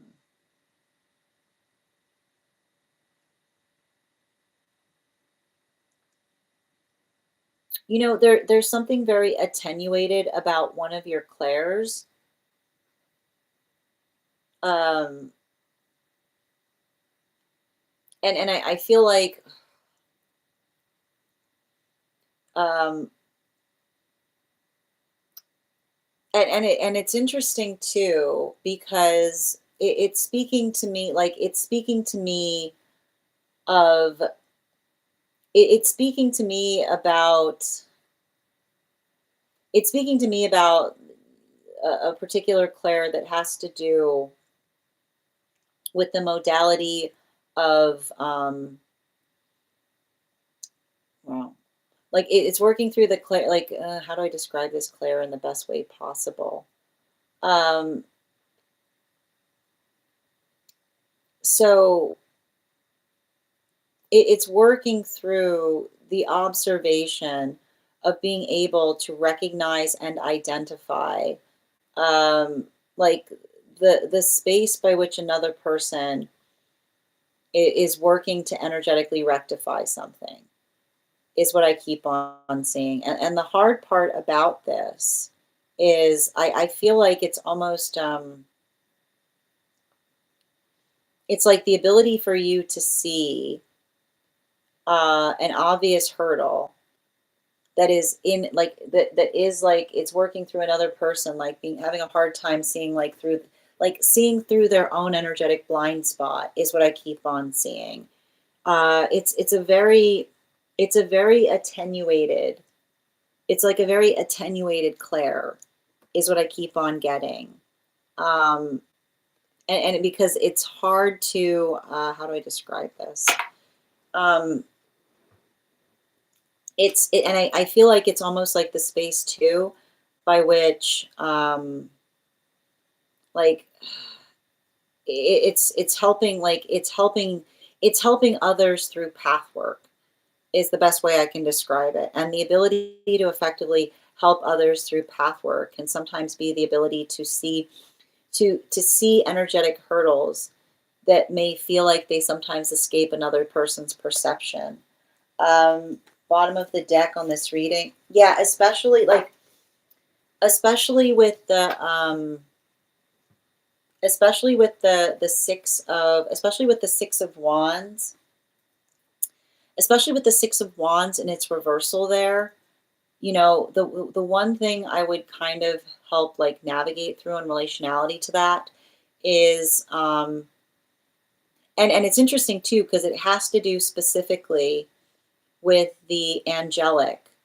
Like I feel like the angelic that we've read for in terms of other readings is coming through to kind of help you with it, is what I keep on seeing. Animal spirit guide. Yeah, especially with the horse. Um, you know, I want to describe like and it's like again, and it's so funny because you know every time I read for you now, I know you're gonna say don't make it about the past life reading. But the energy that I keep on seeing, like that's what I mean in terms of that angelic, because I keep on hearing like the work by which you're in turn like the work by which the work by which you're articulating upon the desire to go forward is the space by which it feels energetically informed upon the past. So that's why I keep on, it's interesting because every time I read for you, that's why the like I keep on hearing like that's why the past life keeps on coming back, because it's like I keep on getting it's like the past life, it's like the past life that taps on the shoulder and like gives advice to the present. It's like psst, like it's like a little bit like that type of energy is what I keep on picking up on. Absolutely. I got you on the list, Nikki. Hold on a minute. And Minnie, one card, please, on what you're currently working through in the dream space. Ooh, how ubiquitous.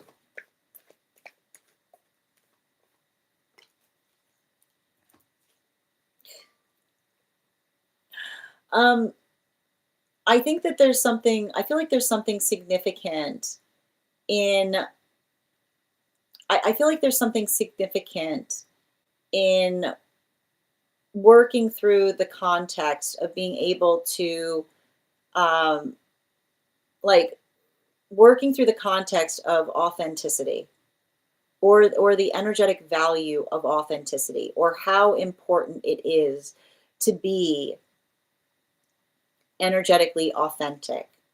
Um, Bottom of the deck. Yeah, especially with the Six of Wands in its reversal.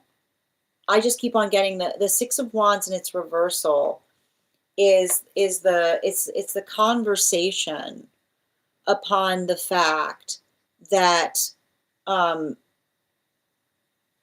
you know it's the space by which when we're in our authenticity, like we become energetically like, and I feel like this is the hard part about it. You know, I feel like I see you and another person working to heal those circumstances or situations, um, by which like I feel like I keep on hearing when authenticity, like, and I know that this is going to be hard, when authenticity leads to energetic abandonment, that is alignment, right?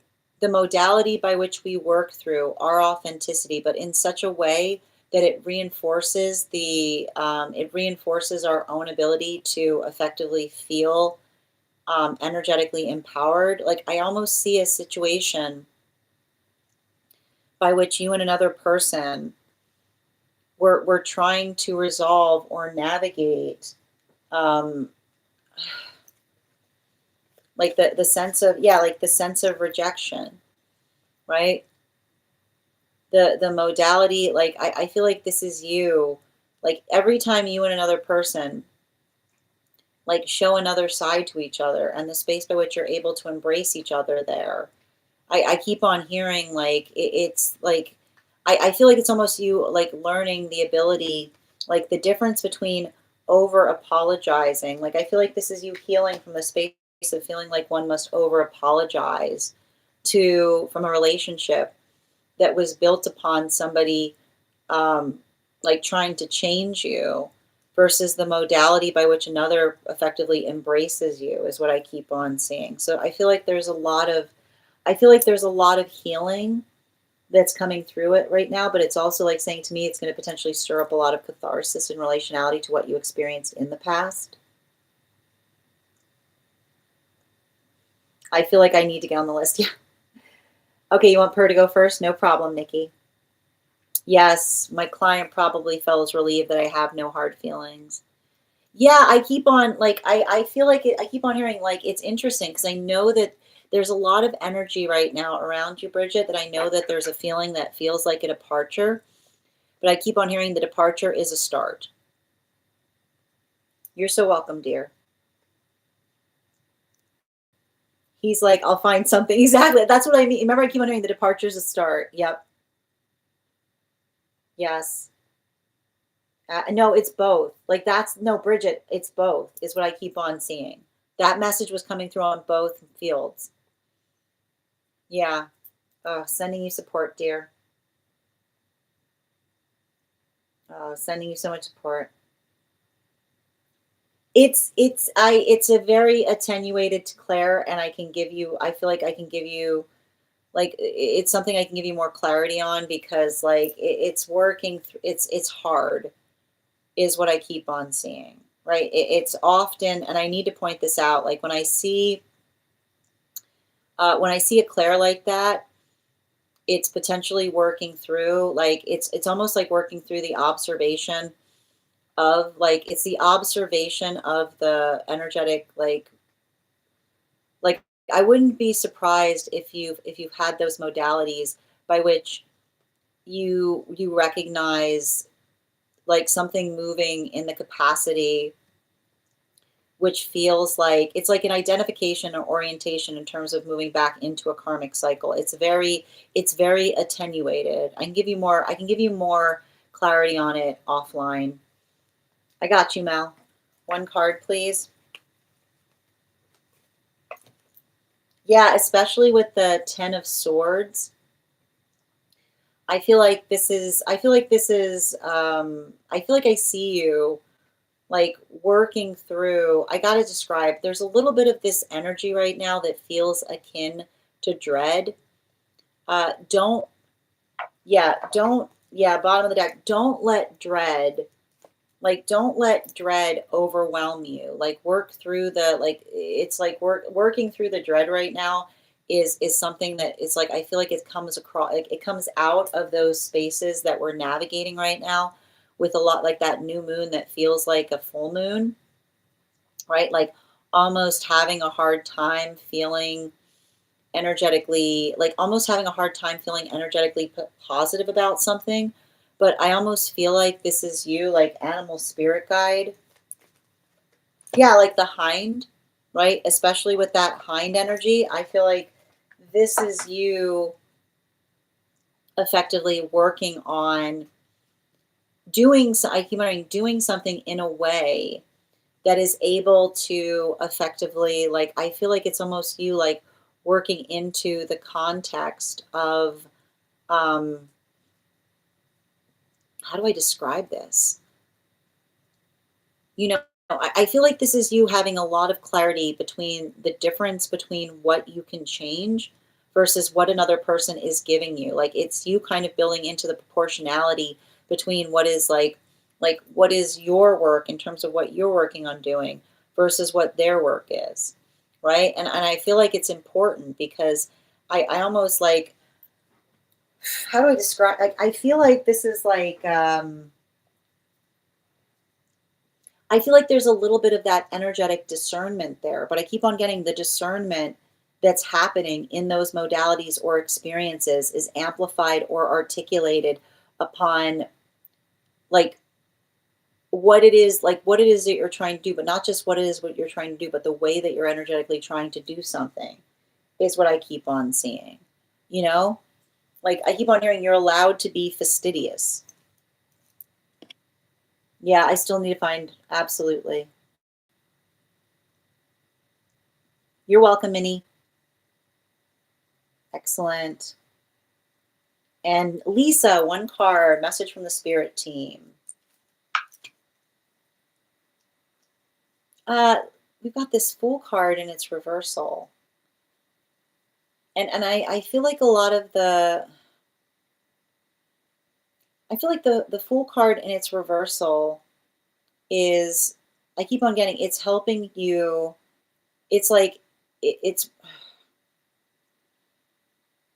it says to me, like it almost says to me that you need to work to help another person build into something that feels energetically logical, right? Like the modality or experience by which you're able to help another person through something is like the recognition point between what feels energetically practical versus something that they themselves need to work on.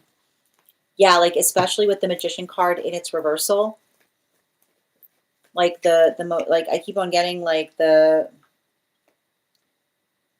state or space by which one is able to amplify and articulate upon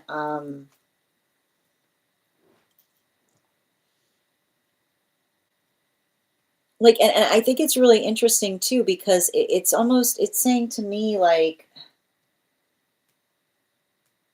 it's almost saying to me like some kind of work that I see that you're facilitating in terms of helping another person like understand how something made you personally feel is what I keep on seeing. Animal spirit guide. Yeah, especially with the bear energy, right? I like to point this out. When we talk about the space in relationality to how something made us personally feel, the observation of making sure that that is a conversation that feels like it's empowering is the ability to bring with it the instructions in terms of what we would have energetically preferred to occur,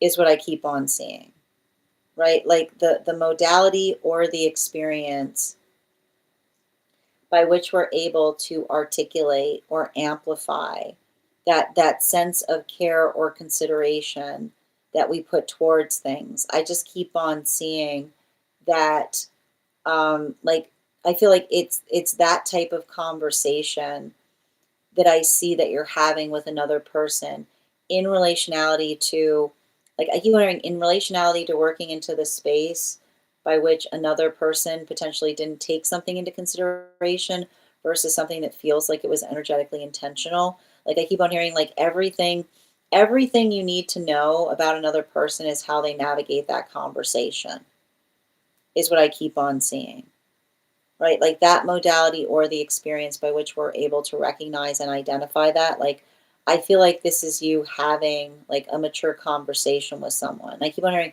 a mature conversation is the space by which we talk about our feelings, but we don't let the feelings confound the like it doesn't confound the conversation that we're trying to have with another person, is what I keep on seeing.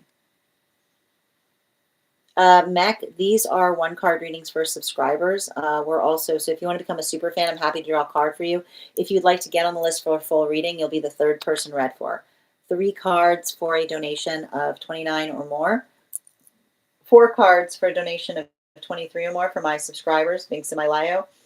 Please keep in mind there are 2 things I do not read for across these apps: pregnancy, and medical. Happy to give insight on anything in private readings, and you can book private readings on my site. If you get on the list right now, you will be the third person read for, and we're continuing personal readings right now I believe we said, you're the first person. Are you the first person we're reading for today? And Priscilla, thank you for the follow. Hi there, Nichandi. If I'm ever saying your name incorrectly, feel free to correct me. If you'd like a mediumship reading, all you need to do is get on the list via the donation, or if you become a super fan, I'm happy to draw a card for you. Okay. I'll be sure. I will make sure I'm reading the proper dream this time, okay? All right, who's going first? No, I don't. I'm going to go off what I got on the list. So the first person I have on the list is Nikki and then Per. So if you're both there, we'll go in the order by which it was received. Okay. And if anybody else wants to get on the list right now, we've got 4 spots available before the list will be closed if you'd like to secure a full reading. We do here highest priority messages from spirit, life path, mediumship, dream interpretation, angelic guidance, animal spirit guide readings, pet readings, akashic, and mind, body, spirit. If you have information that you feel is relevant to the purposes of our read, you can include it in the notes when you send the donation, or you can post it in our subscriber only disco channel in the appropriate channels. All right. We're going to start right now. We've got, before we continue, let's do an intuition check. So let's check. Okay.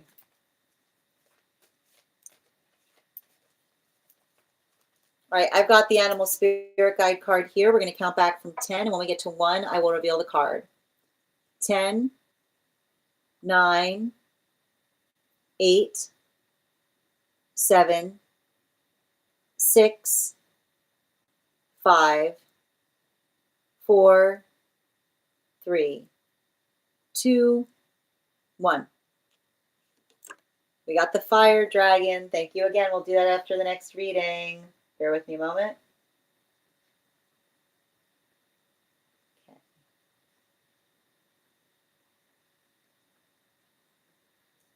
All right.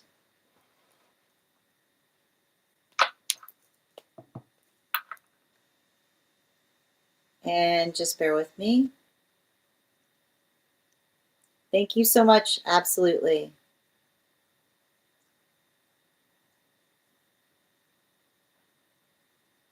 And may the gods decide. All right, let's print it. I've got you here, dear. Okay.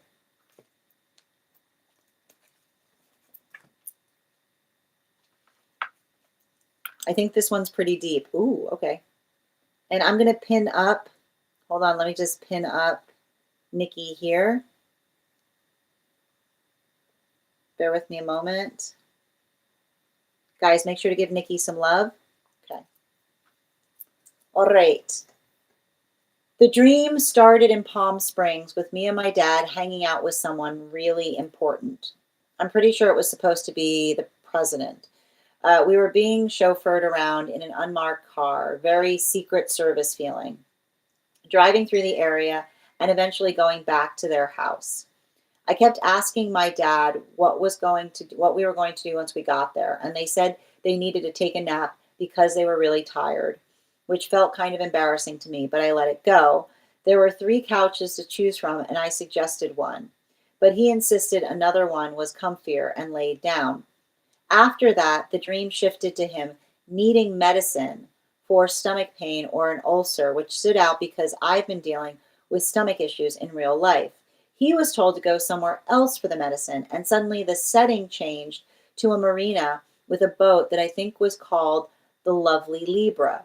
At this point, it felt like I wasn't fully there anymore. Like I was either watching his life unfold as a movie or actually being him. And I'm not even sure where the switch happened. Then I was there again, trying to help with the boat lines because the boat was acting really squirrely and drifting off the dock. And I don't even know if my dad was there at that point anymore. It felt like maybe the perspective shifted and I became him, or like we body jumped because he was suddenly no longer present in the dream at all. I fell into the water while holding a rope and became so focused on finding it that I didn't realize how strong the current was pushing me away. I remember thinking I was a good swimmer and casually deciding whether to go toward the boat ladder or the dock ladder, eventually choosing the dock. Someone I didn't recognize was up on the dock taking a picture of me and then handing me an oar to grab. But the current got much stronger and started to pull me down, almost like quicksand. I started drifting farther away and looking for help. And then my perspective switched again to someone on the dock watching the situation, where I saw people helping me, except it was also my old high school friend who I don't talk to anymore. Like she became me. She got out of the water by walking up to the nearby sandbar, and it hit me that if I'd swum just a few feet further, I could have done the same. At the end, I was looking for the boat to see if it survived, but I couldn't find it anywhere. Oops. Okay. Okay. Ooh, okay. All right, let's continue. So can I get 4 cards?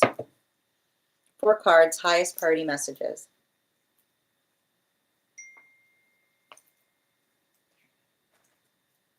And 2 more, please.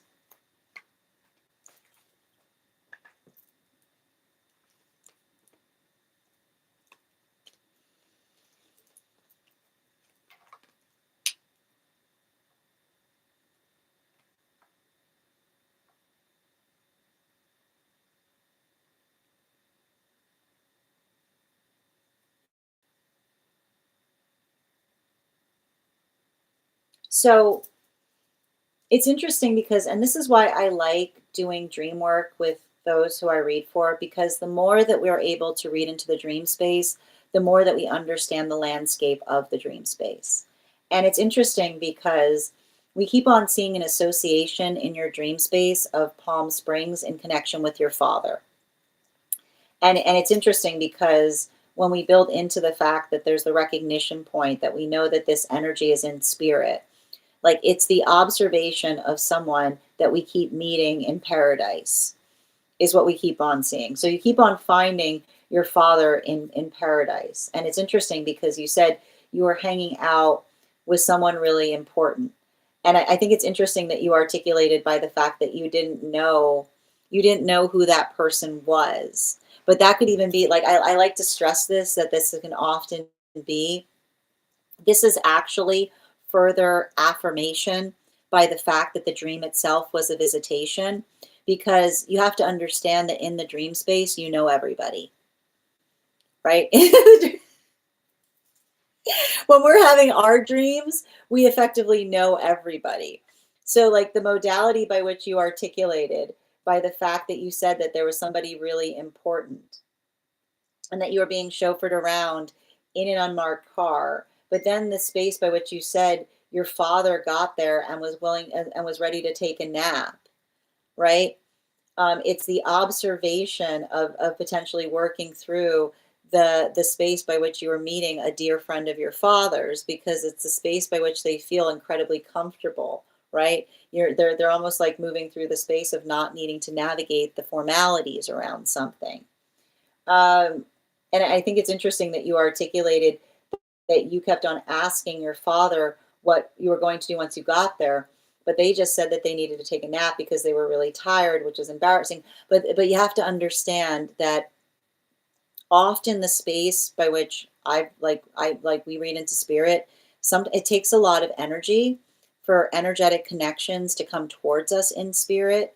So the space by which the space by which you articulated the fact that you found your father with the need to lie down is potentially articulating upon the fact that they've been working very hard to try to energetically resolve something, potentially on behalf of you, is what I keep on seeing.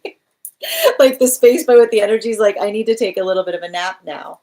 Now we articulated that you said, and I think it's interesting too, because this could be the fact that they're building an energetic connection to someone who's in spirit. Now, the modality by which you articulated that there were 3 couches to choose from, and that you suggested one, but then he insisted on another was comfier and laid down, which is the observation, like what they're basically trying to say to you in spirit is, trust me, I've been on these couches.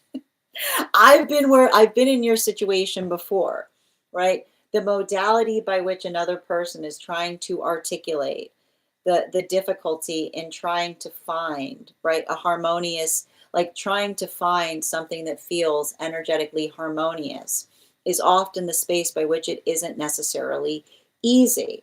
Now, we continue in that modality because you articulated upon the fact that you said that the dream shifted to the modality of your father being in energetic need of medicine. And then you articulated the fact that you yourself have also been dealing with stomach issues in real life. So it's the space by which we see that the energetic connection that's coming towards you, and I think it's interesting. You're giving I mean this in the gentlest way possible, but like it's the amplification of the sense that you're like your father is energetically worried about you, and you're feeling some kind of sympathetic harmony in relationality to the fact that they're going through they're going through the space by which they're worried about you, and you're feeling that same modality of the experience of them holding that worry is amplified or articulated in the space by which I keep on getting, it's a lot of energy that's trying to articulate to you in spirit that they're energetically with you and they're trying to energetically support you. um, but and I need to stress the space by which you said that, but and I feel like it's almost like the modality by which the mention of the couches is the first modality by which another person is articulating to you in some way, shape, form, or fashion, saying, I need you to trust me on this, right? So it's the energy going, I need you to trust me that I know the best way to effectively energetically navigate something. Now, then you said that he told you, right, he was going somewhere for the medicine, and suddenly the situation changed to the marina with a boat, and I think it was called the Lovely Libra. So again, working on Libra is energy that works on balance. So what we're basically seeing is this is a message, it's a visitation dream from someone in spirit that's saying, I'm trying to help you. Like, I'm trying to help you very much on situations that require energetic balance, right? And the space by which they're bringing you to a boat is understanding that relationships, right? Relationships are rocky places. They can make us feel energetically imbalanced. You said at that point, it changed to a marina with a boat that was called the Lovely Libra. And then you said it felt like you weren't fully there anymore. Like you were either watching their life unfold as a movie or actually being him, and that you weren't even sure when the switch happened, because this is the energy that is effectively, this is the energy trying to give you the articulation point in relationality to working through the cautionary tale of the self, right? So the modality by which, and I keep on seeing the difference between the energy working through the context of trying to tell you something, right? Like the space by which is someone saying, like, let me try to tell you. But like what the problem is when people try to tell us things, we're like, la la la la la. Like we don't want to hear we don't want to hear it, versus the energy being like, just let me show you, right? It's like the energy that's trying to help you work through the embodiment of understanding. And so there you find yourself, right? You said you were trying to help with boat lines because the boat was acting really squirrely and drifting off the dock, right? And you didn't know, and I need to point this out, you said you didn't know if your father was there at that point anymore. Of course not, because you're embodying them. You articulated the fact that you are embodying the situation that they themselves used to be in. Now you know what it feels like. Is what I keep on hearing the energy of the guys going, welcome to my, like the modality by which you find yourself presently could potentially feel like it's the orientation point by which they found themselves continually, right? And the modality by which you said that you didn't know. You said maybe the perspective shifted and you became him, or like you, because you no longer were present in the dream at all. And you said you felt the water, right, while holding on to a rope. And you became so focused on finding it that you didn't realize how strong the current was pushing you away, right? And I remember thinking I was a really good swimmer and casually deciding whether to go to the boat ladder or the dock. Now, it is the modality, and this is what we keep on seeing. When we care, like when we energetically care about things, right? When we care about the space by which we're trying to energetically preserve a connection, healthy relationship, healthy relationship does not drive us away from our dock, right? The modality of experience by which we try to recognize what feels like it's energetically helpful is the space by which it doesn't feel like the healthy relationship doesn't feel like we are in the modality by which we're trying to do ever like energetically everything. It's a proportionality of what we work towards to build a healthy balance. And even in the modality by which you articulated that your father was coming to you in the dream space to allow you to embody the position that they were in, right? This is you kind of working through how it felt in those circumstances or situations, right? Doing everything you can to help somebody see energetic reason, even though it feels like they're drifting further and further away, right? You then said, I remember thinking I was a good swimmer and casually deciding to go towards the boat ladder or the dock, right?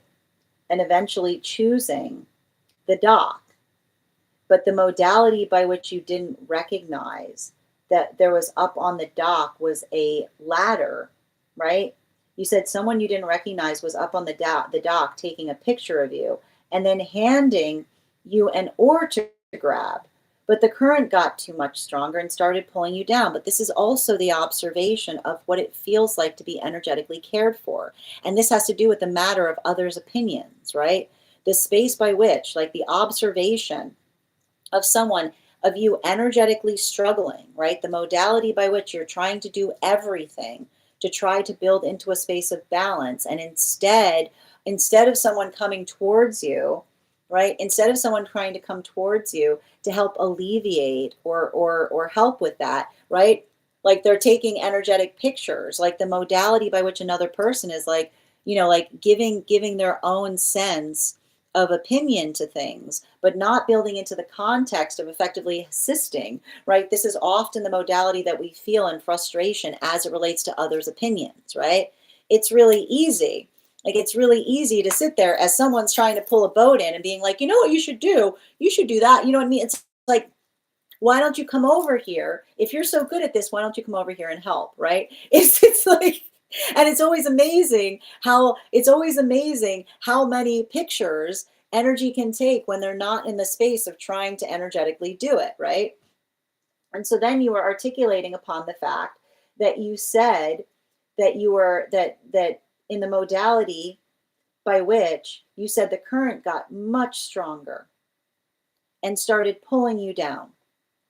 You were in a modality of crisis, almost like quicksand, right? You started drifting further and further away looking for help. And then the perspective shifted again to someone on the dock watching the situation, right? Except, right, you said that you saw people helping, except it was also, right, it was also your old high school friend who you don't talk to anymore. And you articulated that they became you. And she got out of the water by walking up to the nearby sandbar. And it hit me that if I'd swum just a few feet further, I could have done the same. At the same time, I was looking for the boat to see if it survived, but I couldn't find it anywhere. So this is the modality of what it feels like to try to navigate healthy relationship. When we're trying to navigate healthy relationship, everybody's got an opinion on the subject. Everybody wants to throw their 2 cents in. Everybody has a directionality by which they effectively articulate that they feel is their best direction. But the modality by which we recognize the stabilization point in terms of the health of the relationship is not articulated upon navigating in the direction of others' opinions, but the energy that effectively puts the work in, right? What it takes to build into the steadiness of relationship. And the modality by which, and I feel like you're experiencing in the context of the Father kind of coming, showing you and revealing this, is the modality by which energy that articulates upon a false sense of crisis to effectively come in to feel like they're trying to energetically rescue you from something that you know that there isn't any cause to be fearful of. And this is amplified by the fact that you articulated that you thought you had the modality of feeling energy that articulated the fact that they were helping you, but they clearly weren't helping you because they knew that there was a sandbar there, right? They knew that you weren't in they knew, like, if they wanted to energetically help you, that the space by which they're effectively helping you is also the space by which they alert you to the fact that there's a sandbar there. It helps you in terms of not telling you what to do, but being able to amplify in relationality to the effective choices that you're trying to make. So it's almost like the guide, the dream of the guide that's coming towards you in the space of the Father is pay attention to the context of what it feels like to actually be helped, right? In the modality by which you understand and recognize, like, what did your father do? Why was your father so tired in the dream space? Because he's working on trying to help you steady that, find that energetic confidence point, right? Even in the modality by which you articulated that your stomach hurt, like, that is you almost like being in alignment with the energy of your Father and Spirit that's articulating the fact that they're trying to help you find that energetic confidence and relationality to the choices that you need to make, because it's a space by which you understand that others are giving you stomach aches. They're creating a sense of stress in you. And the stress has to do with the uncomfortability in recognizing which direction, right? The space by which understanding, like the modality by which, and I need to articulate upon this, you articulated upon the fact that there was a boat that was attached to the dock and you didn't know if your dad was there or what the point is. The modality of the relationship is articulating upon where you desire or aspire it to go, right? And the modality by which you understood that you were effectively trying to pull it back towards the dock is the modality or the experience of trying to recognize what the energetic direction is in relationality to building into our own sense of proportionality in terms of what it is that we're trying to do or how we're effectively able to do it, right? That's the healthy conversation that we have in relationality to what we're energetically trying to work through. Now, what happened in the modality by which you were working, right? What was happening in the modality by which you were working? Energy claimed to help you. But if they were trying to help you, why didn't they try to rescue? Why didn't they try to rescue the boat? Right? If they knew and recognized that there wasn't any possibility of you energetically drowning because there was a sandbar there, right? The modality by which they pay attention to what the energy around you is trying to do. Are they trying to help you preserve the boat? Or are they trying to pull you out of the energetic water? Because the modality by which someone said to you, oh, I saved you from that, is the modality by which another person sees you turned around and you looked and you didn't see the boat anymore, right? It's the observation that energy, when energy is helping us, they're helping us achieve what we're trying to set out to do. It's not the space by which an energy tries to attempt an energetic rescue, right? Because the modality by which you were there and you were feeling the panic in relationality to what was dragging you in a certain direction, it's the identification point of paying attention to what we are effectively setting out to do, because the modality by which we feel energetically unstable as it relates to relationship, right? Or in the modality by which we build relationship, it's the space by which we find, our own stabilization point. So it's almost like your guide is coming towards you in the dream space to say, not just like, make sure that you articulate in relationality to the difference between wanting to be able to get energetic help in terms of understanding the space by which it's like paying attention to what help means, right? Because when we articulate upon the fact that we need help, it's the anxiety in relationality to the direction that something's going. So the guide is almost coming through to help articulate and amplify the space by which energy that might be causing crisis for you might be articulating upon the fact that they feel like they're energetically saving you in the context of something that they don't feel is for you. So those modalities or experiences of being able to navigate that, like that's why I feel like the guide was coming through so strongly in terms of trying to amplify and articulate upon what it is that one is setting out to do, but not just what one is setting out to do, but being energetically proportional as it relates to the space by which another person articulates to you that they feel that you're in a sense of crisis, is what I keep on seeing, right? The crisis state in terms of the concern in relationality to what others, like I keep on hearing others, individuals' crisis should be crisis in helping us, not in the space of effectively articulating upon something that feels like it's energetically overwhelming us. So it says in a certain extent, like recognizing or identifying what feels proportional in relationality to how others articulate upon something that you need energetic assistance with. Bottom of the deck on this reading. Yeah, especially like here's the thing about it, right? Especially with the modality of the Eight of Pentacles. This is the issue with others' opinions, right? The modality by which everyone has an energetic opinion is often the space by which energy articulates. And I keep on hearing the articulation of opinion is fortified with the reason by which the direction that one feels like one aspires to go, right? Like often, and often in the context of the difference between another person amplifying or articulating upon a healthy direction is effectively fortified by the sense or by the state in terms of the fact that we feel energetically receptive towards it.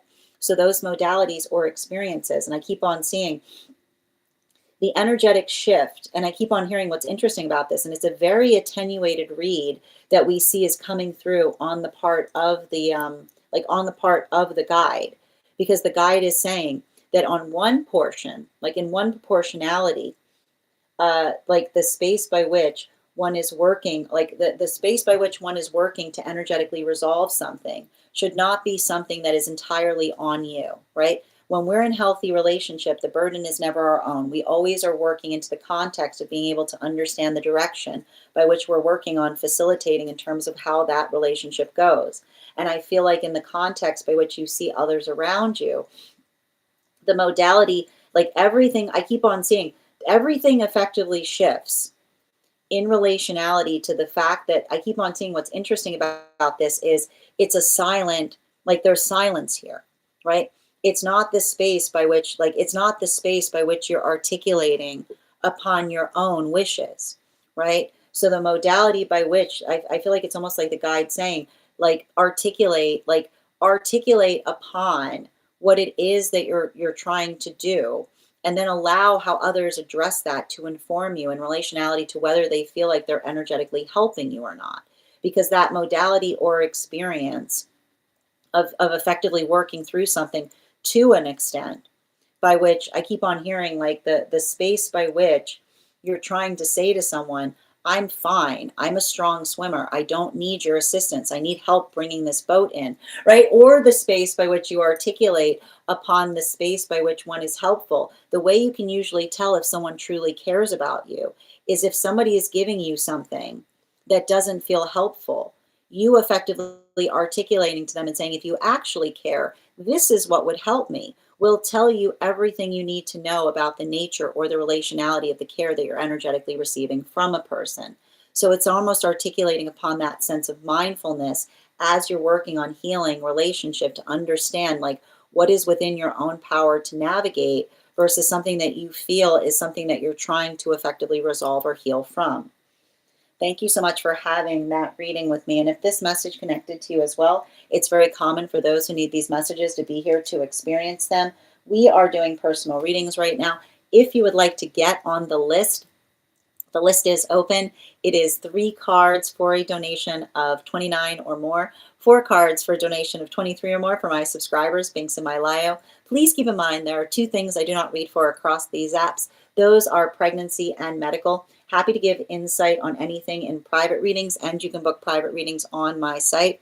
I'm going to take a moment to read over some of the comments that came through as I was reading. Also, friends, we got to 40.6K likes. When we get to 50K, I will be gifting a reading back to the collective. So make sure you're tapping that screen and we'll get to 50K in no time. What an incredible dream. Thank you so much for sharing it here, dear. Absolutely. Yeah, you were like, I don't need the or, I got this. But that's what I mean in terms of, again, the space by which another person tries to help. But what happened? Like, what happened in the modality by which they were trying to help? They made something worse. And sometimes, I keep on sometimes that is not, sometimes that happens, right? Like, and often, like, often the space, like, and the way I keep on hearing, like, the space by which the guide is showing you the difference between like someone trying to help you, but in a way that doesn't feel energetically productive, being like, I don't need that. Like that is not like it's not going to help in the modality by which you need something and they're giving you an or, right? Is often like, I almost feel like it's a space by which somebody like introduces another choice and being like, that's not productive, but thank you for the feedback.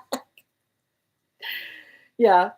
And I feel like again, and that's what I mean in terms of like, and it's interesting too, because remember how I said they were handing you an or, right?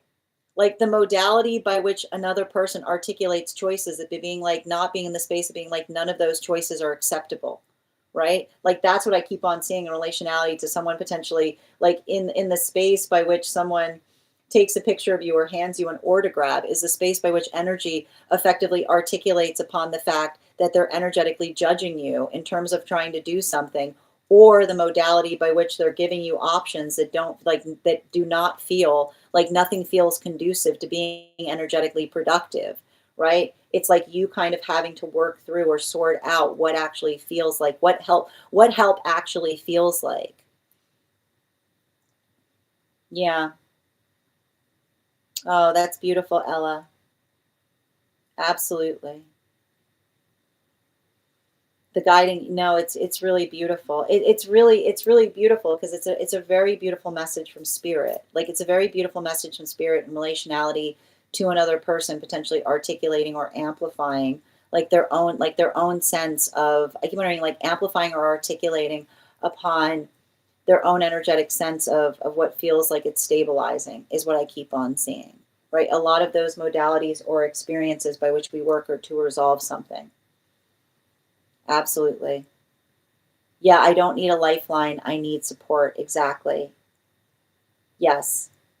And then, yeah, it was only, I was trying to do everything, but then you got swept into the current, right? The modality by which the energy was not effectively helping, but the feeling of making it something more energetically complicated. I know it was very intense. I'm okay though. I appreciate that, dear. Like it's saying to me, like it's almost like the message. It's like the message of the guide articulating upon helping you see the true help. Absolutely. You're so welcome. It was like the boat. Yeah, it's like the boat. Yeah, the boat. I'm good, right? Honestly, distracted me. I was like, what? I don't need that. And then the current got stronger, right? But that's the modality by which, like, even in the space by which you feel like you have to have an argument with someone, right? Like helping in relationality to the space of what feels like it's productive versus what feels like it's bringing extra conflict to you, right? Not letting others conflicts interfere with your energetic with your relationship effectively. Thank you so much for having that reading with me. And if this message connected to you as well, it's very common for those who need these messages to be here to experience them. We are doing personal readings right now. If you would like to get on the list is open. You'll be the second person read for. It is 3 cards for a donation of 29 or more, 4 cards for a donation of 23 or more for my subscribers, Binks in my Lio. Please keep in mind there are 2 things I do not read for across these apps, pregnancy and medical. Happy to give insight on anything in private readings, and you can book private readings on my site. I'm going to take a few minutes to read over some of the comments that came through as I was reading. Absolutely, and thank you, dear. Oh, and the next, I wouldn't even put those things together. You're so welcome, dear. Next person on the list today is Per. Per, if you're here, can you respond in all caps? Let me know if you'd like a general reading or if you have a specific question you'd like me to answer. And as I mentioned, we are at 42K likes. When we get to 50K, I'll be gifting that reading back to the collective, so make sure you're tapping the screen, and we'll get to 50K in no time. And before we continue, let's warm up those intuition muscles with an intuition check. I've got the animal spirit guide cards here. We're going to count back from 10, and when we get to 1, I will reveal the card. 10, 9, 8, 7, 6, 5, 4, 3, 2, 1. We've got the hind. Thank you guys for participating. We'll do that again after the next reading. And I am going to pin up her here. And just a reminder, if anybody else would care to get on the list for today, it's a lovely time to get on the list. You will be the second person read for. 3 cards for a donation of $29 or more, 4 cards for a donation of $23 or more for my subscribers. Binks in my Lio.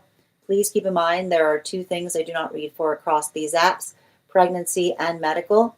Happy to give insight on anything in private readings, and you can book private readings on my site. Okay. All right.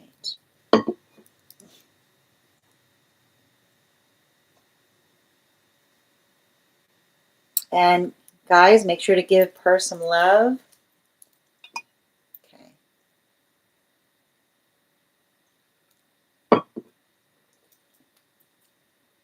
All right. And outside tea. Myself and the collective were heading to an outdoor location, a castle with surrounding grounds and mountains. I drove there on my own in a convertible. Near the accommodation, I chatted with several people from the collective while sitting in a car.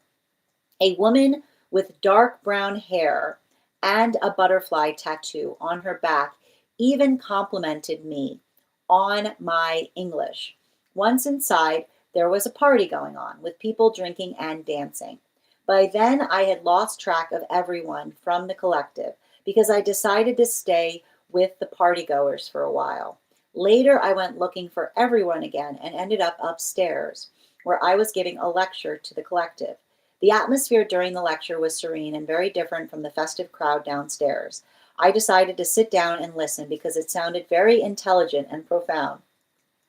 In the hallway, there was a man talking to someone else. I seemed to be in a trance and interrupted the lecture. She held a conversation with the man in broken Dutch. I said, "Wow, you speak Dutch." And I looked at all of us with a glazed expression, still in a trance, and walked away downstairs. Can I please get 4 cards?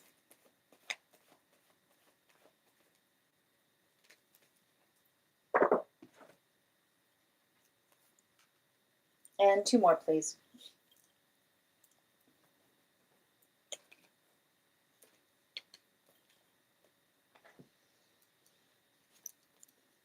Mm.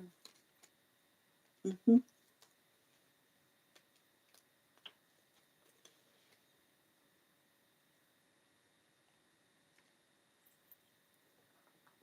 So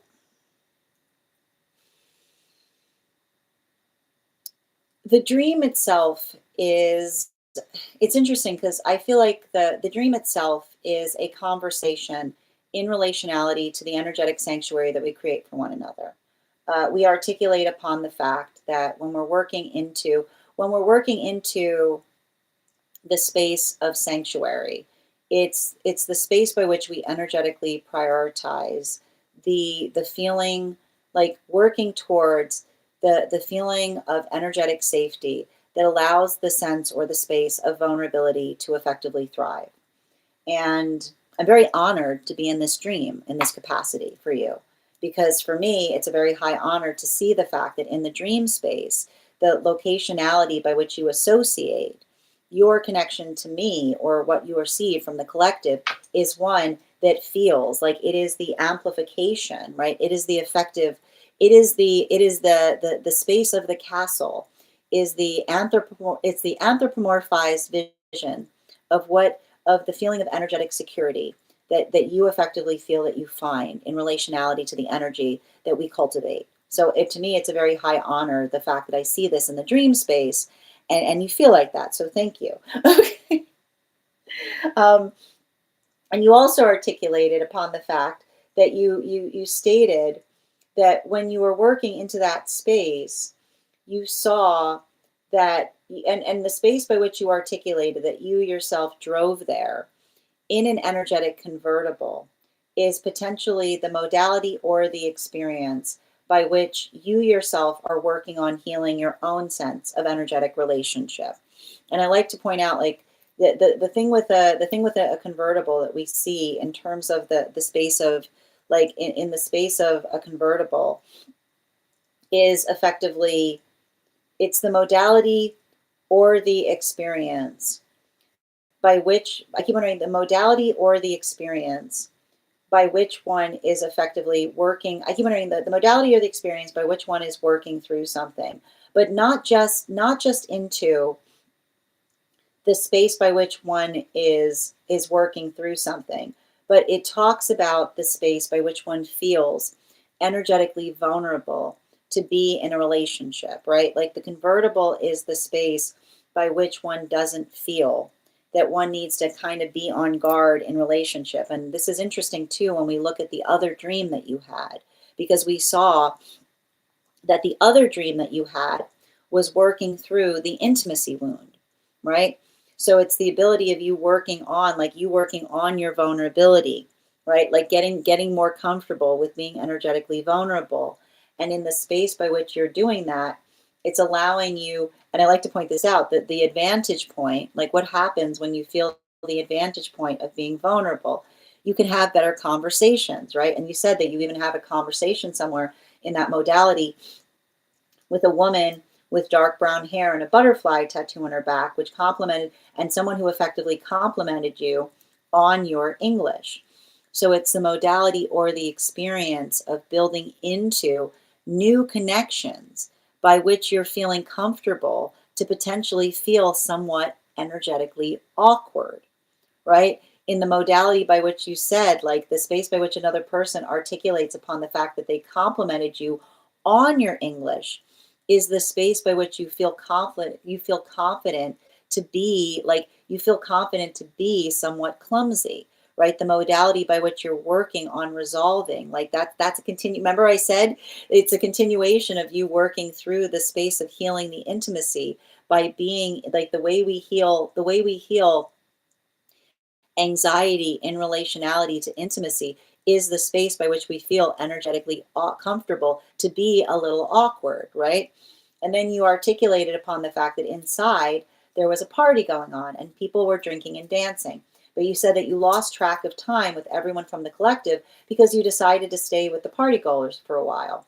But that's often, like, that's the modality by which it's like that in itself is also helping you heal your vulnerability wound, because you're allowing yourself to just allow those experiences by which you're just building upon the space of, like, navigating that point or that observation of effectively, like, I keep on hearing, like, not worrying so much about where it is, but knowing, right, the collective that you know is there when you energetically need it, which is exactly, like, that is exactly the kind of proportionality that we want to find. That's exactly that is exactly the type of energy that we want you to bring to the function, as it were, because it's the modality by which I articulate that something that's healthy for you doesn't feel like you need to, like, chase after it, right? You're like, where is it? But it's a space by which you can have a good time because you know it's there if you need it, right? It acts as an energetic supportive system.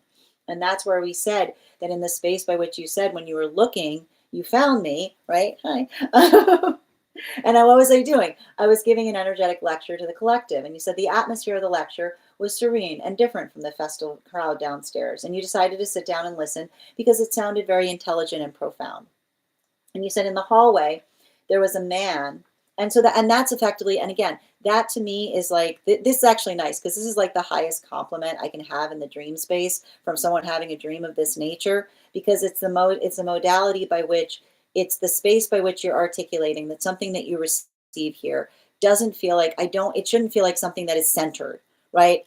It should not be energetically centered. It should feel like it's always there to energetically support you as you're in the space of operating from a state of bliss.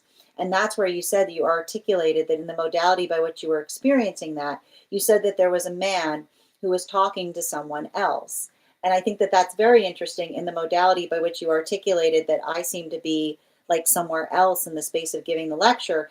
And I effectively, in that modality, spoke to someone in broken Dutch. But you said, and even in the modality by which you articulated and said, wow, you speak Dutch. And I looked at you with a glazed expression. It's working through it's working through the space of navigating the place by which we operate on being a healthy energetic channel, which is the modality or the experience by which we often, I like to point out, a healthy channel is often those modalities by which we feel energetically surprised upon the things that we energetically discover there. So even in the modality by which we work to cultivate that or to create that, it's often the space by which, the space by which we build into a healthy sense of understanding of the self is one that often delights and surprises us with things that we did not anticipate or expect to discover.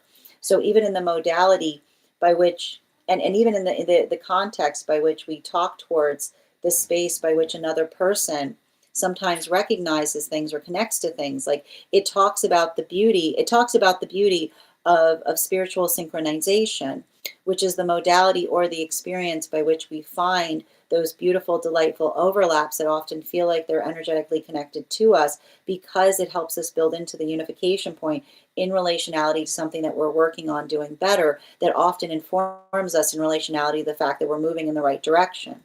So I feel like there's a lot of that modality that we're potentially experiencing there, particularly and especially in the space of, and I like to point this out, like the modality by which you articulated to an individual upon the fact that you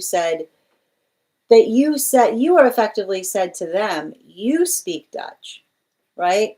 Because it's the modality by which they effectively they recognized it, but the modality by which you are working through the connections that you build, it's often talking about the space by which the amplification in relationality to understanding or building into that connection is often the amplification of the connection points that we build in terms of being able to share those connections. So it's interesting because it's a dream that talks about healthy connection, but not just healthy connection, the opportunity of connection, of potentially connecting with others through the energetic experiences that we effectively share and harmonize towards.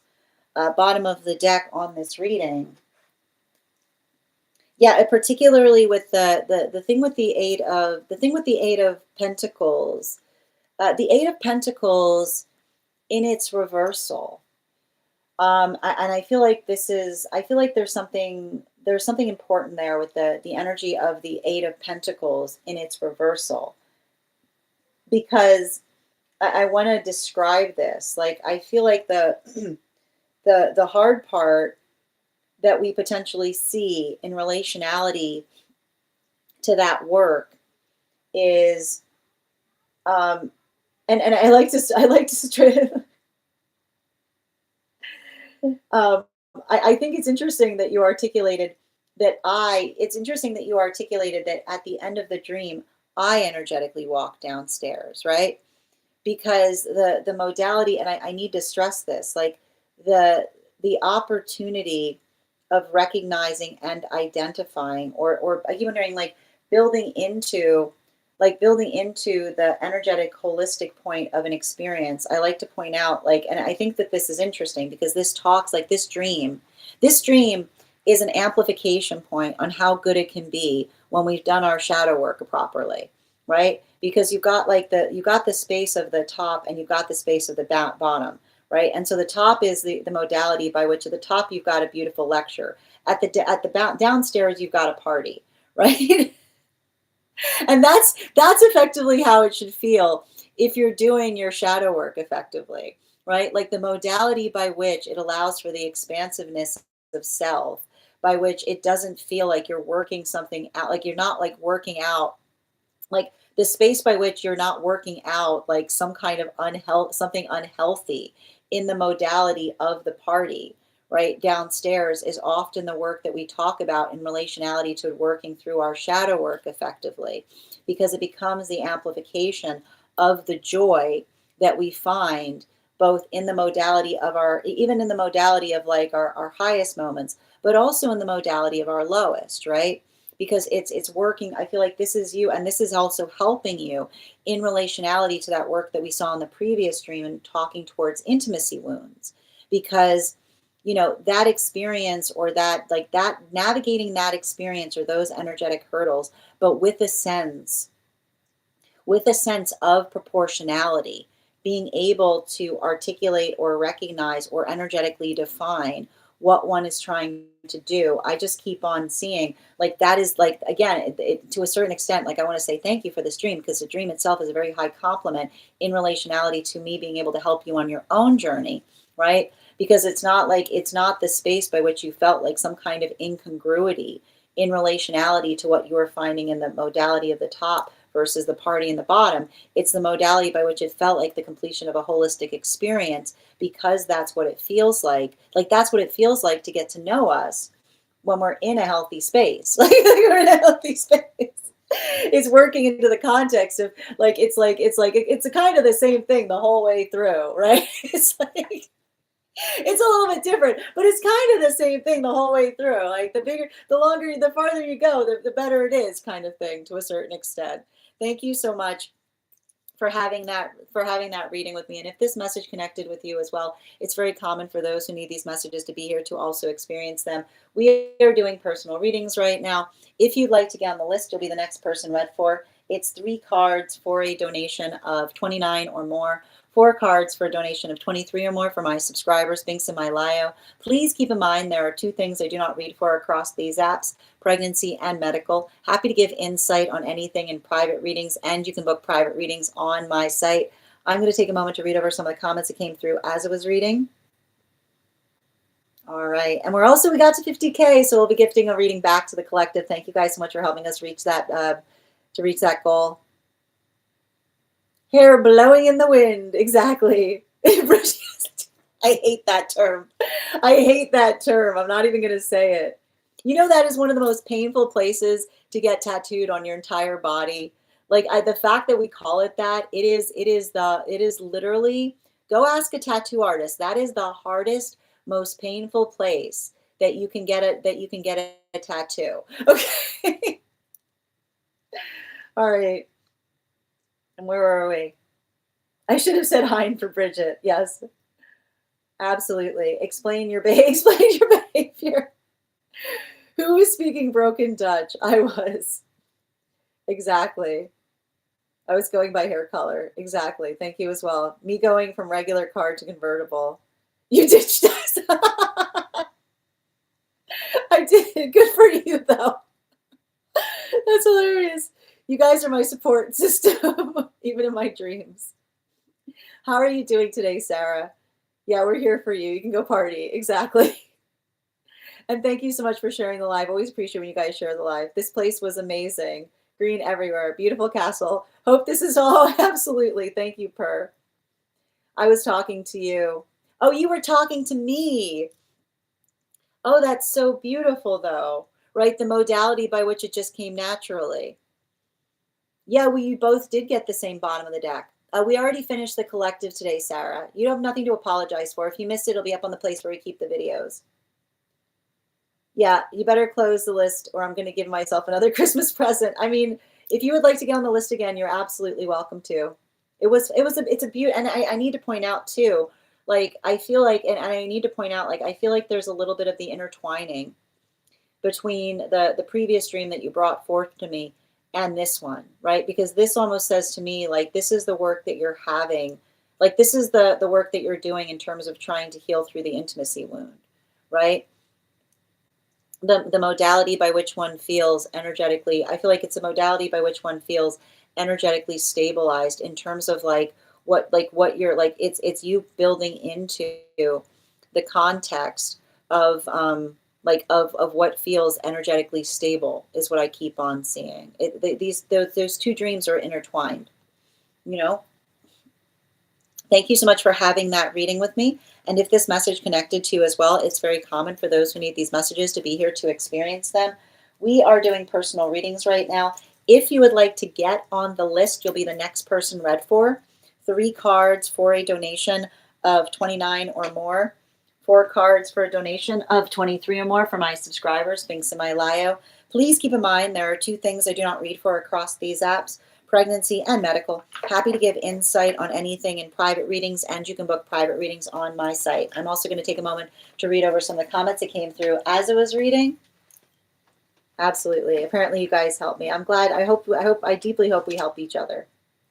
All right, my friends. So the list is open. If you'd like to get on the list, you'll be the next person read for. Also, we're going to continue with 1 card readings for subscribers. If you are a subscriber who would like a card pulled, you can go ahead and put your question in the comments. If you would like to become a subscriber, just go ahead and hit that super fan status at the top of the screen, and that will make you eligible for a 1 card reading.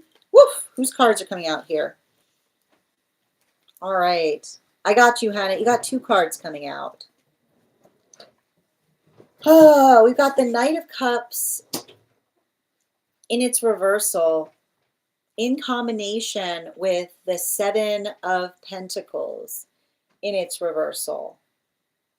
And I feel like, I feel like there's something important, particularly and especially in, like, I feel like there's something energetically important there, particularly and especially in terms of recognizing and identifying what feels like, I feel like I keep on seeing something here in terms of, like, you can't help somebody with their own sense of confidence, right? The most that we can do, I keep on hearing, confidence is fortified by energetic encouragement, right? The modality or the experience by which we're able to articulate upon that feeling of energetic courage. And I feel like there's something important relationality to that. Yeah, especially with the Queen of Pentacles, bottom of the deck there. I think that there's, like, it's interesting because did you see how I pulled these, like, the modality by which, like, I keep on hearing healthy energy does not require us to be a mind reader. Like, it helps if we are, but it shouldn't feel like it's an energetic necessity, right? So the space by which I keep on hearing, if you are in the modality by which you can communicate your needs, it's not so much to ask that another person is doing the work in the same capacity. Animal spirit guide. Yeah, like, especially with this, especially with this, blank manifestation card, like, I keep on hearing healthy relationship does not require subtext, is what I keep on seeing. Like, healthy relationship does not require subtext. It's working into, and I feel like, oh my gosh, you know what? I'm sorry. I feel like somebody,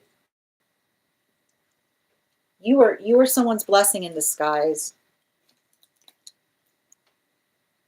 you know? Like, the modality by which you articulated to someone, the amplification, like the amplification of what it was, like what it is that you are effectively working through with another. I see cards like this, and it feels really heavy because I almost like it's never more depressing than when you articulate to another, like the fact of like wanting to build into like the context of authenticity, but not requiring, like I just keep on hearing like something about that being a modality of helping you recognize, um like I just keep on hearing your authenticity is spiritual protection, you know, because it feels to me like there's something about that by which, you know, it's almost like it's giving me a lot of energy of someone who like they missed out on an energetic opportunity with you because they didn't want to, like, healthy relationship is amplified and articulated in the space of being able to navigate like the choices that we energetically make together. And I keep on hearing like this is what we talk about with vulnerability, like the modality by which we navigate choices together allows the context by which things can energetically flourish and thrive. So I keep on seeing some kind of situation of someone, like someone who lacked the confidence, like someone who lacked the confidence of building into healthy partnership with you. I keep on hearing that speaks more to their own anxiety in relationality to working through, like working through the context of determination. Like I keep on hearing healthy energy will rejoice in making choices with you, is all I keep on hearing, not choices around you. Where were we? Oh, Lisa, you got on the list. Excellent. And also, Per, did you say that you got on the list as well? Lisa, can you just give me the initial on where you sent the donation, dear?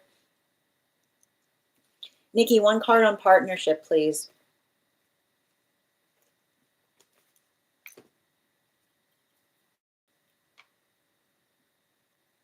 Others, like when it comes to partnership, like like I keep on hearing like the space, like I'll tell you right now, the space by which we honor each other's choices is the space by which we honor, like the space by which we honor and we trust each other, right? Like the modality by which I keep on hearing, like healthy energy, trust, we trust each other's judgment, but not just trusting each other's just judgment, but the modality by which we amplify and articulate upon, and I feel like that's what was coming through in the dream. Like it's feeling to me like the modality of coming through in the dream of like the work of the energy of like the Father coming through in your reading is working through, like like I keep on hearing don't let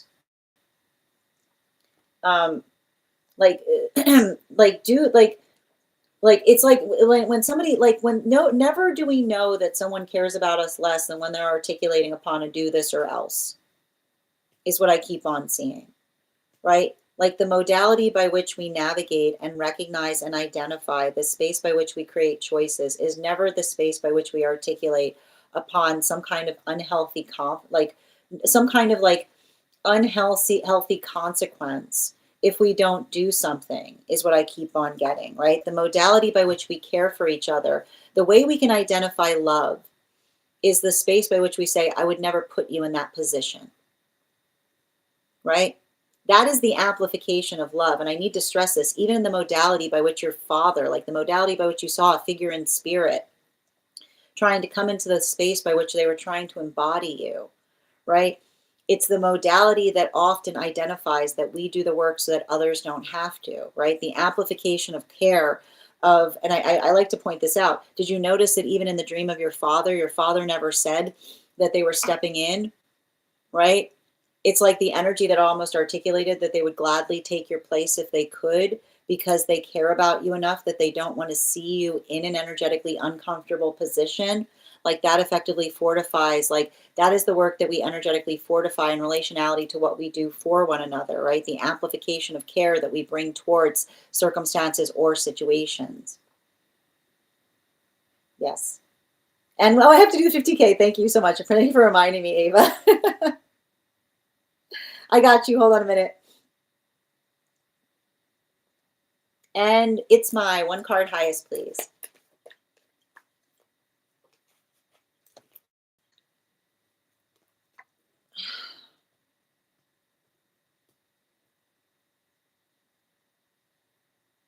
Um,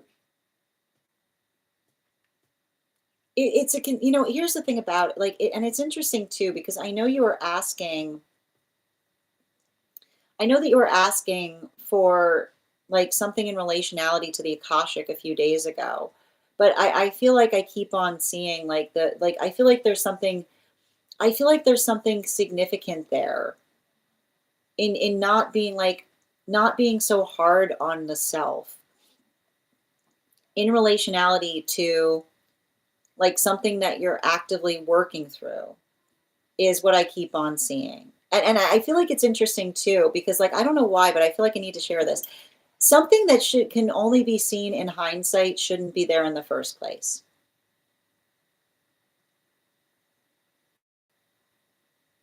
That's all I'm going to say. Something that can only be seen in hindsight shouldn't be there in the first place.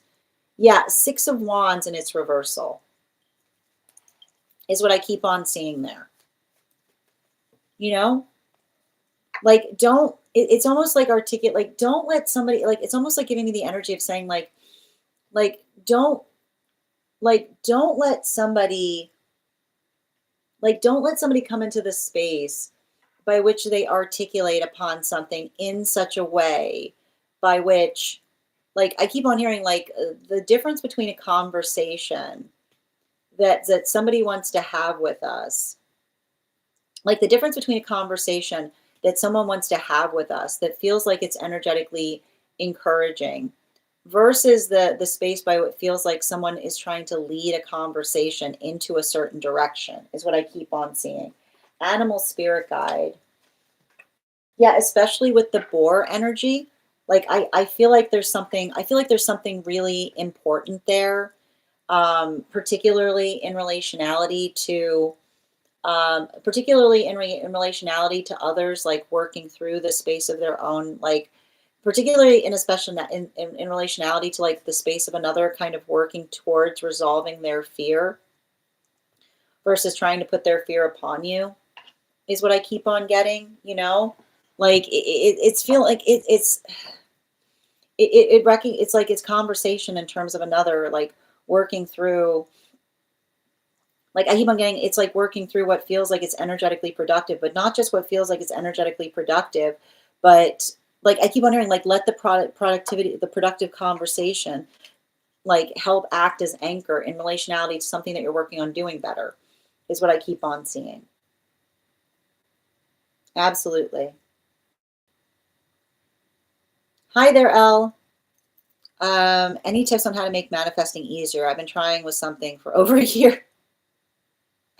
It's a case by case situation. I mean, typically the thing is like it would effectively be the space by which you want to have a reading on it, because a reading like that, I can't like it's like typically if you're having an issue manifesting something, then it has to do with an energetic hurdle that you're experiencing. So the ability by which we would have to do a personal reading is there. Like I can't, like it's hard for me to be able to articulate upon the tips because I haven't read upon the nature of the situation or circumstance. I hope that helps.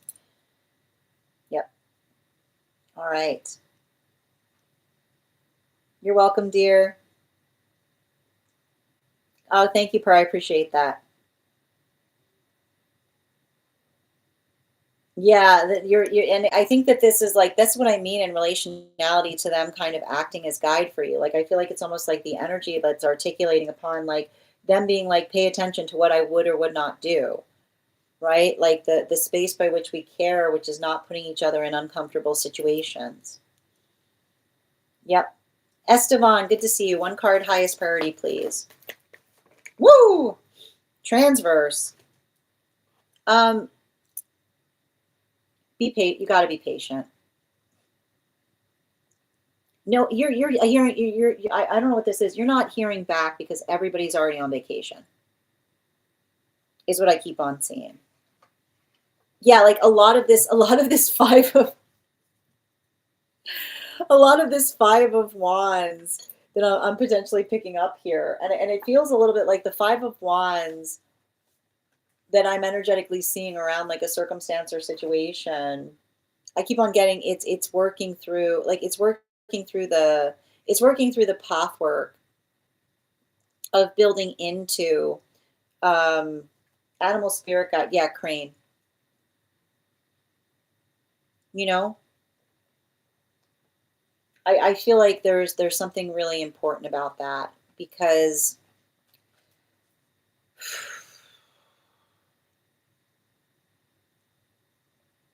and I want to describe like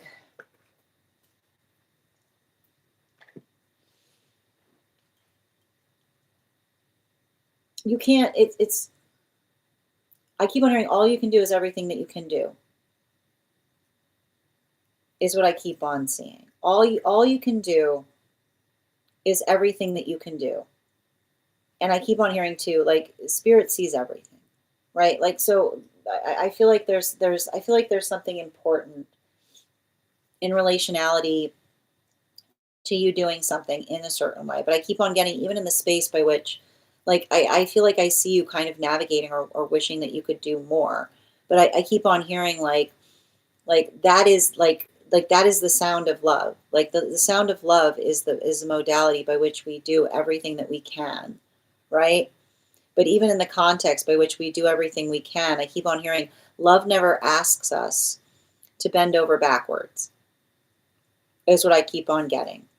Like love never asks us to bend over backwards, right? The modality by which we understand that the space by which we work towards something consistently. Like I feel like it's almost like I feel like it's almost like a guide articulating for you to hold yourself gently in terms of like what is possible where you find yourself now versus what is energetically achievable in the future is what I keep on seeing. Hi there, Susie. Absolutely. One card highest, please. And guys, we need it. We're returning back to personal. So if you haven't posted your one card yet, please pause. And one card for Susie. We've got the Five of Cups in its reversal. So I feel like this is you kind of working through situations or circumstances by which I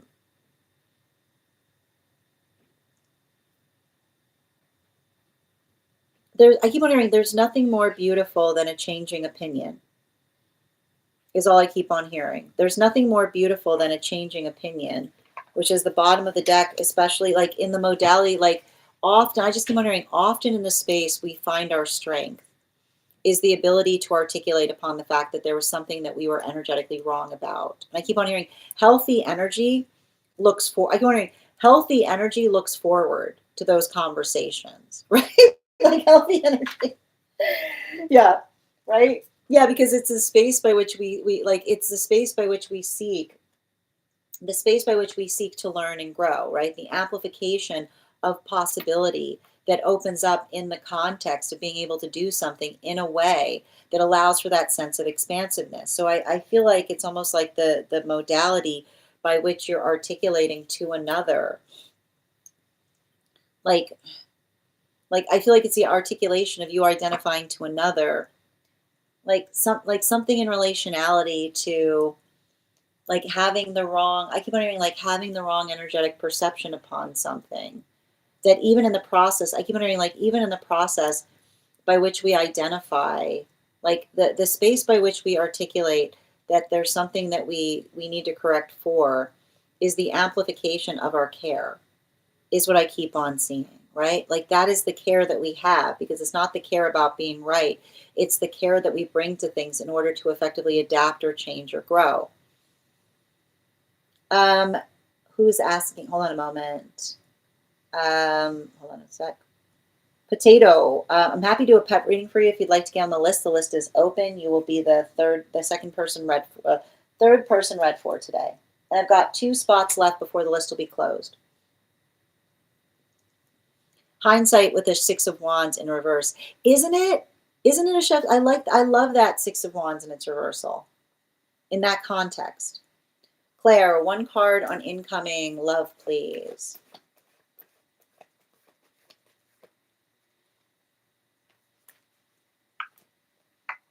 I mean, this feels positive. I feel like this is you kind of doing the work in terms of recognizing and identifying like what it is that you're working on doing so in a way. But I also feel like I feel like there's something really important there in relationality to, working through something in such a way that allows for, I keep on getting like allows for the space of identifying and recognizing what feels energetically productive. Bottom of the deck. Yeah, especially with judgment, you know, I feel like this is you, like we're like, I keep wondering, ever patient, never, always patient, never waiting, right?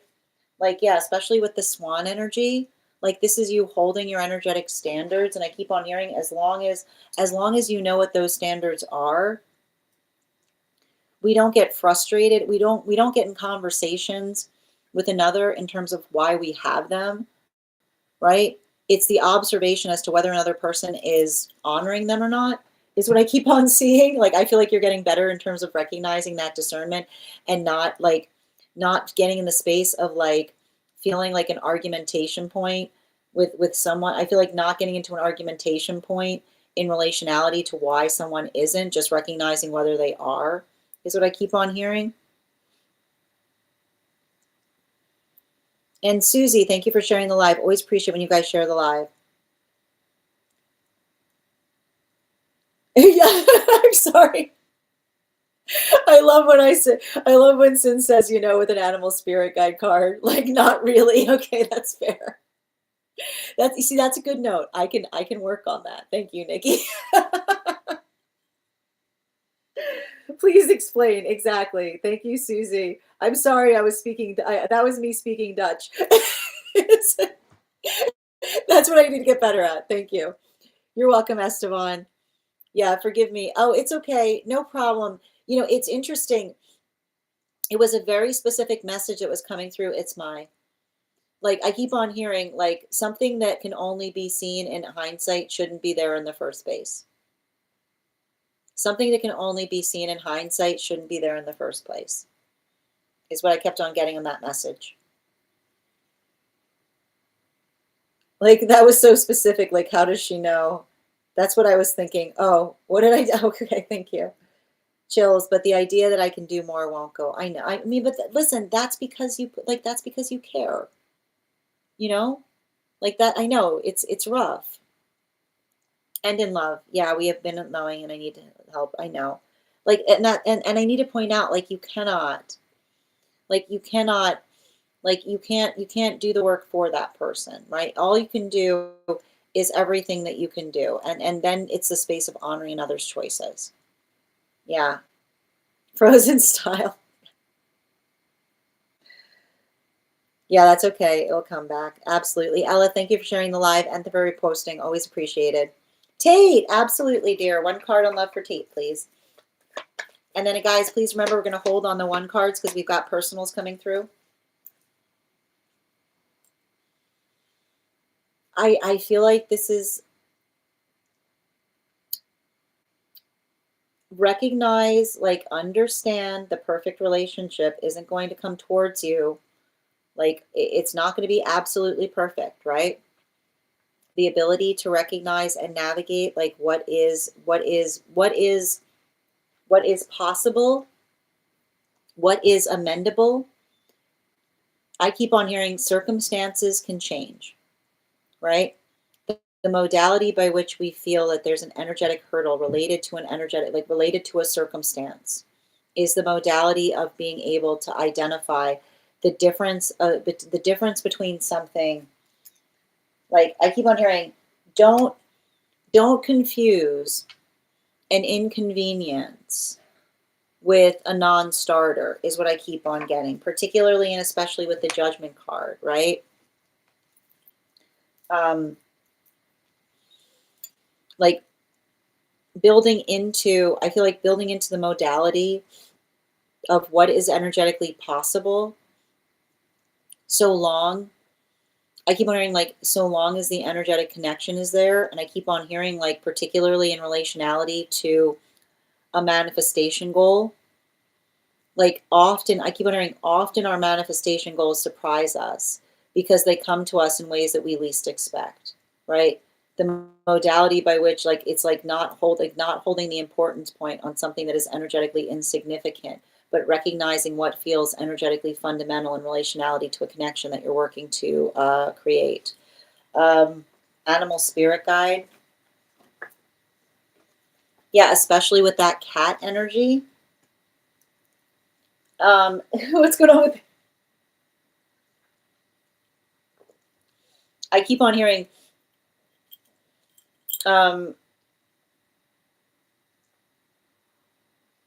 love heals our pickiness when we energetically choose each other, right? Like the I keep on hearing like the modality by which we articulate that the space by which we navigate or we work to find something that feels like it's energetically proportional. I feel like I see you kind of doing that work. Like I feel like this is, I see that that's you effectively doing that work in relationality to healing. Like I feel like the more like healing your own sense of perfection, right? Perfection, often a need for perfection is a plea for protection. Often, I keep wondering, often a need for perfection is often a plea for protection, right? Which is the anxiety of feeling like the anxiety that we sometimes hold ourselves to, that require like that creates the space by which like we feel energetically safe within it. So make sure that you're having compassionate conversations as it relates to navigating another's perfection wound. I know a lot of swan today.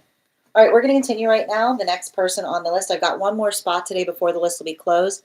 Next person on the list for today is Lisa. Lisa, if you're here, can you respond in all caps? Let me know if you'd like a general reading or if you have a specific question that you would like me to answer. And again, the list still be, I've got one more spot today before the list will be closed. Hi there, dear. How are you doing? You're welcome. It's my, yeah, I'm like, oh yeah. I'm like, oh yes, the swan. Totally. I understand. I will try to get better at describing. It's a good note. Listen, Nikki, it's a good note. Okay. It's a good note. All right. All right, Lisa. I had a ringing in my ear and my guides told me to get a reading right then. So let's get into it. I like that. All right, before we continue, let's do an animal intuition check. I've got the animal spirit guide cards here. We're going to count back from 10, and when we get to 1, I'll reveal the card. 10, 9, 8, 7, 6, 5, 4, 3, 2, 1. Got the boar. Thank you guys for participating. We'll do that again after the next reading.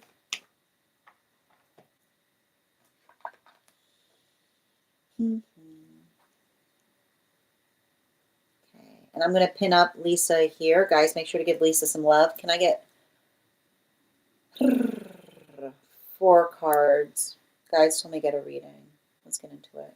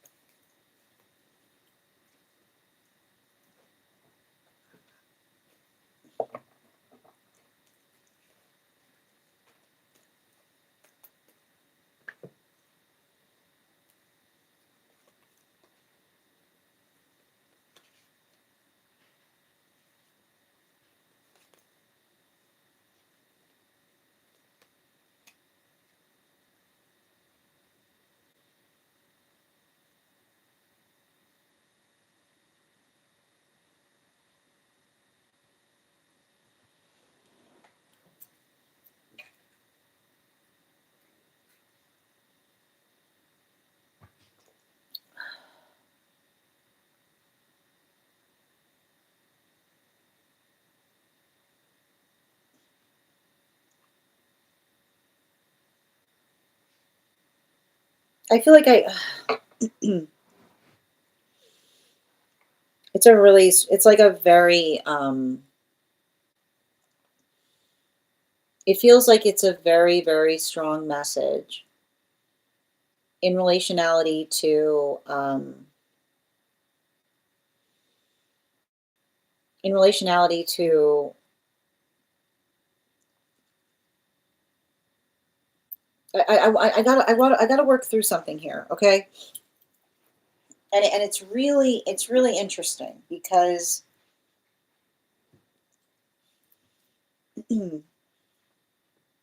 it's working through, like it's working through a conversation to have with another. And this is sometimes, like, I feel like it's often those modalities or those experiences that we navigate that require us to have a presence of mind in relate like having a presence of mind in relationality, like in relationality to, um in relationality to another's energetic intentions, right?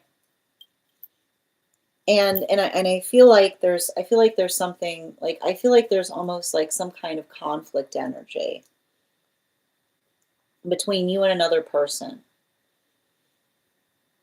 um in relationality to how they feel, right? How they feel about something, right? The observation of the space by which another person feels that they, like their intentions are pure, versus working on the fact that we can never be certain of another's energetic intentions, is what I keep on seeing. And I keep on getting that this has to do, like I feel like it has to do with, um like, and I want to stress this, like the difference between one person articulating that it didn't work between them versus another person that may be adding a yet, right? Like the modality by which, I keep wondering, the modality by which we identify or articulate upon the fact by which we come into the space of saying, like, it didn't energetically work between us, versus another person that's going, we don't work yet, right? And I feel like that's really important because the modality, like, and this is what we get, and like and this is what I feel like the space that's coming through in the conversation is understanding, right? Like, and I like to point this out, it's not the fact that energy cannot uncouple and still have the modality of having a friendship, but the song that you will typically hear in energy that is chosen to uncouple is the fact that there's care there, but they recognize the fact that it was an absolute disaster in the energetic context of being together, right? I keep wondering, it almost creates those laughable moments by which the energy looks at one another and goes, "Can you believe we tried to do that? That was ridiculous," right? Like the experience that becomes like funny because it's funny in the observation of the energy that like so clearly recognizes the fact that it was like it's like the space by which one almost laughs at it because the modality by which one was trying to, like the modality by which one was trying to do something by which we clear, like by which two people clearly recognize how ill suited, right, like how energetically ill suited they are potentially are for one another, can often be like that can be the shape of a relationship that becomes a friendship, right? Because it's both energies that are like no. Like, I'm getting here. It's like the energy that just goes like you're great, no thank you. Like respect, like it's a space by which you say like you're great, but you're great over, like this is better in relationality to what we energetically need. So it's the articulation of understanding that mature energy can reach those modalities, right? What can't happen, right? And this is why I keep on hearing energy that departs from a situation can never articulate that that's happening with full clarity. Energy that makes the choice to depart from a situation can never make that observation with full clarity. Because the difference between someone saying, isn't that great, right? Like the energy that articulates it goes, isn't that great? We're better this way. And another person going, sure, yeah, yeah, right? The identification point of another that comes into the space, it's the modality of another person, potentially.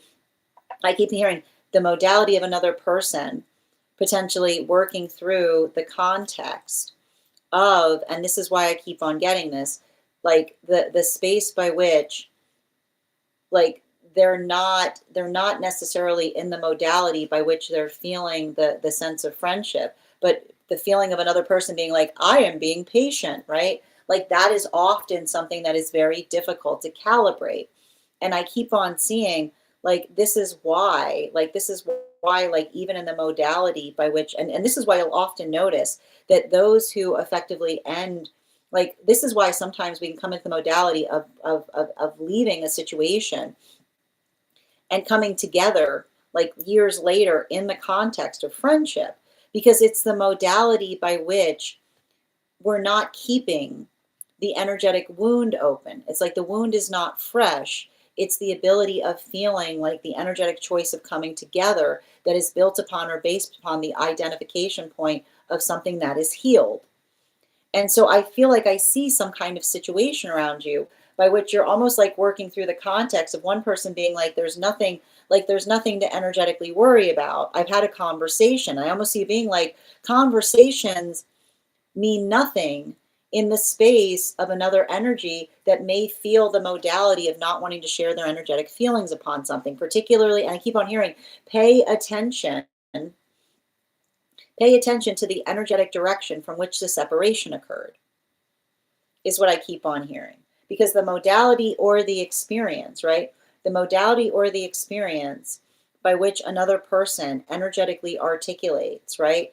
The space by which another person says, like, we had a conversation about it. We both effectively recognized that it was in our energetic best interest. It's not something that we want to pursue, is something that can occur. But the modality by which another person,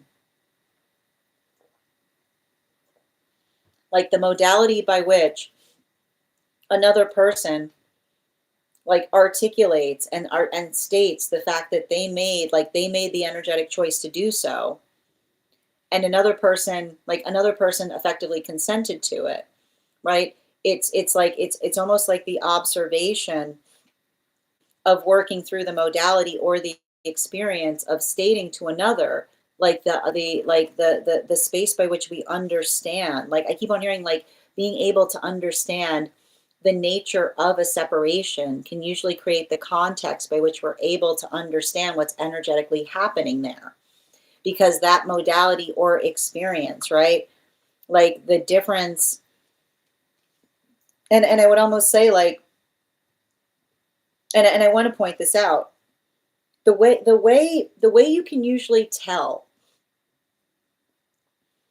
that a healthy relationship is occurring is in the space by which, like I keep wondering, the space by which a partnership occurs and it doesn't feel like it's going to effectively change or adjust or modify the relationship, right? Because I almost see, like, I don't know why, I almost see the situation between you, like I see somebody like in the modality of coming towards you with complete authenticity in relationality to how they feel, right? Like in relationality to them saying, like, there's nothing to energetically worry there. I have no energetic feelings for them. But then almost you kind of looking at something and being like, well, then why are, like that must be agony for them, right? Like the modality by which one recognizes the space of energetic agony is the space by which Like I keep on hearing, not the space by which I feel like not the space by which we feel. We should never feel the space by which another person seems to be like white knuckling through a friendship that they would effectively desire to have as a relationship. So I feel like there's something really important in terms of that as it relates to navigating the expectations of another.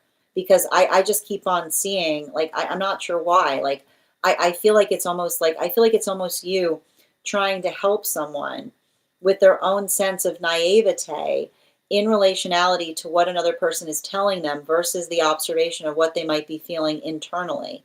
Bottom of the deck. Yeah, like this is what we get with the Chariot, right?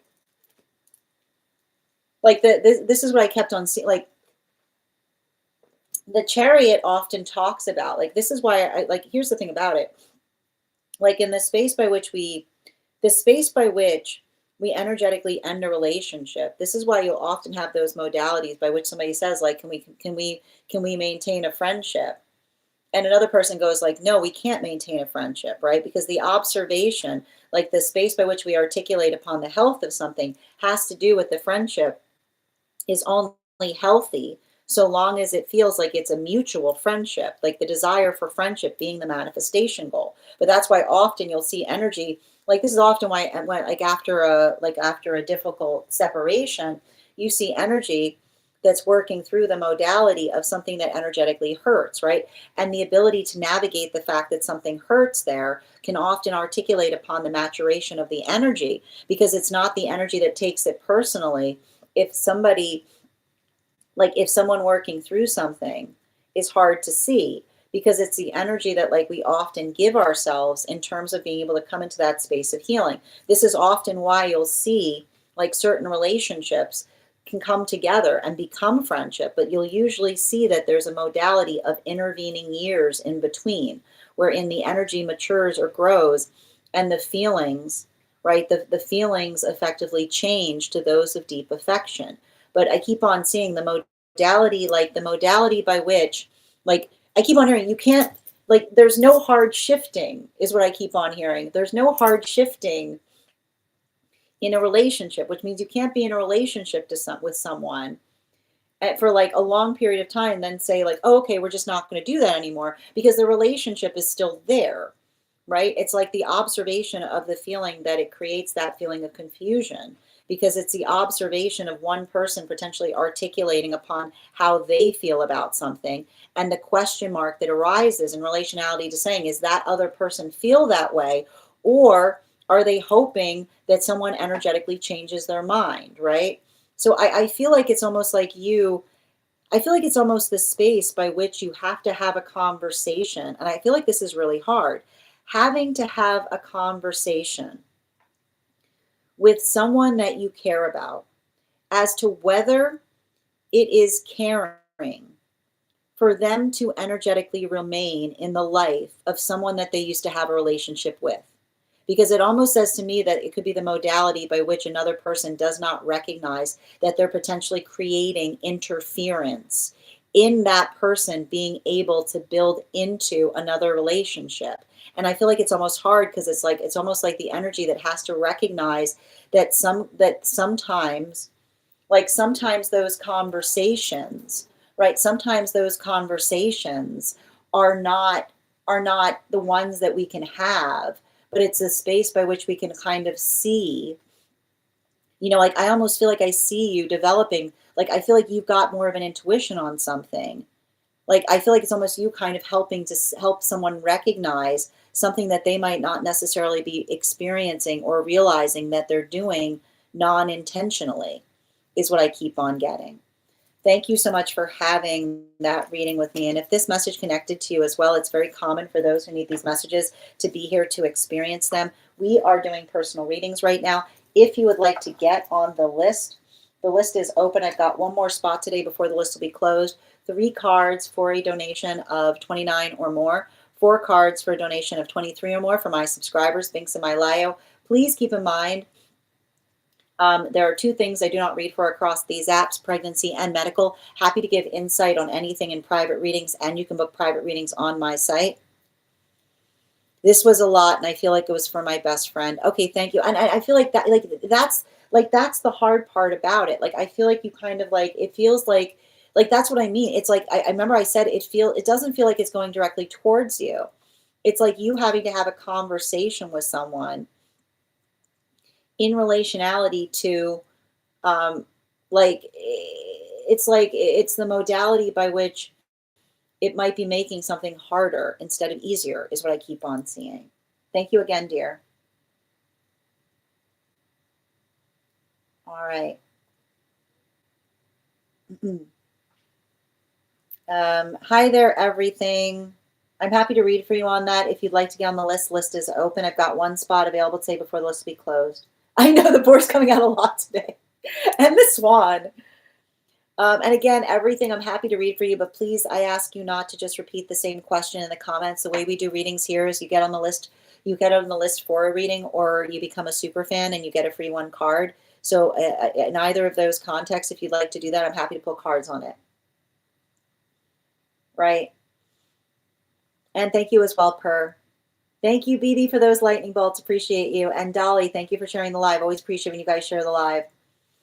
That was a lot. Yep, absolutely. Let me call her. Yeah. It does. No, it was coming. It was, I was thinking a lot about that. It was coming. It was actually like asking me to effectively refer to that reading, Per, when I was doing that. It was like refer back to that, because it's saying, again, it's not the fact that it can't happen, but it's saying that there are exceptional conditions that allow it to be possible.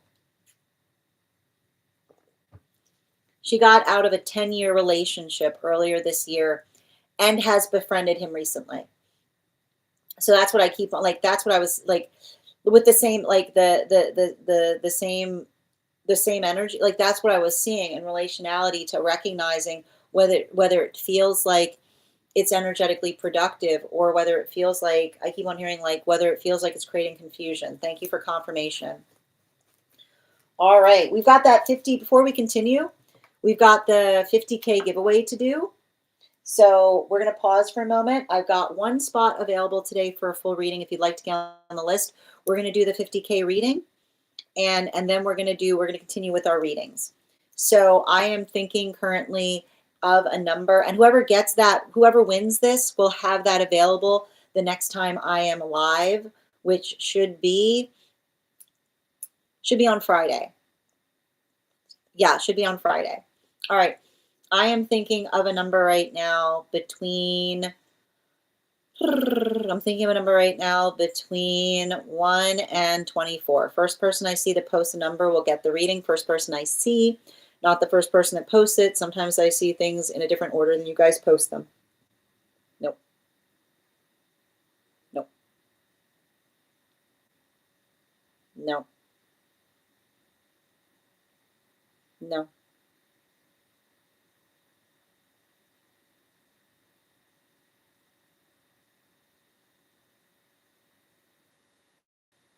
Whoop, whoop, whoop, whoop, whoop.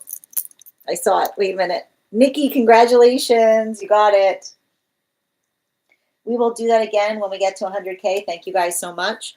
Next person on the list for today is Per. Per, if you're here, can you respond in all caps? Let me know if you'd like a general reading or if you have a specific question you'd like me to answer.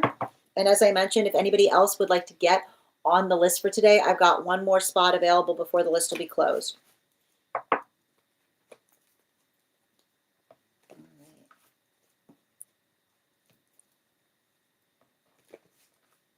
Hi, question on disco under general. I got you. And before we continue right now, let's warm up those intuition muscles with an intuition check. I've got the animal spirit guide cards here. We're going to count back from 10. And when we get to 1, I'll reveal the card. 10, 9, 8, 7, 6, 5, 4, 3, 2, 1. We got the horse. Thank you guys for participating. We'll do that again after the next reading. All right. And I'm going to pin up Per here. Guys, make sure to give Per some love. Outside tea. On the last evening of my vacation, I went out to dinner with my mother and a friend. To my left, a man was dining alone. I couldn't see his face, but I was aware of his presence the entire evening. When we were leaving, I saw his face. This man was gorgeous, by the way. According to my friend, he also seemed very interested. Naturally, because of my company, I didn't take any action. I call this feeling the so-called pull, and I feel it very rarely. In the past, the pull has led me to every long-term relationship. If I was in different company, I would have taken action probably. I would like to know whether this pull feeling is an old pattern of mine I should better avoid at all costs. Not asking out of insecurity, but trying to learn to discern. 4 cards.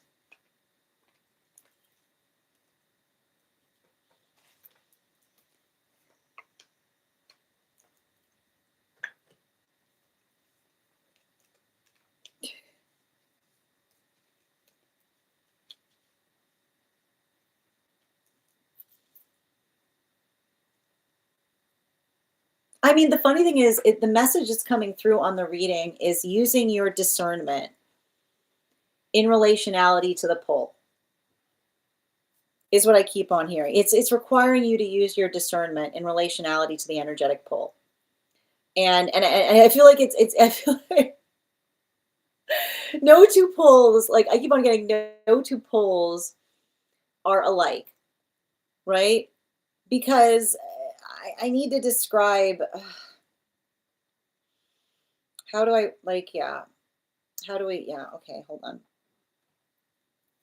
Um,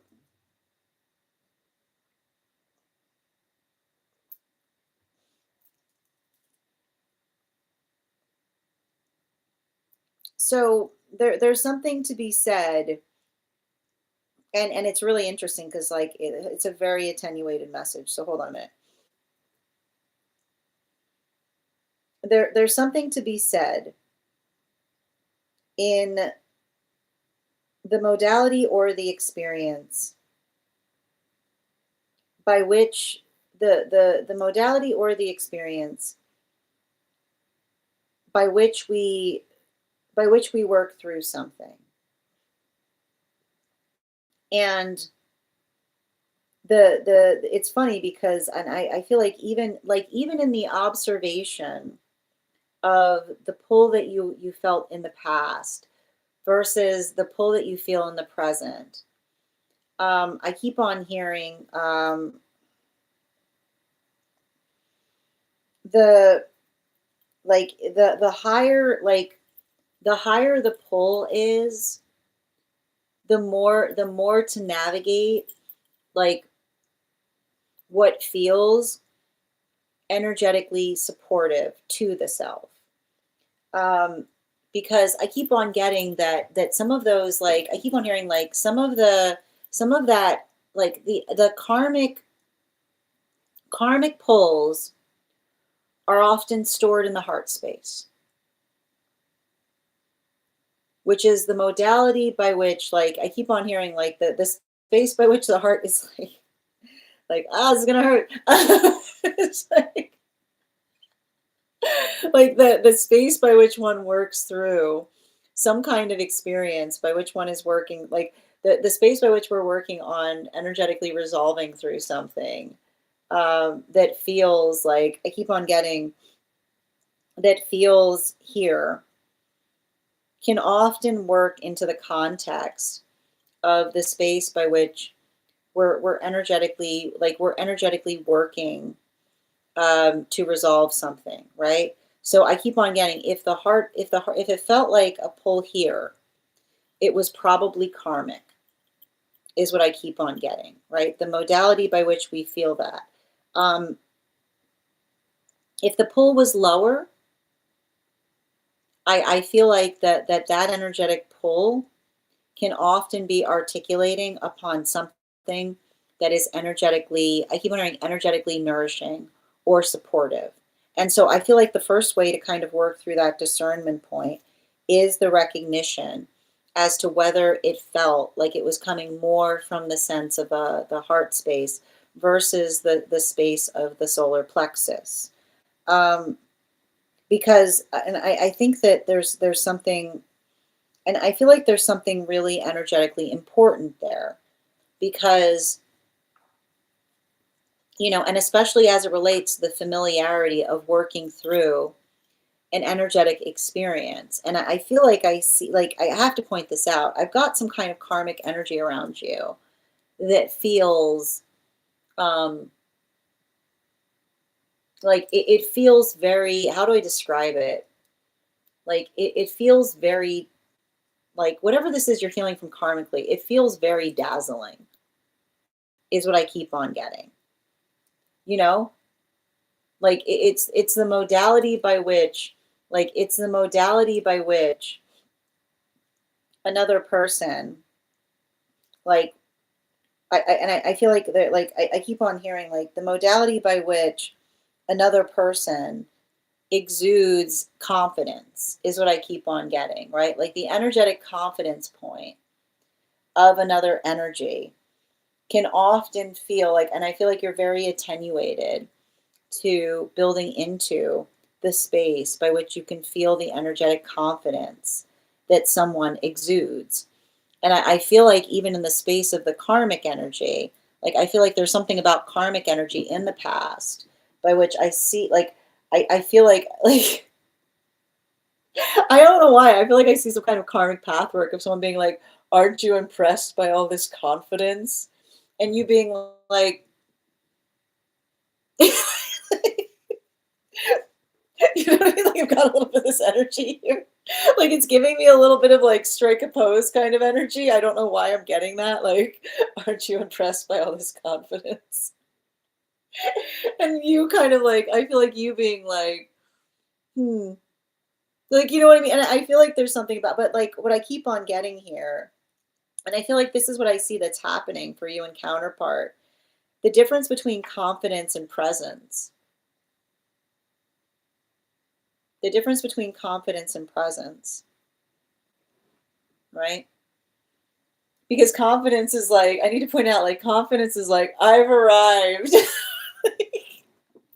I am here. Um, Presence is, you wanted to see me, you know? I just keep on hearing that. There's something about like the difference between confidence that says, I am here, versus the energy, like the energy that I see that you're pulling, like moving towards, which is saying, can I help you with something? Right? Like it's, and I feel like again, this is a continuation, right? Like this is a continuation of working through the intimacy wound, because it's very convenient, right? A good way to mask like working through intimacy is working into the space of connecting energetically with someone who has a lot of confidence, right? Because it's like it doesn't require you to be confident, doesn't it? Like when somebody else is working through the space of having all the confidence, right?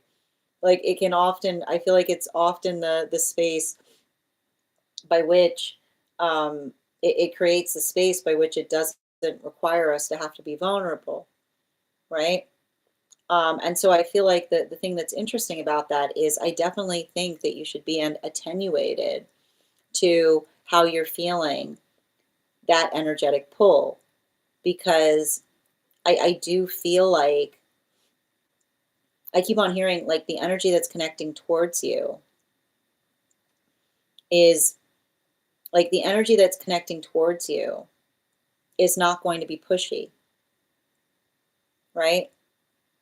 It's going to require, I feel like it's going to require, I feel like it's going to require the space of you kind of having to step out of your comfort zone a little in relationality to, like, I keep on hearing like in relationality to articulating upon your energetic direction, because I just keep on hearing something in relationality to your counterpart that says I would never I would never deem to assume, like I would never deem to assume that you thought of me that way unless you energetically articulated upon the fact that that's a direction that you would like to pursue. Like it's incredibly, I keep on getting it's incredibly respectful energy is what I keep on getting. Bottom of the deck. Yeah, right? So I feel like it's important. And I feel like even in this, I keep on, even in the space, I feel like the space by which you felt the pull is helping you recognize that you're energetically ready for relationship, is what I keep on seeing, right? The modality by which you felt like I keep on hearing like the fact by which you felt the pull and you identified it as familiar. I feel like the pull was more the identification point of the universe effectively articulating to you your own energetic readiness in relationality to pursuing or working through this space of relationship. But I keep on getting the pull, right? Like the pull that's effectively attenuated towards what feels nourishing and healthy is I keep on hearing like the difference between I wouldn't be surprised if you feel like you're pulled towards different energy right now is what I keep on seeing, right? The modality by which you feel energetically compelled or like interested in something that feels nourishing because I do feel like I feel like there's something like I wouldn't be surprised. I keep on hearing like there's something about your tastes changing is what I keep on seeing here. The modality by which your tastes have changed. I wouldn't be surprised if you find yours like I would be very attenuated to paying attention to what you feel energetically, to whom you feel energetically compelled towards right now. Because I feel like the question that you need to ask yourself is that the same type of energy that you were attracted to in the past? Because again, when I said like the space between the heart or the solar plexus is like I keep on hearing the old familiar feeling in a new form is the identification point of you working towards healing, which is the ability of effectively integrating upon the feeling of energetic attraction towards someone, but with a sense of intrigue in relationality to the fact that you notice that there's something that has changed there. So I feel like it would be a good time right now to be writing down what it feels like to be in healthy relationship because what we want you to effectively do is we want you to become familiar with the feeling of what it feels like outside of partnership to feel healthy so that you can recognize, like I said, the next time that happens, you can better recognize whether it feels like something energetically older that you're working to heal from versus potentially something that's energetically nourishing in relationality to the direction that you're headed. Thank you so much for having that reading with me, Per. And if this message connected to you as well, it's very common for those who need these messages to be here to experience them. We are doing personal readings right now. If you would like to get on the list, I've got one spot available today before the list will be closed. 3 cards for a donation of $29 or more. 4 cards for donation of $23 or more for my subscribers. Links in my bio. Please keep in mind there are 2 things I do not read for across these apps: pregnancy and medical. Happy to give insight on anything in private readings, and you can book private readings on my site. I'm going to take a moment to read over some of the comments that came through as I was reading. We're also at 62.8K likes. When we get to 50K, 100K, I will be gifting a reading back to the collective. So make sure you're tapping that screen and we'll get to 100K in no time.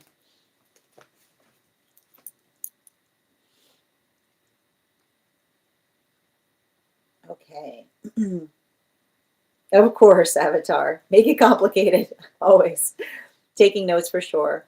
I can't remember where he felt it. Funny thing, the 10-year-old daughter of the friend said, "What is wrong with you?" What is wrong with you all? That's so funny. Oh, that's wild. Thank you, Per. That's very funny. Energetic confidence. Yeah, Gaston vibes. I used to be a sucker for confidence, maybe still am. Yeah. Well, here's the thing. I need to point this out. Confidence, I keep on hearing there's confidence and there's energetic presence is what I keep on getting. And I feel like there's something about the difference between that is going to be important in relationality to whatever it is you're moving towards. You're so welcome, dear. All right, next person we're reading for today is Claire. Claire, if you're here, can you respond in all caps? Let me know if you'd like a general reading or if you have a specific question you would like me to answer. And as I mentioned, we've got one spot left today if anybody else would like to claim that spot. It is 3 cards for a donation of $29 or more, 4 cards for a donation of $23 or more for my subscribers. Links in my bio. Please keep in mind there are 2 things I do not read for across these apps. Those are pregnancy and medical. Happy to give insight on anything in private readings, and you can book private readings on my site. All right, before we continue right now, let's warm up those intuition muscles with an intuition check. I've got the animal spirit guide card here. We're going to count back from 10, and when we get to 1, I will reveal the card. 10, 9, 8, 7, 6, 5, 4, 3, 2, 1. Well done, Purr. We got the cat. All right. All right, Claire, I've got you here. You have a great day, Avatar. Life path reading for Claire. All right, and 4 cards, please. Highest priority.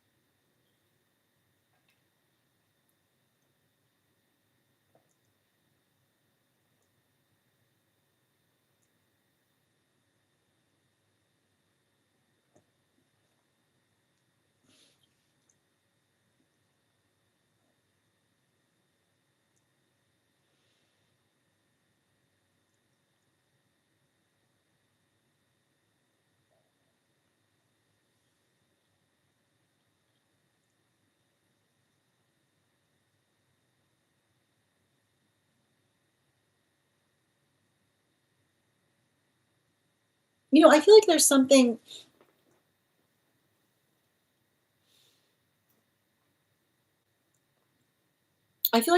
really important that I feel like you're effectively, I feel like you're effectively navigating. In relationality to others, like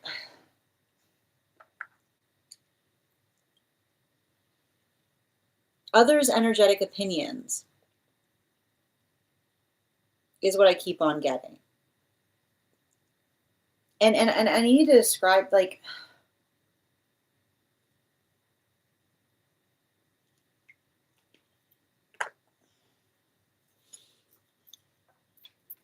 and I think that I will never understand.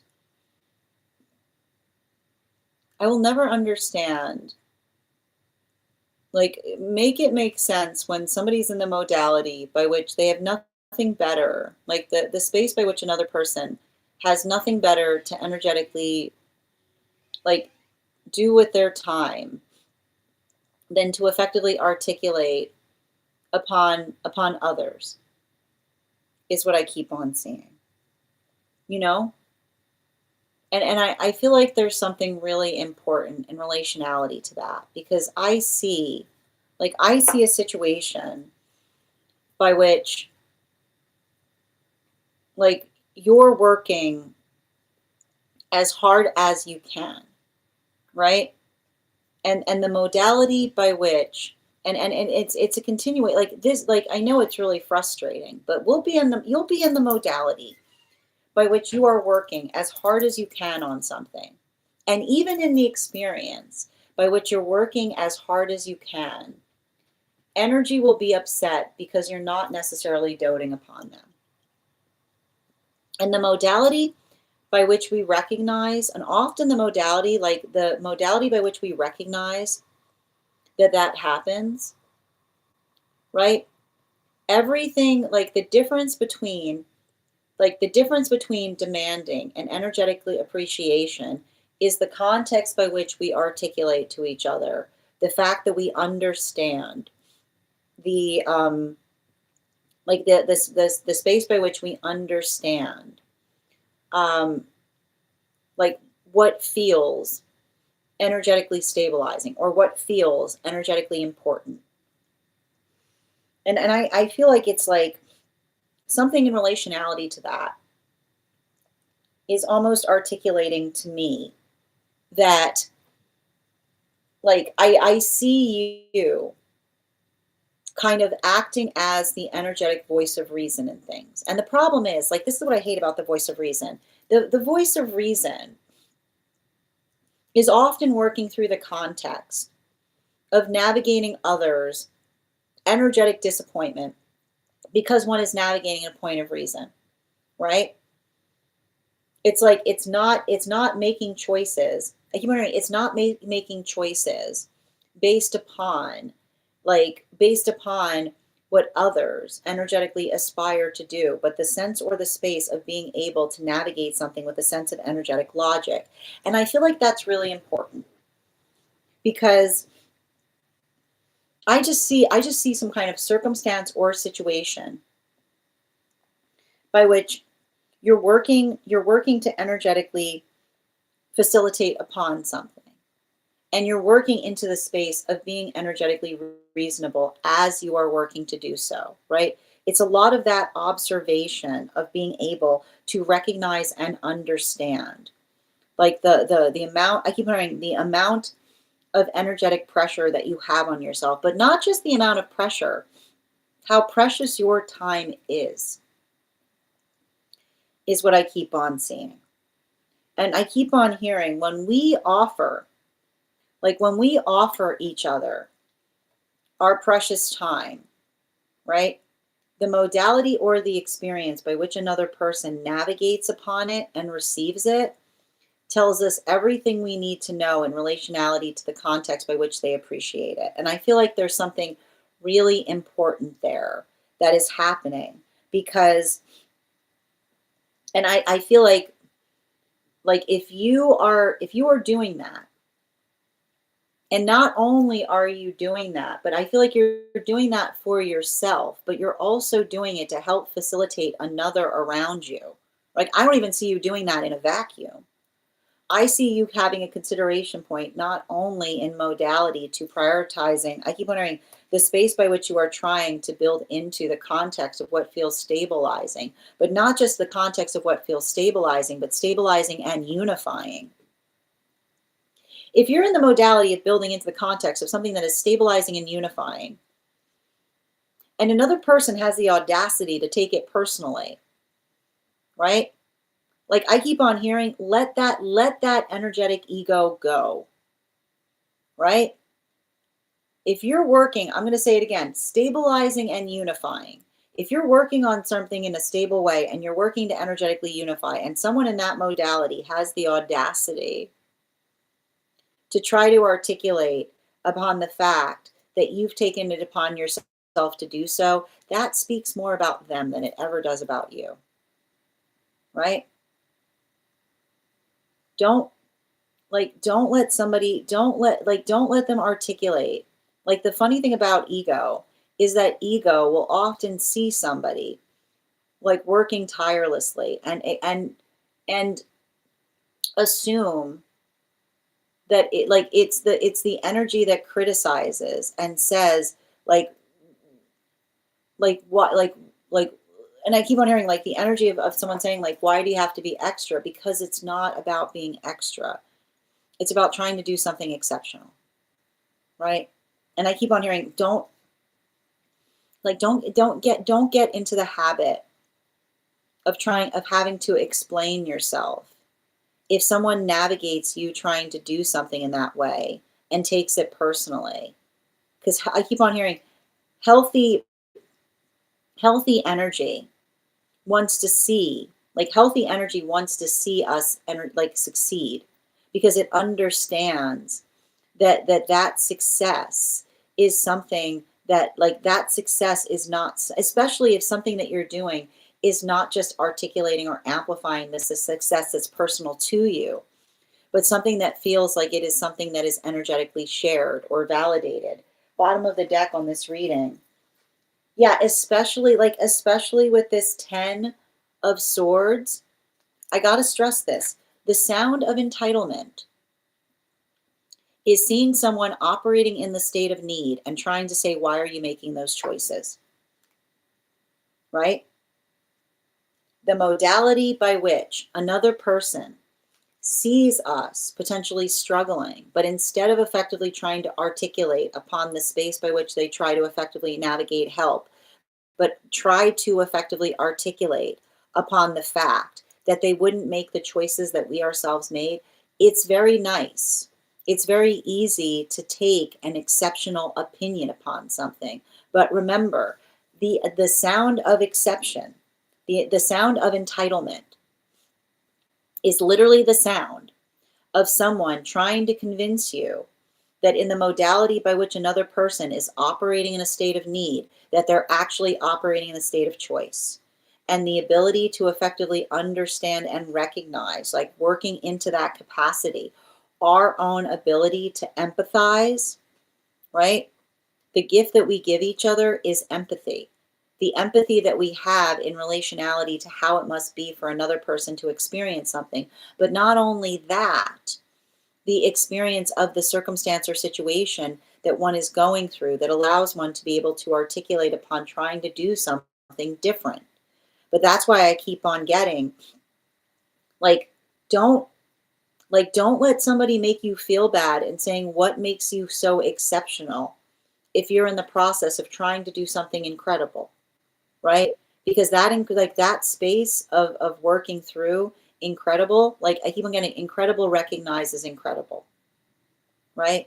Incredible recognizes incredible. It's the modality or the experience by which we understand and amplify and unify on those energetic journeys, right? The space by which we effectively articulate and find the force by which we can speak towards something, but not just finding the force by which we can speak towards something, being able to amplify and articulate the meaning that we hold towards things. Like, don't let somebody tear you down, even in the process of you trying to build something up in a better way. And I know how hard it is, because I can see a lot of this energy around you. But don't let it affect you. Thank you so much for having that reading with me, Claire. And if this message connected to you as well, it's very common for those who need these messages to be here to experience them. We are doing personal readings right now. If you would like to get on the list is open. It is 3 cards for a donation of $29 or more, 4 cards for a donation of $23 or more for my subscribers. Links in my bio. Please keep in mind there are 2 things I don't read for across these apps: pregnancy and medical. Happy to give insight on anything in private readings, and you can book private readings on my site. I'm going to take a moment to read over some of the comments that came through as I was reading.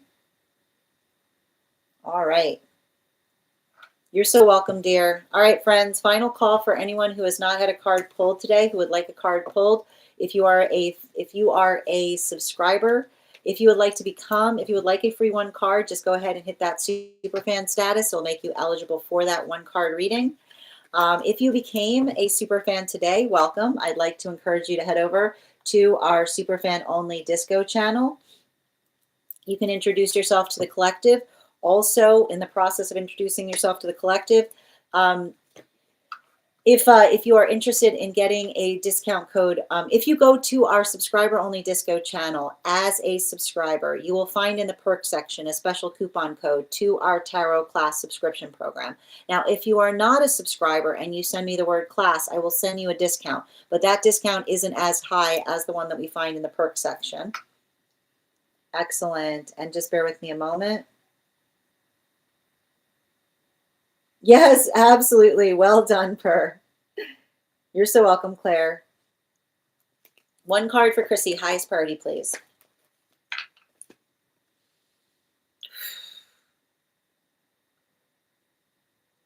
It's working through not just the space of another person articulating upon how they feel, but what they were expecting us to feel when they said something is what I keep on seeing. Yeah, bottom of the deck. You know, I especially with the Six of Wands and its reversal, you know, I feel like the modal like I feel like this is almost like the space by which I feel like it's like make sure that you're conscientious about someone who effectively like goads you on because they like to watch you do something that they themselves wouldn't do, is what I keep on seeing. Yeah, especially with the hind energy, you know, like healthy, like it keeps on saying to me, like healthy energy, healthy energy like articulates to us in relationality to what feels like it's actually healthy for us, right? It's not like I keep on hearing it's not the space by which we feel the like I keep on hearing like not the space by which another person tries to tries to uh get us energetically riled up, you know, so that they do something so that they do something that they themselves wouldn't do, but they energetically like delight in watching us do, is what I keep on hearing, right? Like making sure that you're having conversations in relationality to what feels like it's energetically proportional. Not, and I keep hearing don't match energy. If someone feels like they're provoking you, remember who you are. One card for BB, please. One moment, please. Yep. Yeah, potentially again with the two of swords in its reversal is working in, it's very much a follow-up on the dream reading that we saw. The observation or the amplification of honoring each other's choices is the space by which the space by which we honor each other's choices is how we effectively allow the love in. And I keep on seeing that like having to heal, I keep wondering having to heal from experiences in the past. I keep on hearing like healthy love does not create like it's the observation of you healing from a situation of the past that made you feel like you had to effectively like I keep wondering like rescue something, but it's the observation, especially with the bottom of the deck. Yeah, right. The observation of potentially working through the context of the space by which we care about one another is the space by which we I keep on hearing like not the space by which we have to take like drastic steps, but the observation of being able to work into a way that feels like it creates that sense of something that could improve or grow with time is what I keep on seeing, right? Like I keep on hearing some kind of message in that says like no drastic energy in healthy relationship. Yeah, particularly and especially with like the Sal, right? Working into the context of allowing progress in the right direction to build into our sense of confidence in terms of what we're helping to effectively heal versus what we have to energetically deal with is what I keep on seeing. Thank you so much, dear, for having that reading with me. Final call for anyone who is a subscriber who has not had a card pulled today. Thank you, Kim, for the follow. Hi there, Dark. How are you doing today? Happy holidays to everyone in any way you celebrate. Thank you as well. You're so welcome, BB. I got you, Yaz. May I potentially ask for one card tomorrow today? I'm afraid I'm afraid you can't do that. Yes, I appreciate. I can't if I allow that to we it would be too energetically confusing for me to be able to navigate that for everybody here. But again, if you want to book, there's availability for one more reading if you want to book a personal reading. If you want to do a reading today, you're so welcome, Nikki. All right. Thank you guys. I want to thank you guys so much for being here today and sharing in these messages. I will be away. I will be off tomorrow and the following day, but I should be back on Friday. If you would like to get on the list for a personal reading now, you'll be the first person read for on Friday. You'll also have an additional card in your reading if you book ahead of time. If you are interested, if you miss the Daily Collective, it'll be up on the place where we keep the videos and the photos. It'll also be up as a podcast later this evening. I want to thank you guys so much for being. If you became a subscriber today, welcome. Head over to the subscriber only Disco channel to introduce yourself to the collective. And you'll find in the perks section a special coupon code for that tarot class subscription. The judgment class is now up if you'd like to catch that if you weren't able to be there in person on the day that we had it.